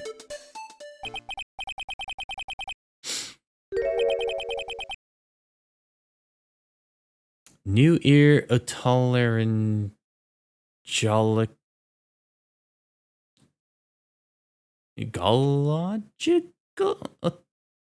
otolaryngological. The fuck? Clinic. Just what kind of illness was the victim suffering from? I'm guessing he had an ear infection and it was eardrops. Hardly an illness, Your Honor. More like a bitter war wound, you could say. A war wound? That day before the incident, Mr. Elg found himself in a fight. He took a blow to the side of the head and ruptured his eardrum. Ah, he ruptured his eardrum? Then what on earth was the prescription he was given?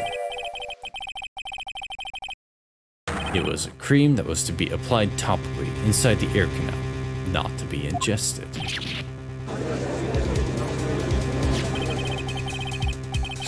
It's mentioned in the autopsy report if you read the fine print.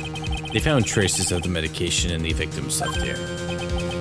Yes, here it is, in very, very fine print. It seems Mr. Elk correctly applied some of his medication while he was at Trading Inn. Therefore, it would be absurd to believe that he would have eaten his medication. It seems that this medication is irrelevant to the case after all. No?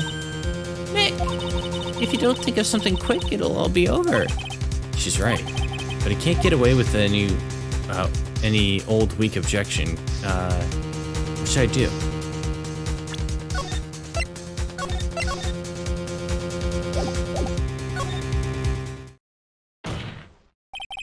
Only moments ago, Mr. Godot made the following statement.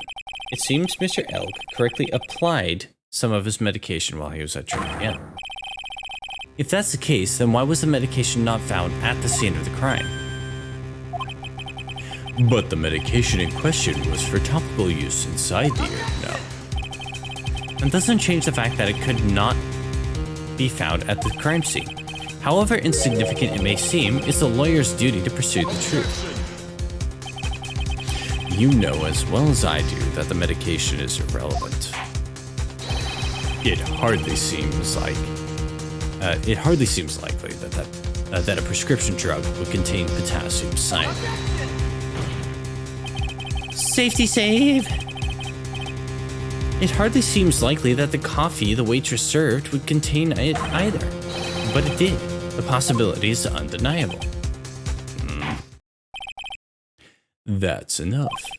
Mr. Godot, is the detective the only witness the prosecution wishes to call? Mr. Godot?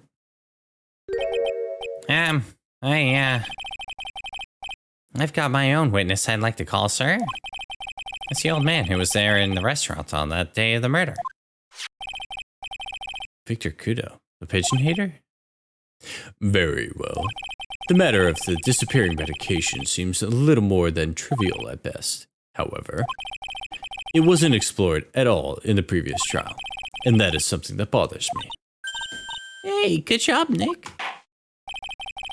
The court will adjourn for a 10-minute recess, after which we will hear the prosecution's next witness. I suppose this means I'll just have to finish you off in my last 6 cups. Court is adjourned for recess.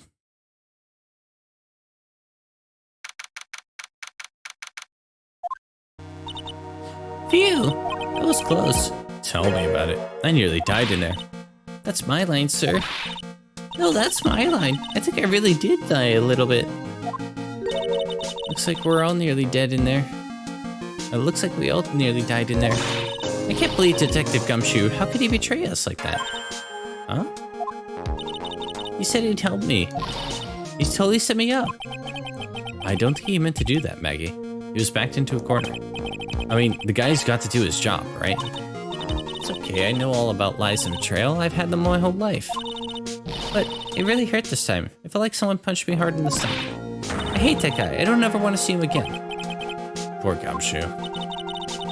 So the next witness is going to be that old guy from the park, right? Yeah, Mr. Kudo, lover of waitress outfits and projectile seas. I bet he's gonna be really stubborn. I mean, he's pretty set in his ways, you know? Yeah, he's a big old grouch. Are you going to be able to handle him, Nick? Yeah, I can take whatever he throws at me, even those never-ending bird seeds.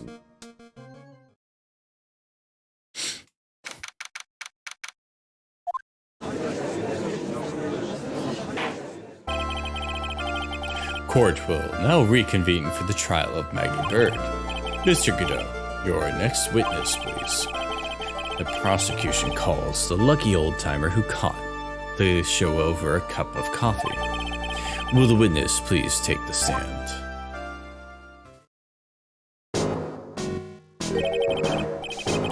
Name and occupation, if you don't mind.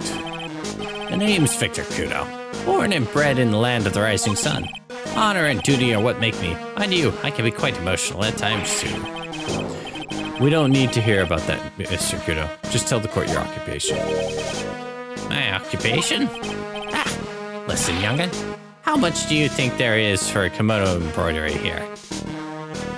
How much call? Kimono embroidery? That's what I do, or did, back in Japan. I embroidered family crests on kimonos. My ancestors were embroidering kimonos before this country even existed. Wow, a real craftsman. They're a dying breed. Hey, maybe he could embroider my costumes sometime. Anyway, like I said, there's not much demand for that kind of thing here. So I had to take a job working cash register at a burger joint, pretending to smile. That burger joint would have been better off putting him in the kitchen.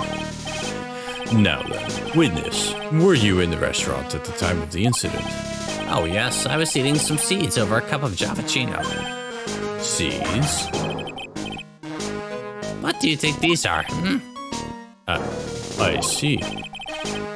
So you saw everything that happened, Gramps? Did I? Oh yes. Oh yes, I did. I saw it all. Then please tell the court. We're all ears. Sure. I'll tell you every last detail. He's really getting into this.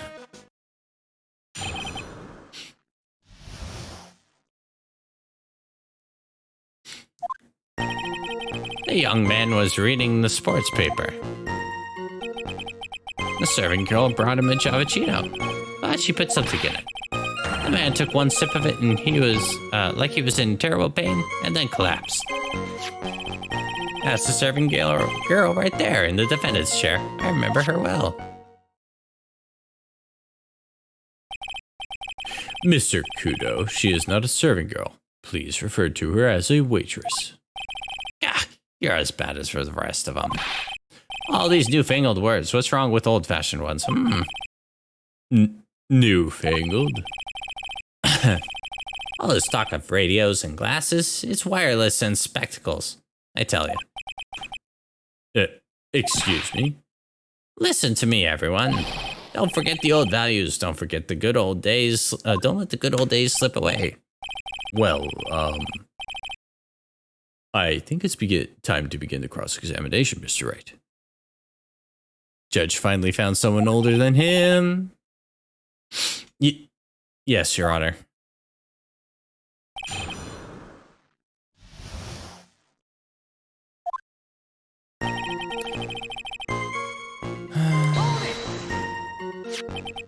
So you saw the victim then? You saw Mr. Glenn Elg? I wanted to know if Gusten Braun retained his championship or not.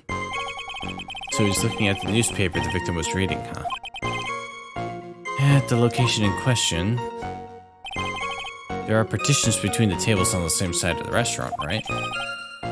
So what if there are? If you say that you could see the victim...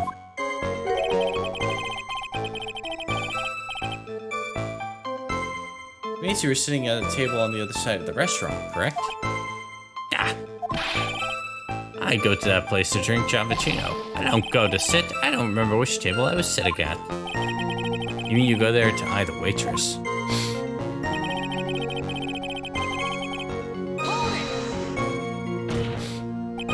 Mr. Kudo, that's a very grave accusation. Are you sure about what you saw? Victor Kudo never makes mistakes. I dot every T and cross every I. I see. My eyesight's fine. The doctor said I only need spectacles for reading and driving. I bet his eyes are only really fine when he's scoping out a waitress. And I saw the serving girl put in, what the serving girl put into the Javachino as well. I bet I know what's coming up, and something tells me I'm not going to like it. Your Honor, we need more clarification on what was put into the victim's coffee. I'd like to ask that the witness add what he knows about this to his testimony. I agree. Witness, will you enlighten us, please? Sure. There's no question about it. She very conspicuously puts a white powder in there. Did she really put that into the coffee? You dummy boy. She took some out of a small brown bottle and sprinkled it in. Couldn't she have been adding sugar? Sugar? In a small brown bottle like that? Like that? Witness, could you please describe the bottle in more concrete terms? Yeah. A bottle like this, perhaps? Oh, there it is. That's the one. That's the bottle of potassium cyanide, I presume. So, what did the accused put into the coffee? I think it's clear, don't you?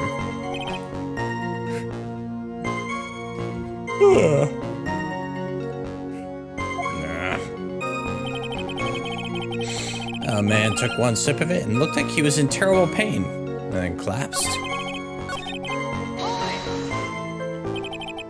He took just one sip? You young'uns, you waste everything.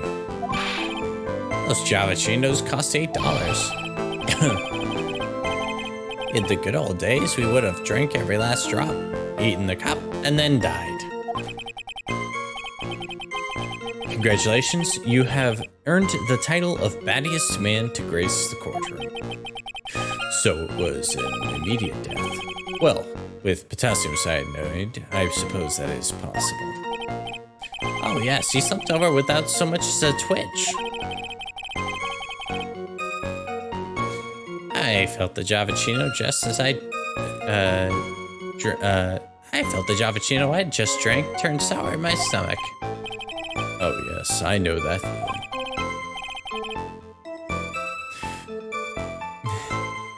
And the waitress, I presume she is...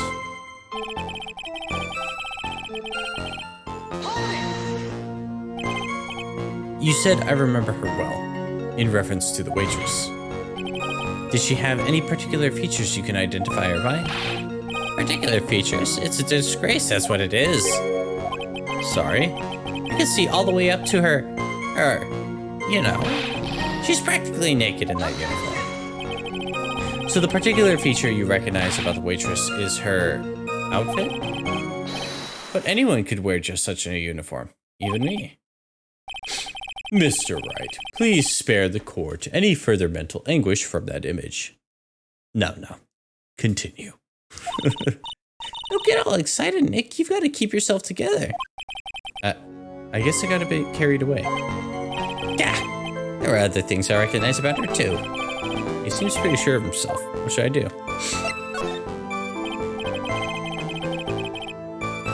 Judge, comes you taking notes to send to Edgeworth? Sure, you saw a waitress take the coffee over to the victim. But what matters is whether that waitress was Maggie Bird or not. Quite right. Mr. Kudo, these other features that you recognize about the defendant, I would ask that you add them to your testimony. Sure. There was a ribbon in her hair and her apron straps were loose. Do you think old CD really saw Maggie do it? Well, he probably had his eye on the waitress the whole time. That's why he was there. But he was there for the cute outfits, right? Not the waitress. I guess. She makes a good point, though. Hey, did I just say something clever? I wonder if the waitress Mr. Kudo saw was really Maggie. That's what we have to figure out, Nick.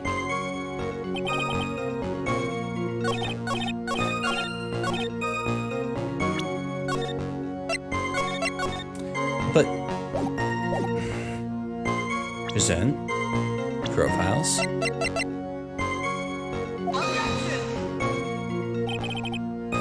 Nope.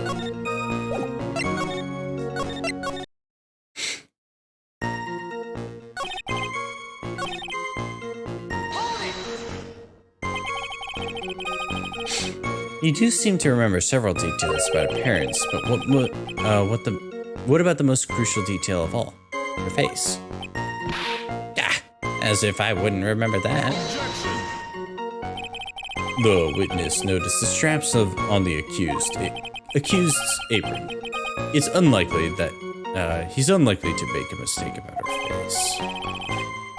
That's right. Even I can tell you the color of the ribbon in her hair. It was red. So you see, there's nothing wrong with the witness's eyesight. There's no doubt that he remembers the waitress pretty well, which I do. I get the feeling there's some more to this somehow.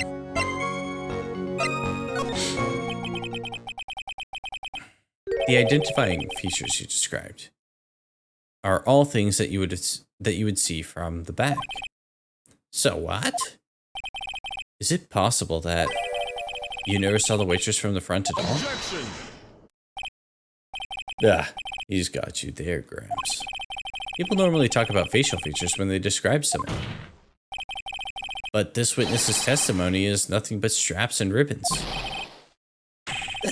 This is harassment. I tell you I'm not obsessed with straps or ribbons. I'm just telling you what I saw. Mr. Kudo, the court requests that you add details about any identifying features you observed from the front, that is, to your testimony. Sure. This old man's testimony is getting longer and longer. And if I can't find a hole in it soon, it'll get even longer, I bet.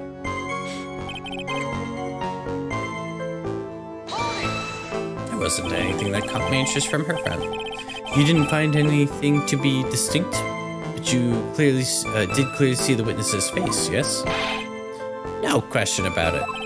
I didn't come this far to back down now, but Victor Kudo never backs down. That's not the answer I was looking for, but okay. This has turned into a matter of pride for old CD now, I guess. I wonder if he really did see Maggie's face or not. Like I thought, we need some concrete proof on this. Proof that the old guy didn't see the waitress clearly from the front.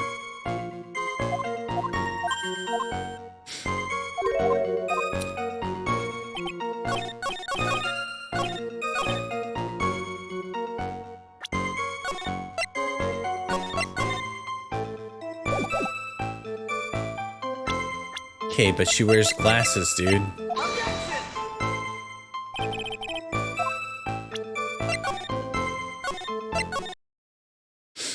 Oh wait, the apron.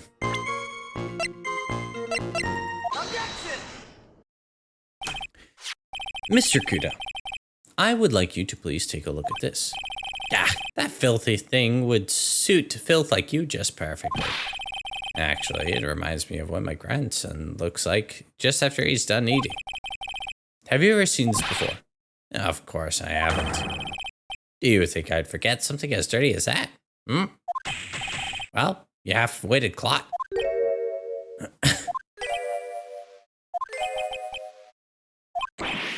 Whoa. What? What is it? Ever since I said you half-witted clot, there's been an eerie silence in here. Mr. Kudo, this apron is the apron worn by the defendant on the day of the poisoning. Huh? Eh? And as you just said yourself, you wouldn't forget something like this. Which means if you had really seen this apron before... yes, you know what I'm getting at. You couldn't have possibly seen the waitress from the front. Oops! Witness. You can't just oops your way out of this. Well. Looks like we finally have a genuine trial on our hands. Listen, Wright. Here are the facts. On the day of the incident, there was only one waitress at the restaurant. That being the defendant, Miss Maggie Bird. Exactly. And that one waitress put the poison into the coffee cup. This old guy was watching. I hope you understand the gravity of the situation, Mr. Kudo. The fate of the defendant may rest upon what you say you remember seeing. Just tell the court exactly what you saw, Gramps. You can rely on me, Captain. My noggin's in perfect working order. I can't remember a single occasion where I forgot what burger a customer wanted. You can't remember? More like he, probably more like he messed up so many times he's blocking it out. Very well. Let's test just how good your memory and attention to detail is, Mr. Kudo. Tell us what you remember about the victim.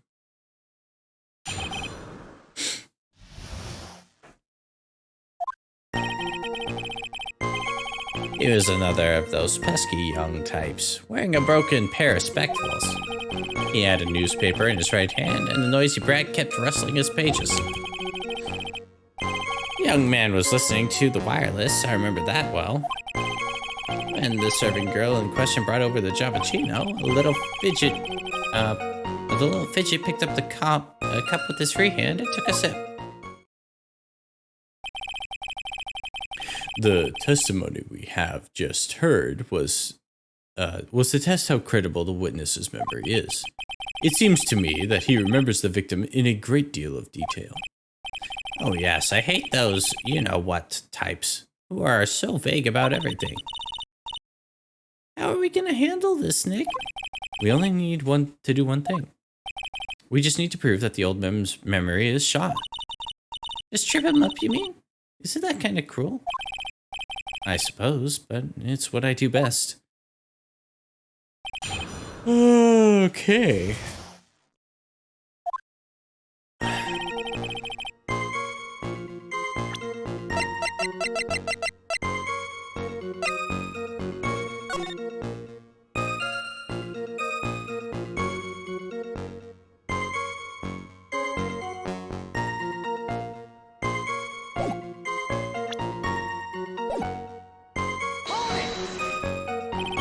Spectacles? Dark glasses to you. One of the lenses was green, but the other was broken. Newfangled rubbish, that's why I remember him so well.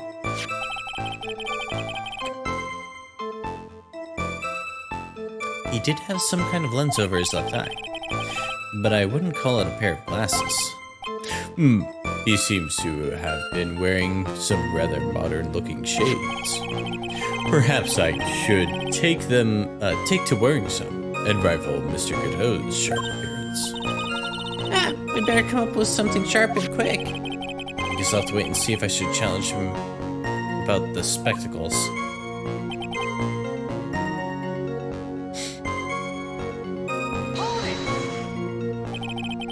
The newspaper was a sports paper, was it?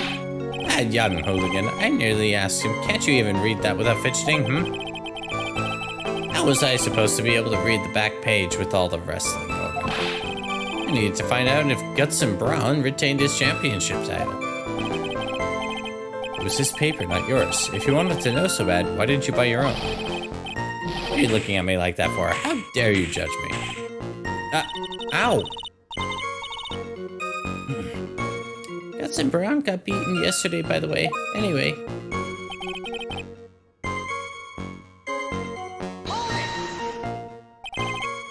The wireless? The decadent young rascal. In my day, it was one or the other. Read the paper or listen to the wireless. Oh boy. And using an earpiece. It's selfish, that's what it is. I was straining my ears, but couldn't catch any of it. Was he that desperate to listen to the radio? What are you looking at me like that for? Ow. Ow!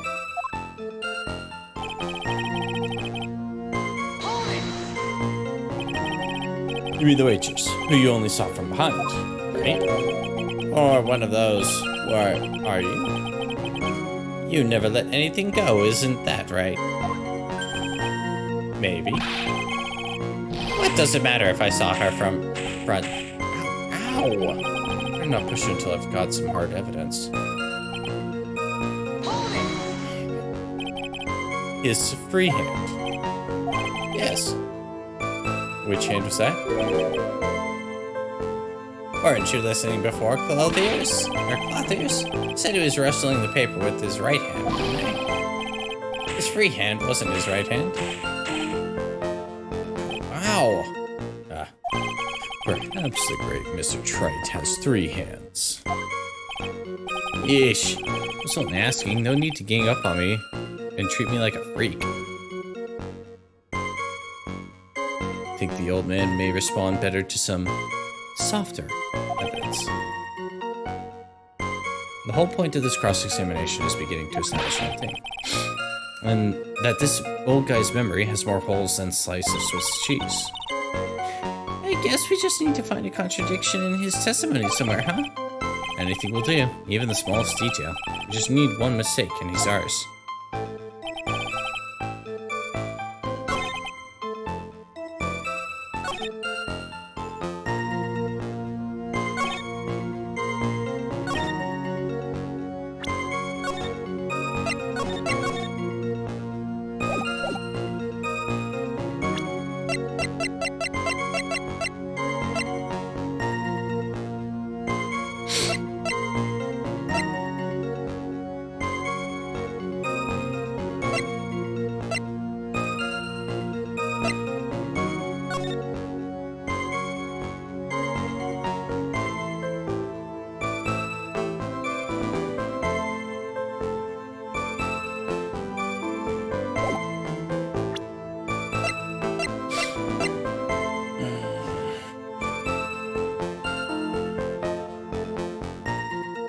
Old guy's nose is mine when I'm suffering through a whole week of allergies.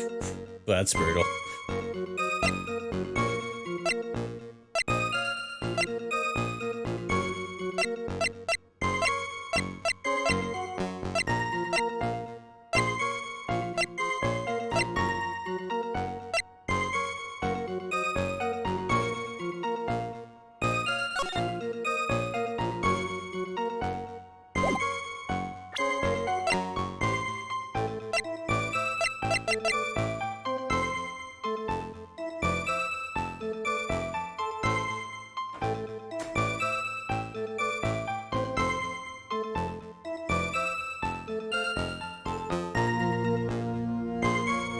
I'm sorry, are you backseating right now?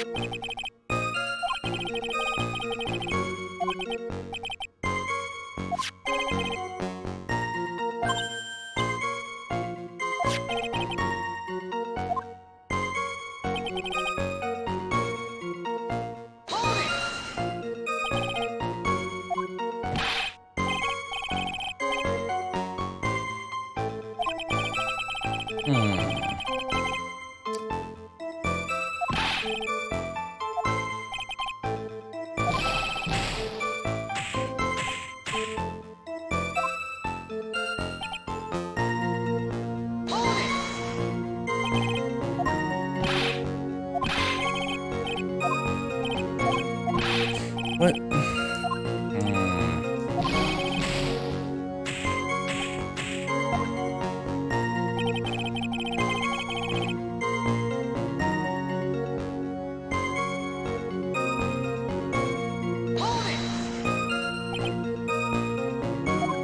No,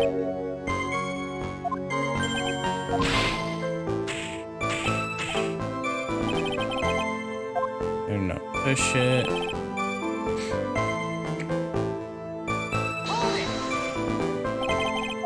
His free hand? Yes. What hand was that?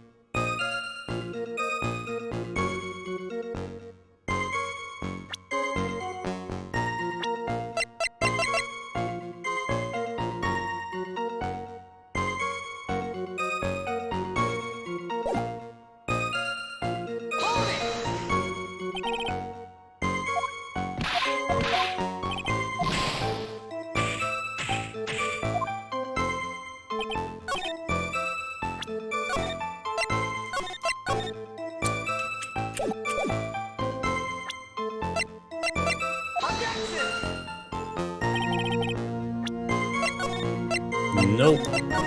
Okay.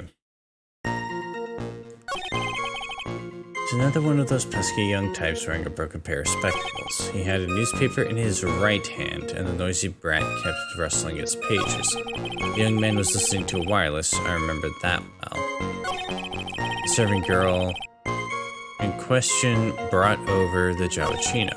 The little fidget picked up the cup with his free hand and took a sip.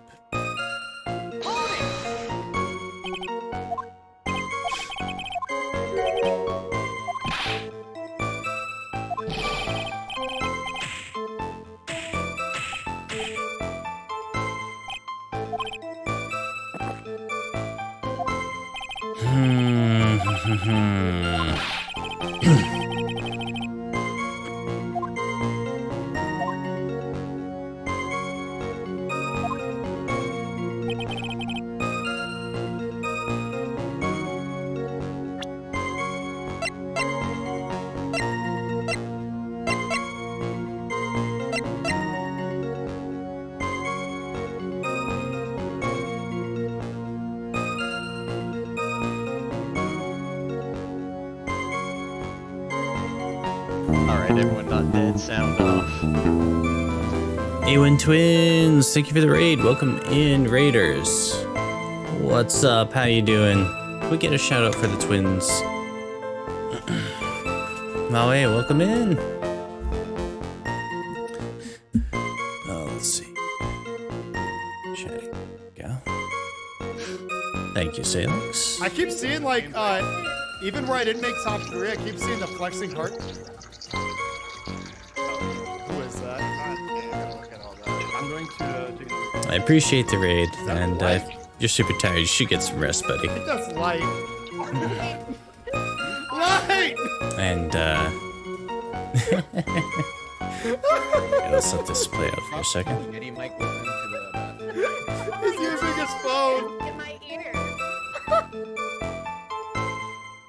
Do I play Melee? Not for a long time. I haven't played it on any of the systems that are available to play it right now. Happens when our friend Kinnison went to the bathroom with his Bluetooth headset still. Welcome in, Mr. Person, and welcome in, Pooch Otter Pup. But yeah, if you're tired, feel free to... on Discord, oh boy.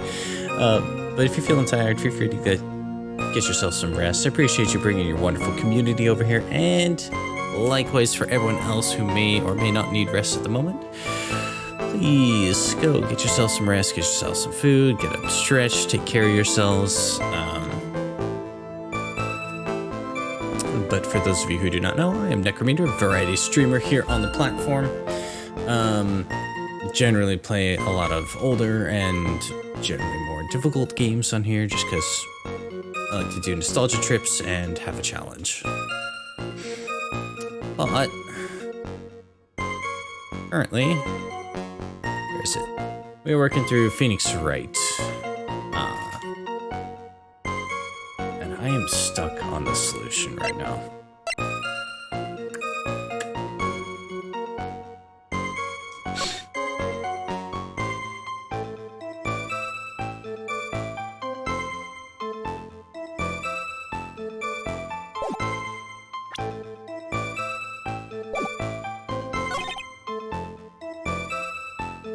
Alright, take care, man.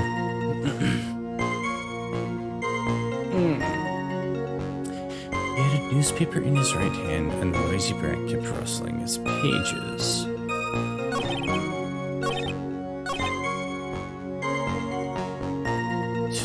Picked up the cup and with his free hand and took a sip.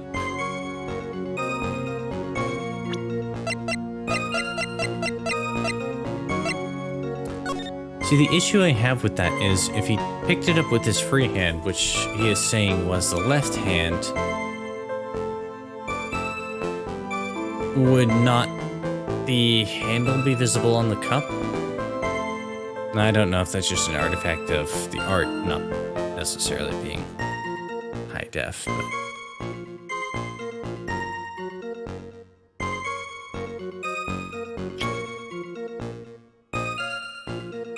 Maybe overthinking this game. It is actually pretty accurate to detail, though. No. Load.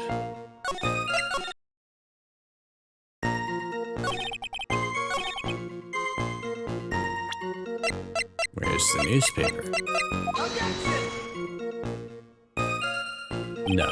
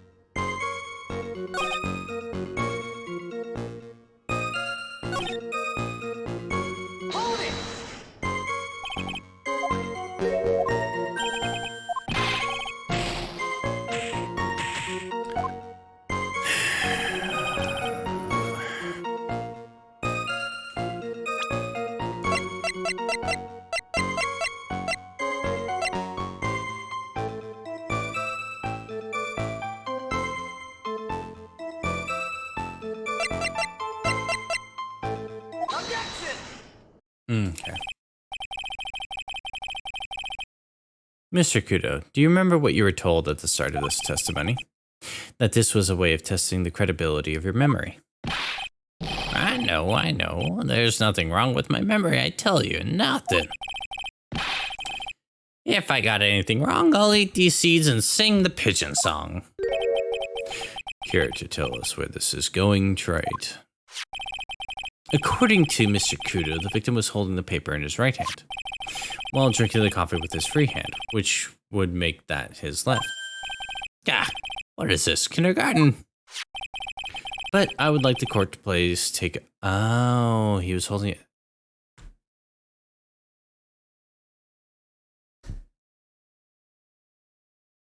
The stain is going to be on the side that you're drinking from. The side that you're drinking from is going to be the side, or is going to determine which hand you were holding the handle with. It is on the right, therefore he would have been holding it with his right.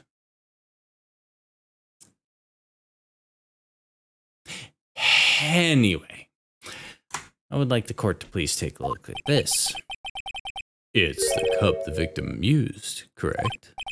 Yes, and on the rim you'll notice the mark left by the victim's lips. Yes, there is a stain left by the coffee.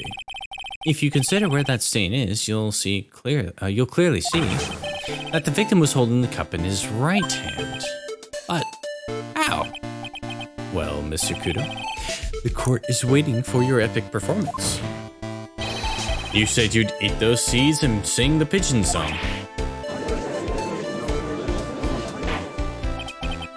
Mr. Kudo, I'm afraid this is simply not acceptable. I think the wait.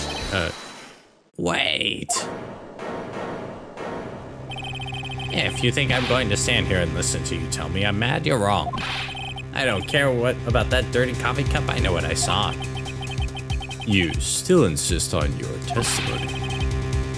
That young brat was holding the cup in his left hand. Oh yes, no question. I'm a good law-abiding citizen, I am.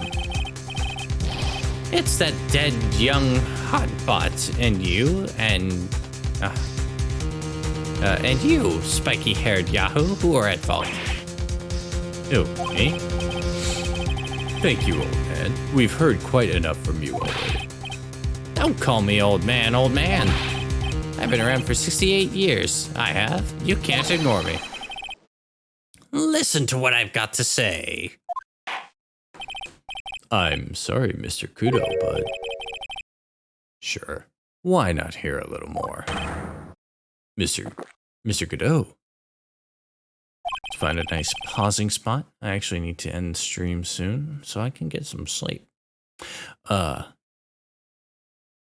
this is my 16th cup of coffee. So this is your final stand. Thank you, Captain. You can rely on Victor.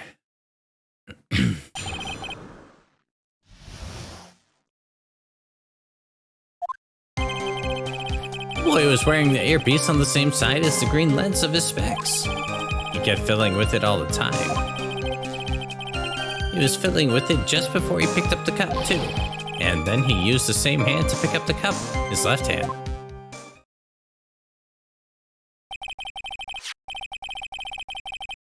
We all know that the victim was wearing an unusual monocle over his left eye. It wasn't a monocle, Your Honor. It was a small computer, often used by programmers. A monitor? You mean like a television screen? The inside of the lens is a screen that displays computer data. It's called an HMD. It's a common tool in the victim's line of work.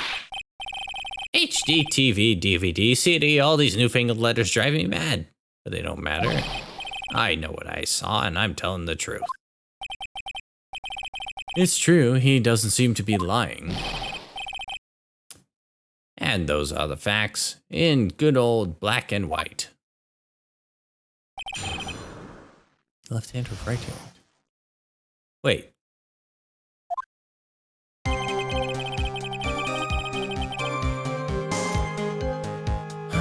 The boy was wearing the earpiece on the same side as the green lens of his specs. They're filling with it all the time. They're filling it, they just before he picked up the cup too. He used the same hand to pick up the cup. He used his left hand. Saving, because yes. So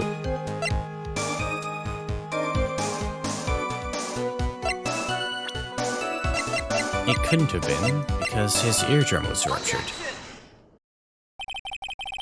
I'm not sure what the relevance of this is, but Mr. Kudo, there's something very strange about your observations of the victim. What?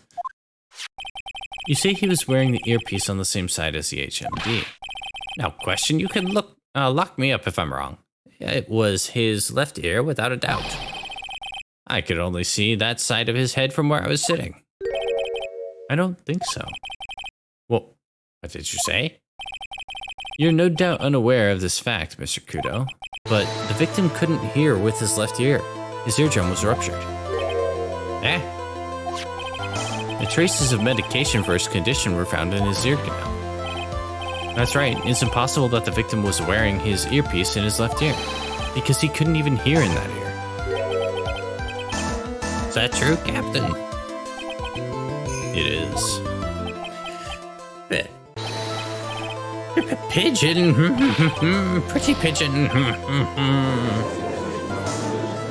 think it's weird that he would have an earpiece in the same side he had a ruptured ear. Oh, yeah.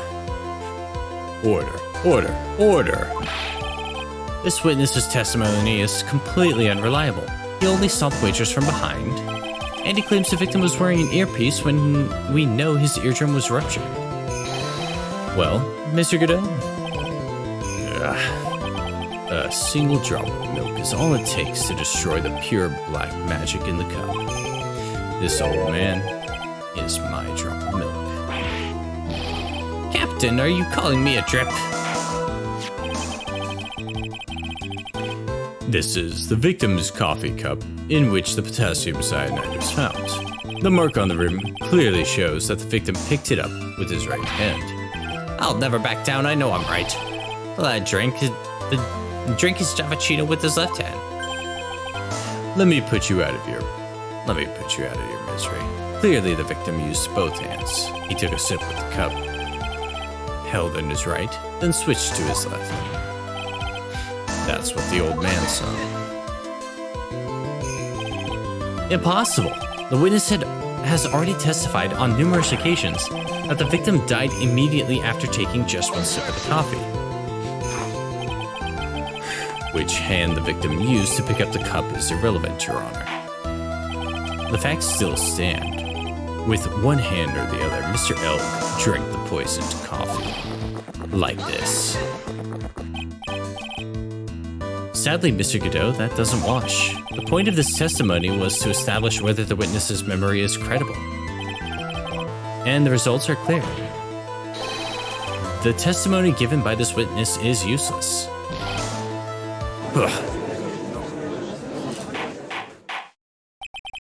I believe it is time to conclude today's proceedings. I'm satisfied that the witness is not deceiving the court. But to be frank, his testimony is a farce. Did you have to be so frank? Take that, you pompous old fogey. I'm sorry, Mr. Kudo, you can't reach me from there. I'm ordering the defense and the prosecution to investigate this case further. That is all for now. This court is adjourned.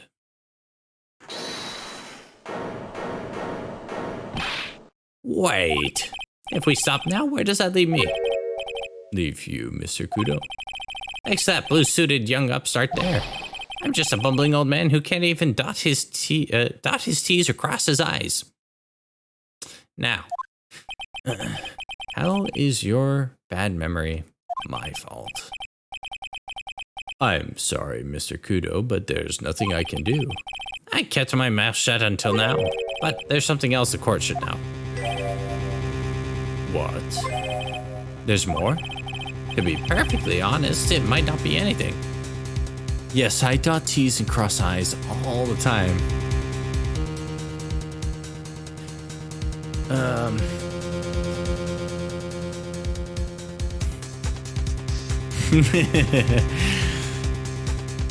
To be perfectly honest, it might not be anything, but I want another chance. I want another crack at you, young shark. Me? He's looking at me like I'm some sort of evil shogun. Well, everyone, what do you say to one final showdown?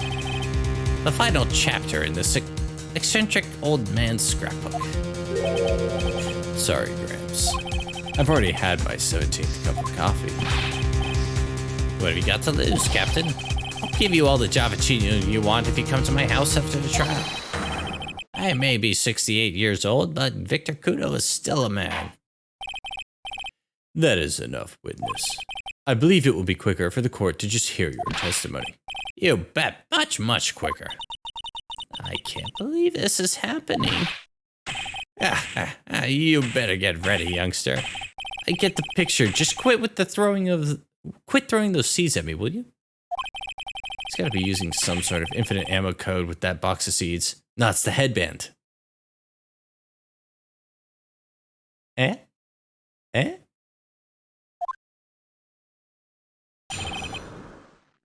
It's the final showdown.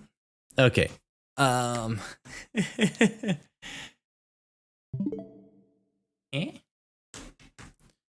Let's go ahead and I'm gonna figure out who we're rating. There.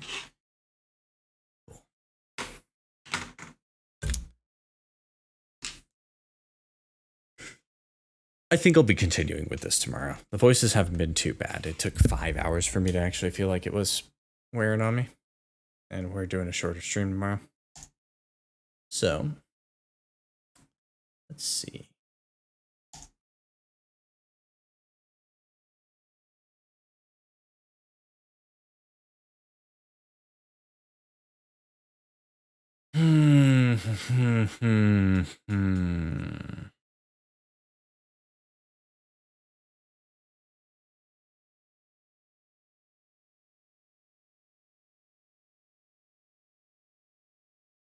Yeah, I know who we're rating.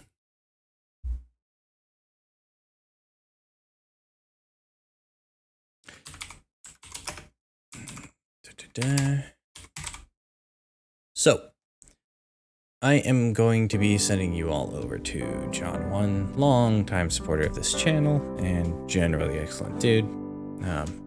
Entertaining, and actually a lot less of a hothead than I am.